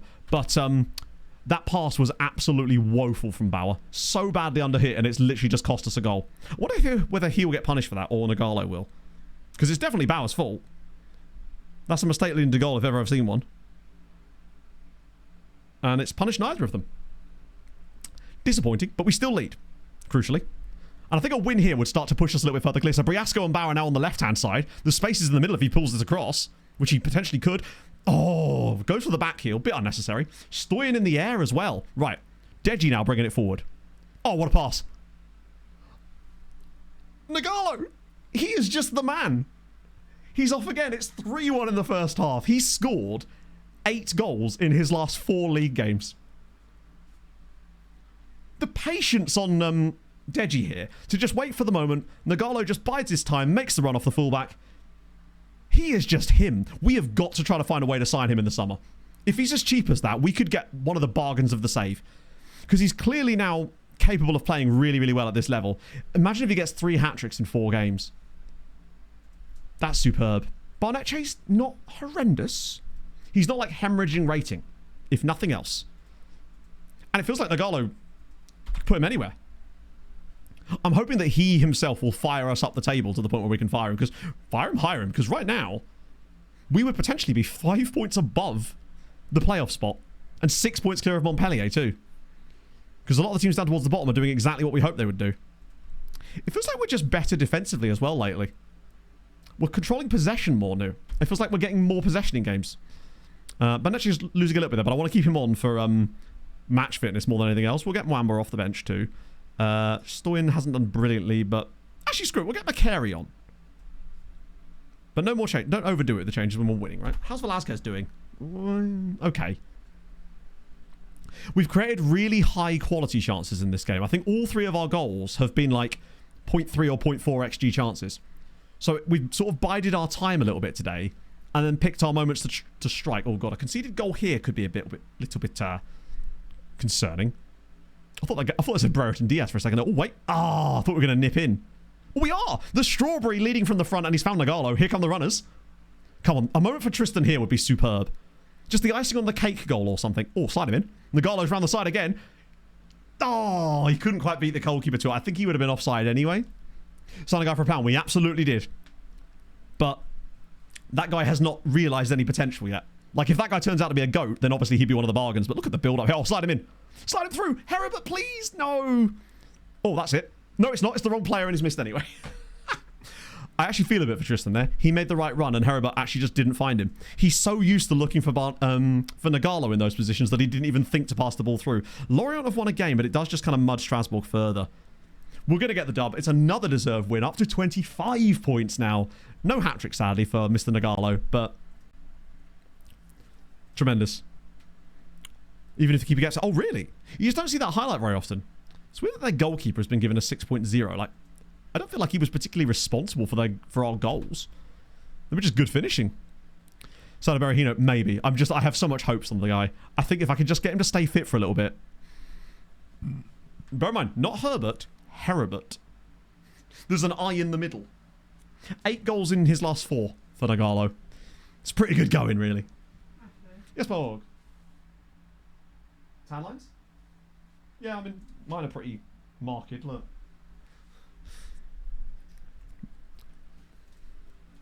I guess, yeah, I suppose he didn't, did he? Sidecar Baron Rhino? I think he's retired recently, didn't he? Godrich there. I don't know why I'm even still doing these. I'm feeling pretty chill about our setup now. Because the thing is, in that game, Stoyan didn't even play particularly well. But the tactic just seemed to flourish a little bit more, and just having him there seemed to distract. And I think he was really... He didn't get like any kind of reward for that first goal, but a lot of that first goal came about because he cut into the midfield in a more... We've essentially got a wing-back now who's neither inverted nor outverted, so to speak. He's just a wing-back that does what he wants. He sometimes cuts inside, sometimes he goes outside. I like the fluidity of that. Rahm just won 5-1 against Toulouse. And now... that actually only keeps us 3 points above the playoff spot because Lyon are now the team sweeping into it. So it's getting a little bit tight. But when you've won as many games as we have in the last little spell, like, look at the green. One win there. So 1, 2, 3, 4, 5, 6, 7. So 7 games. We've won 5 of our last 7 in the league. That's a pretty good record. Now, obviously, PSG next. Marseille's not going to be... Actually, Marseille and Strasbourg... Oh, this run here. Marseille, Strasbourg, Montpellier, Lorient. This 4-match spell through March and April, which I'm guessing is the start of next stream, that's going to be crucial. We get some good points in those, or at least don't lose those games, then that'll probably be what keeps us up. Because if we do win those games, or a load of those games, we'll be taking points off all the teams below us and keeping them muddied down there. Like, at the moment, we're operating on over a point a game. I don't know what the average would be right now. Maybe, like, high 30s is probably what we're looking at the moment, because it's a 34-game season, so we're probably looking at, like, I don't know, 37 points, maybe? Yeah, I mean, Lyon have already been relegated in the save. Under 23 AFCON games. Yes, there is, but we're hoping that they're only qualifiers, so we should be able to pull them out of the squads. We've got a note ready on Shasley to basically allow us to, in theory, pull them out of the squads because they're not senior games. So you, generally speaking, can't pull out players from squads when they're senior in their senior squads, but these are under 23 games, which means they don't count, so we should be able to stop them from going. But that's why we've got that note on Shasley. Ooh. Stoyan is a good player for most League R sides. That's a terrifying realization that could be... Is he a wonder kid? Or has he always been a wonder kid? Has he always been a wonder kid? Either way... Oh, hang on. I forgot about this dude. How's he getting on? Nah. Semi-Bender. I think... Do you know what? Right. I reckon that he might be the exact kind of guy that replaces Sebastian Jourdain. If Jourdain's going to bugger off, I feel like Semi-Binder, or Binder, is the exact guy that could move into his spot. 17 years old, Austro-Hungarian, had a season alone in the second tier this year, hasn't worked out amazingly for him, but I think there's a lot of hopefully good things to come from him, potentially. Slovakian second tier, Jesus Christ, that is low. One as high as seed. That's got to sting. At least we've not suffered that. The closest we've come to that kind of nonsense was obviously that hilarity in Belgium. Olympics. Oh, I don't know. We'll see. Whatever happens, happens, right? Hopefully we don't lose too many of them. On the plus side, at least Barnetche is going to be sticking around. And my hope is that some of the guys maybe have got too good to be in the under-23s anymore, but it does seem like they end up pulling a lot of them back into those squads anyway. At the end of the day, if we do lose those players to it, then we do, and there's nothing. And if there's nothing we can physically do about it, then there's no point in like crying about it at that point, is there? Because there's nothing we can do. We just have to hope that we're in a good enough spot by then that it won't matter too much if we do lose them for a little bit and our form suffers. Because I believe the team's good enough. What year is it in it? We're going to sign a player from the Weimar Republic in a minute. Just you wait. It's going to cost us an awful lot. Well, it's not. The number will be high, but the value will be low.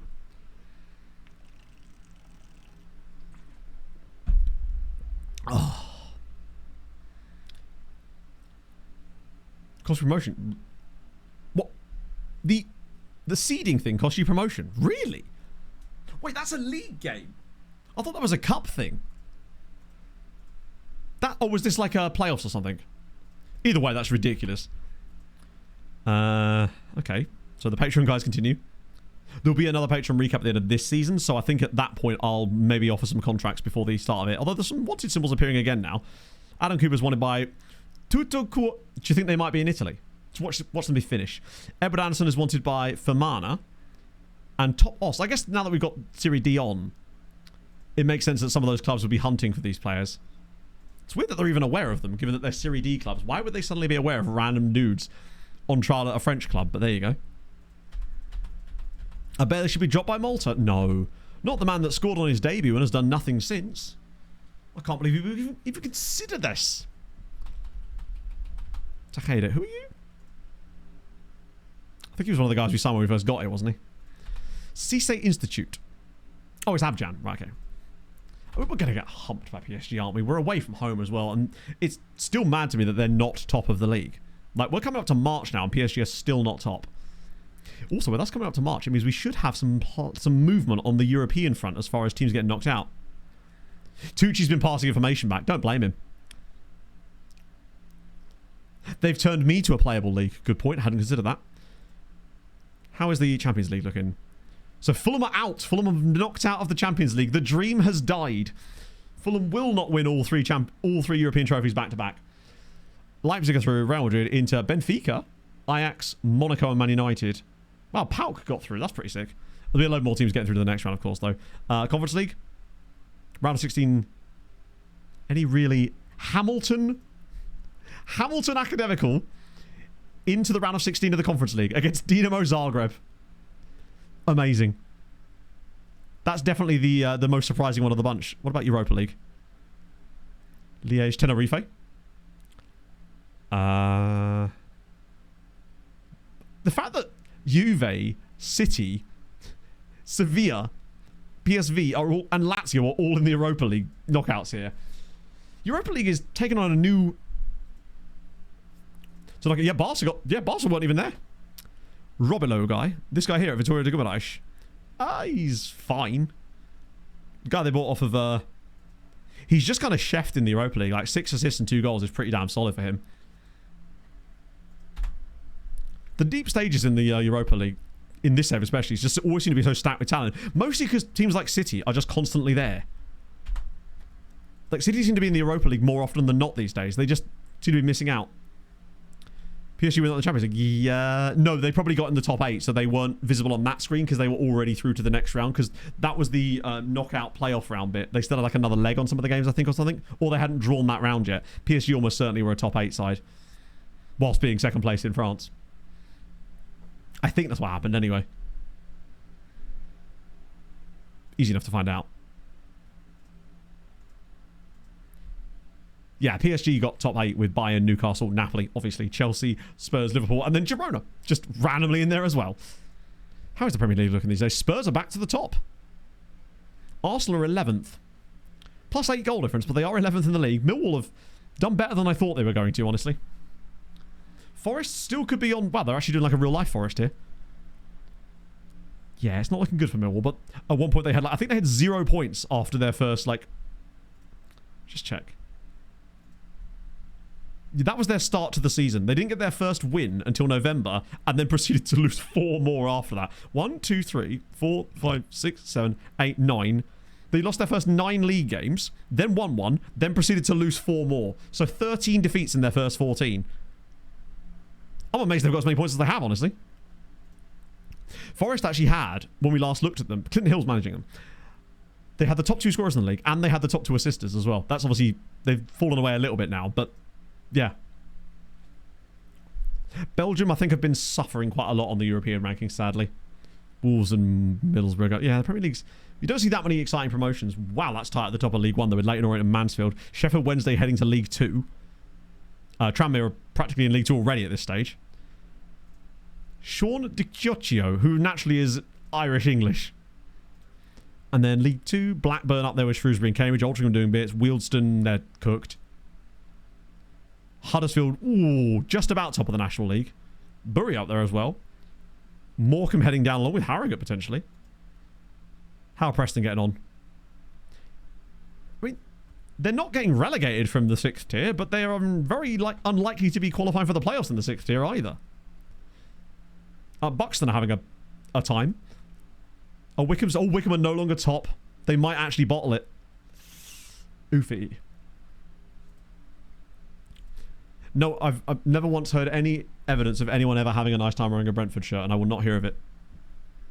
Good old Dempsey. Oh, we looked at Dempsey Dunkley before, did we not? Finalists played later than the first round of the next year's competition. That's wild. How does that work? What? I assume there's no like things that are based around the final itself, so for seeding for the following year or anything like that, because that'd be hilarious. Just taking a wild guess. Oh, we're on the early game. I mean, there's absolutely no reason to play a different lineup, is there really? Maybe we put Mwamba back in just to fulfill the promise, and because we know we're going to lose anyway. And to be fair, that one game's kind of carrying him a little bit.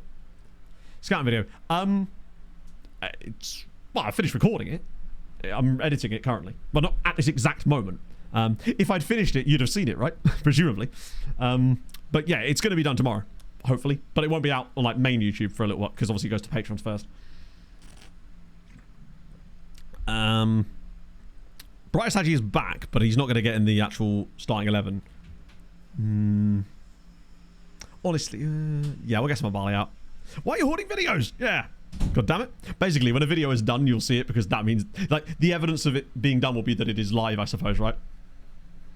Oh, well, coaching badges, because you can't get coaching badges. Like, the board will just be like, the most recent excuse was, we don't want you to become better and leave us.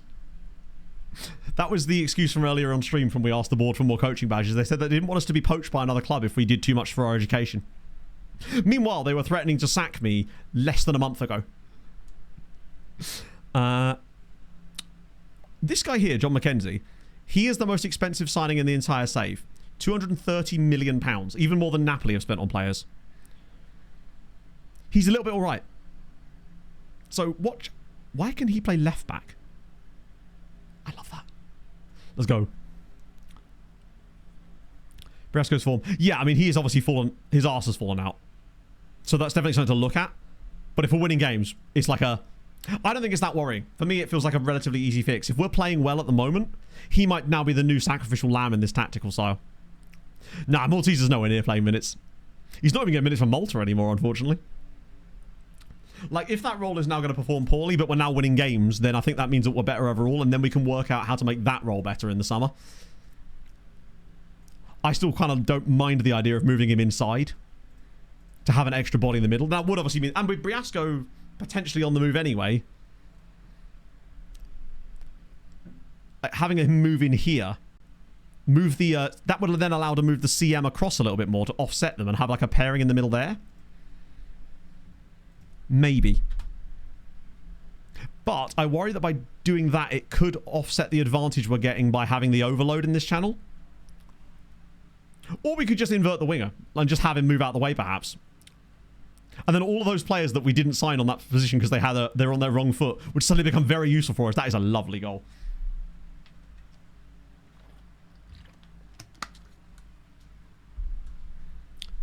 It certainly, at the very least, like, it's one of those things that what we could do is if we get ourselves in a position where we actually are going to stay up and we're like looking very likely to have that happen, then we could potentially do some like tactical incubation stuff that's not going to cost us our place in the top flight, and actually try it out towards the end of this season in some like professional, like proper league games, because it's all very well trying stuff over the summer, but it doesn't give you the best like sample size against the right opponents. So if we did get an opportunity to play against some good sides with it, oh no, Strawberry did so well there.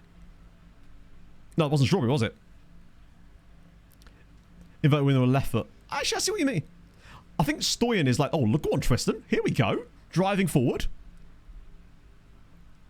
Okay.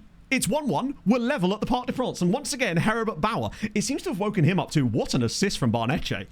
He may not have scored a goal today, but it's something. This is good from him, though. The way that he picks this ball up, runs through 3 different PSG guys, has the balls to actually pick out that with his left foot. What a finish from Bauer. Little cushioned volley. That's good. I want to see goals out of Barnetche, but at the very least, it's nice to see him creating goals for someone else. Also, we really shouldn't be competing with PSG here, so the fact that we are, currently, is nice as well. Like, we've actually had probably one of the better chances. You left your shampoo and conditioner in the office, Bob.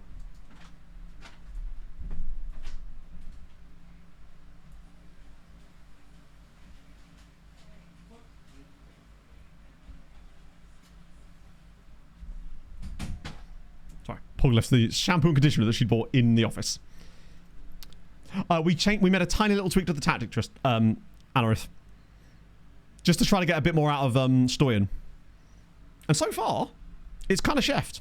The only real change is that we've basically just got Stoyan playing as a normal wing-back instead of an inverted one. And because of the way that his footedness and all that setup, he's essentially... Oh, that's a really annoying goal. He's essentially inverting occasionally by himself. It's fine. Ashley Young's got both the assists. Worry not, chat. But it is causing problems for our winger now. So we're trying to sort of work around that. Crew Tristan, no, would never happen. Although Barnetche is having a really good game. Like, he's on a 7.5 and he's got an assist to his name, but that's still a lot. Yeah, Mackenzie's done us there. 2 shots on target, 2 shots, 2 goals. Not ideal. But it is PSG. We expected tough games here. The fact that we were even able to compete with them for the first 35 minutes is surprising. Oh, no, come on. Don't do another silly bollocks. It's an own goal. Oh, that's unfortunate. We're 3-1 down off of 2 shots. Can't say I ball to a wingback. I don't believe so, and I honestly don't want to. I'd rather him be... I don't want to force him to cut inside. I want him to randomly do it contextually. I like the fact that he's unpredictable rather than trying to force him to do stuff. Bloody hell. We're unlucky to be 3-1 down here. Inverted winger is certainly something I want to look into, but again, right now, I'm not... Like, when we were winning games, I'm not concerned about the fact that we're having that happen, right? But that's something to consider. Inverting the winger instead, or moving the role inside entirely. That's, oh, come on, no. That's a really tight angle. He's going to pull it across for a tap in, though, isn't he? Oh, good lord. After all that bright start, we're going to be 4-1 down here. Stoyan's having a poor day today. But we are against a much better opposition. Mwamba's struggling like crazy. Inverted goalkeeper. To be fair, I've been playing an inverted goalkeeper the entire time in the league. Have you not noticed? Please don't be another one. Oh, dear. 4-1 is so harsh in this first half. But that's what happens when you're playing against Paris Saint-Germain, right? This is just going to be the case. They're just much better than us, and as a result, that will happen. You sneeze. 4 goals. Mwamba's been an absolute useless bastard again, but I only started him in this game to fulfill his promise, so we'll just take him off at half-time, honestly. Stoy's been really poor too. Fuck it, we'll do that too. I'm not opposed to running changes at the half-time point here, because why the hell not? I want to keep Barnetche on in case we get an opportunity for a goal. Fuck it, we're going to make 4 changes at half-time. Why the hell not? Position forward. Nah, I don't want to do that, because I think the tactic... That would, at that point, we may as well just move to a more normal-looking tactic, and I don't really want to do that. Because then it starts to just look like quite a normal tactic, and it's just not as fun. I want to see if we can make it work while keeping it a bit deeper. Why be forward with sit narrow? These are all options that we can definitely try, but I want to get us to a position. Oh, for goodness sake.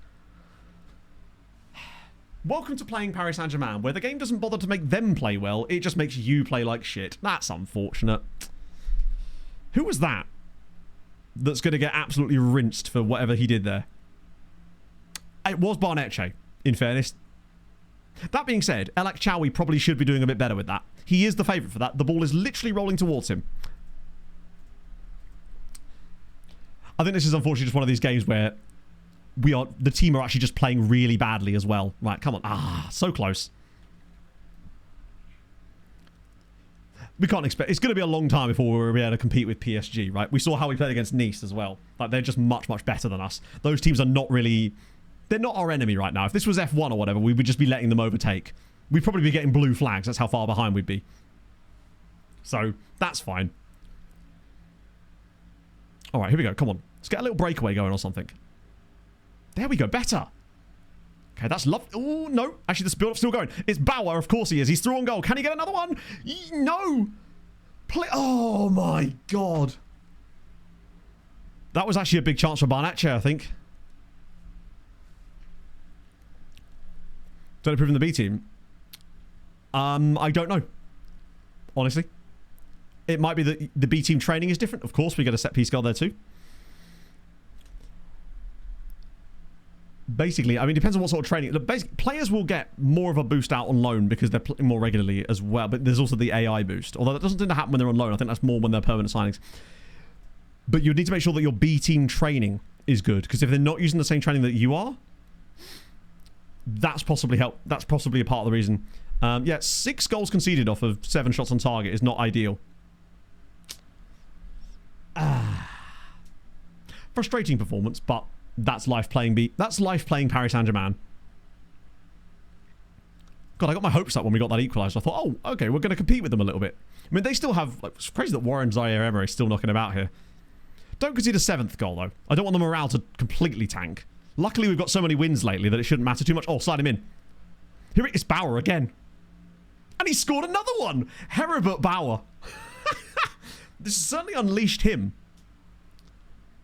That's one thing I will say, is that since we made this change as well, he's another player that's absolutely lit things up. Want to try one? No. Nothing I've seen from those match engines. There also seems to be way too much drama with, like, alternative match engine stuff. Like, everything I see about them, it never makes me want to use them, because I actually quite like the match engine. Like, as far as I can tell, oh, for God's sake.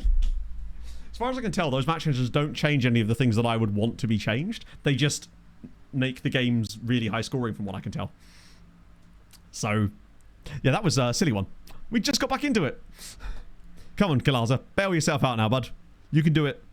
Velasquez might actually be our best performing defender today. Ah, 7 goals. Ouchie. Is that the second penalty of the game? Oh, no. Yes, it was. It's the second penalty of the game as well. Ah, dear. But actually gained rating again, though, somehow. Nagalo, can I bring him off? Who would I even bring him off for? I guess I could bring Bright or Saji on. At least he coming off the bench might be able to have more of an impact. Please don't concede an 8th goal off of... We probably should have done, honestly. That was actually brilliant defending on the line. Yeah, literally the Pens are... I mean, that was a big chance for them, to be fair. It's Paris Saint-Germain. We've scored more goals than you'd expect us to in this game. Like, Bauer has found something here that I wouldn't have expected. Barnetche is gaining match fitness at a reasonable pace, though, which is also good news. You 7-2 see it, innit? Diogo Neves, thank you for the follow. Yeah, I mean, it's PSG. We expected that. It's unfortunate to lose by 5 goals, but at the very least, Barnetche put in an okay performance.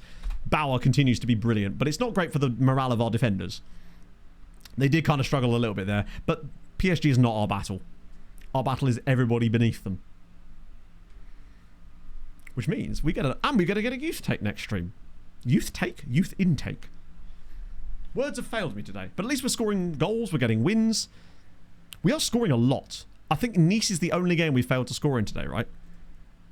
Jesus. We had an own goal in that game, 2 penalties, another nonsense goal where the ball just rolls all the way through. That's okay. And the back pass goal as well. So I think 5 of PSG's goals were just random FM match engine stuff. Should have been a 2-2 draw. It shouldn't have been. A good intake. Let's see what our goal scoring record is like. Preview was really good.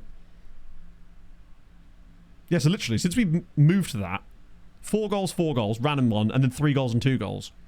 The goal scoring's definitely improved. I think that will help with the goal difference long term. Obviously, what just happened there certainly won't. But we're in a pretty better position now. It's Jonas Clausen, Mr. Penalties. Yeah, he has scored 8 times from the spot. It's cheeky. It's not fair. I'll show you the preview again, though, just so we can finish off on that. But that's what we're expecting. 5-star. But we've had that last year as well. It's the A-rated number 10 I'm excited about. You know, a B-rated goalkeeper, a CM as well, potentially. Like, that's what I'm looking to see. There should be something good in there for us, hopefully. XG10, we should be moving up this a little bit now, right? Yeah, we're off the... Not only are we, like, way away now, look how much we've gained. We're right into this little group of teams now. No good strikers, thank God. Speaking of that, how's our B team doing in the league? Are they starting to move up the league as well? Still 8th. In fact, they've fallen down a little bit, to be fair. Romaric Laho is doing bits, as he should be. He's hoeing himself around there. God, power with 3 points is pretty bad. Entente are going to get promoted. Oh, is there like a playoff? I'm assuming there's a playoff there because there's so many leagues at this level. Anyway. Right. We started where we started. Things have improved dramatically, I would say, at this point. I'm really, really pleased with that. Let's see. Wow, lots of people live this afternoon, I think. Potentially. Who do I... We done... Let's do D-Boy. Oh, Tucci. Tucci... Well, he was looking well. I mean, he's got great value, which is something, right? So, yeah, I'll be back on Sunday, which means we get a youth intake... Good vibes and hopefully a nice little stretch towards the end of the season. Then we can actually get some nice league games under our belt there because we won't have to worry about transfers. It would just be us desperately trying to sign Nagalo for the entire rest of the season. And I'm more than happy to get on board that train. So, thank you for joining me today, friends. As always, thank you for all the new followers. Very pleasing. I appreciate that from you. If you are new and you've enjoyed, drop a follow. I'd appreciate that too. And I'll see you guys on Sunday. Hopefully some of you will see a scouting video tomorrow. Unless something drastically goes wrong, which there's every chance it will, because it's me. Anyway, I'll see you guys soon. Hold your gun, capybara, live, laugh, bomb.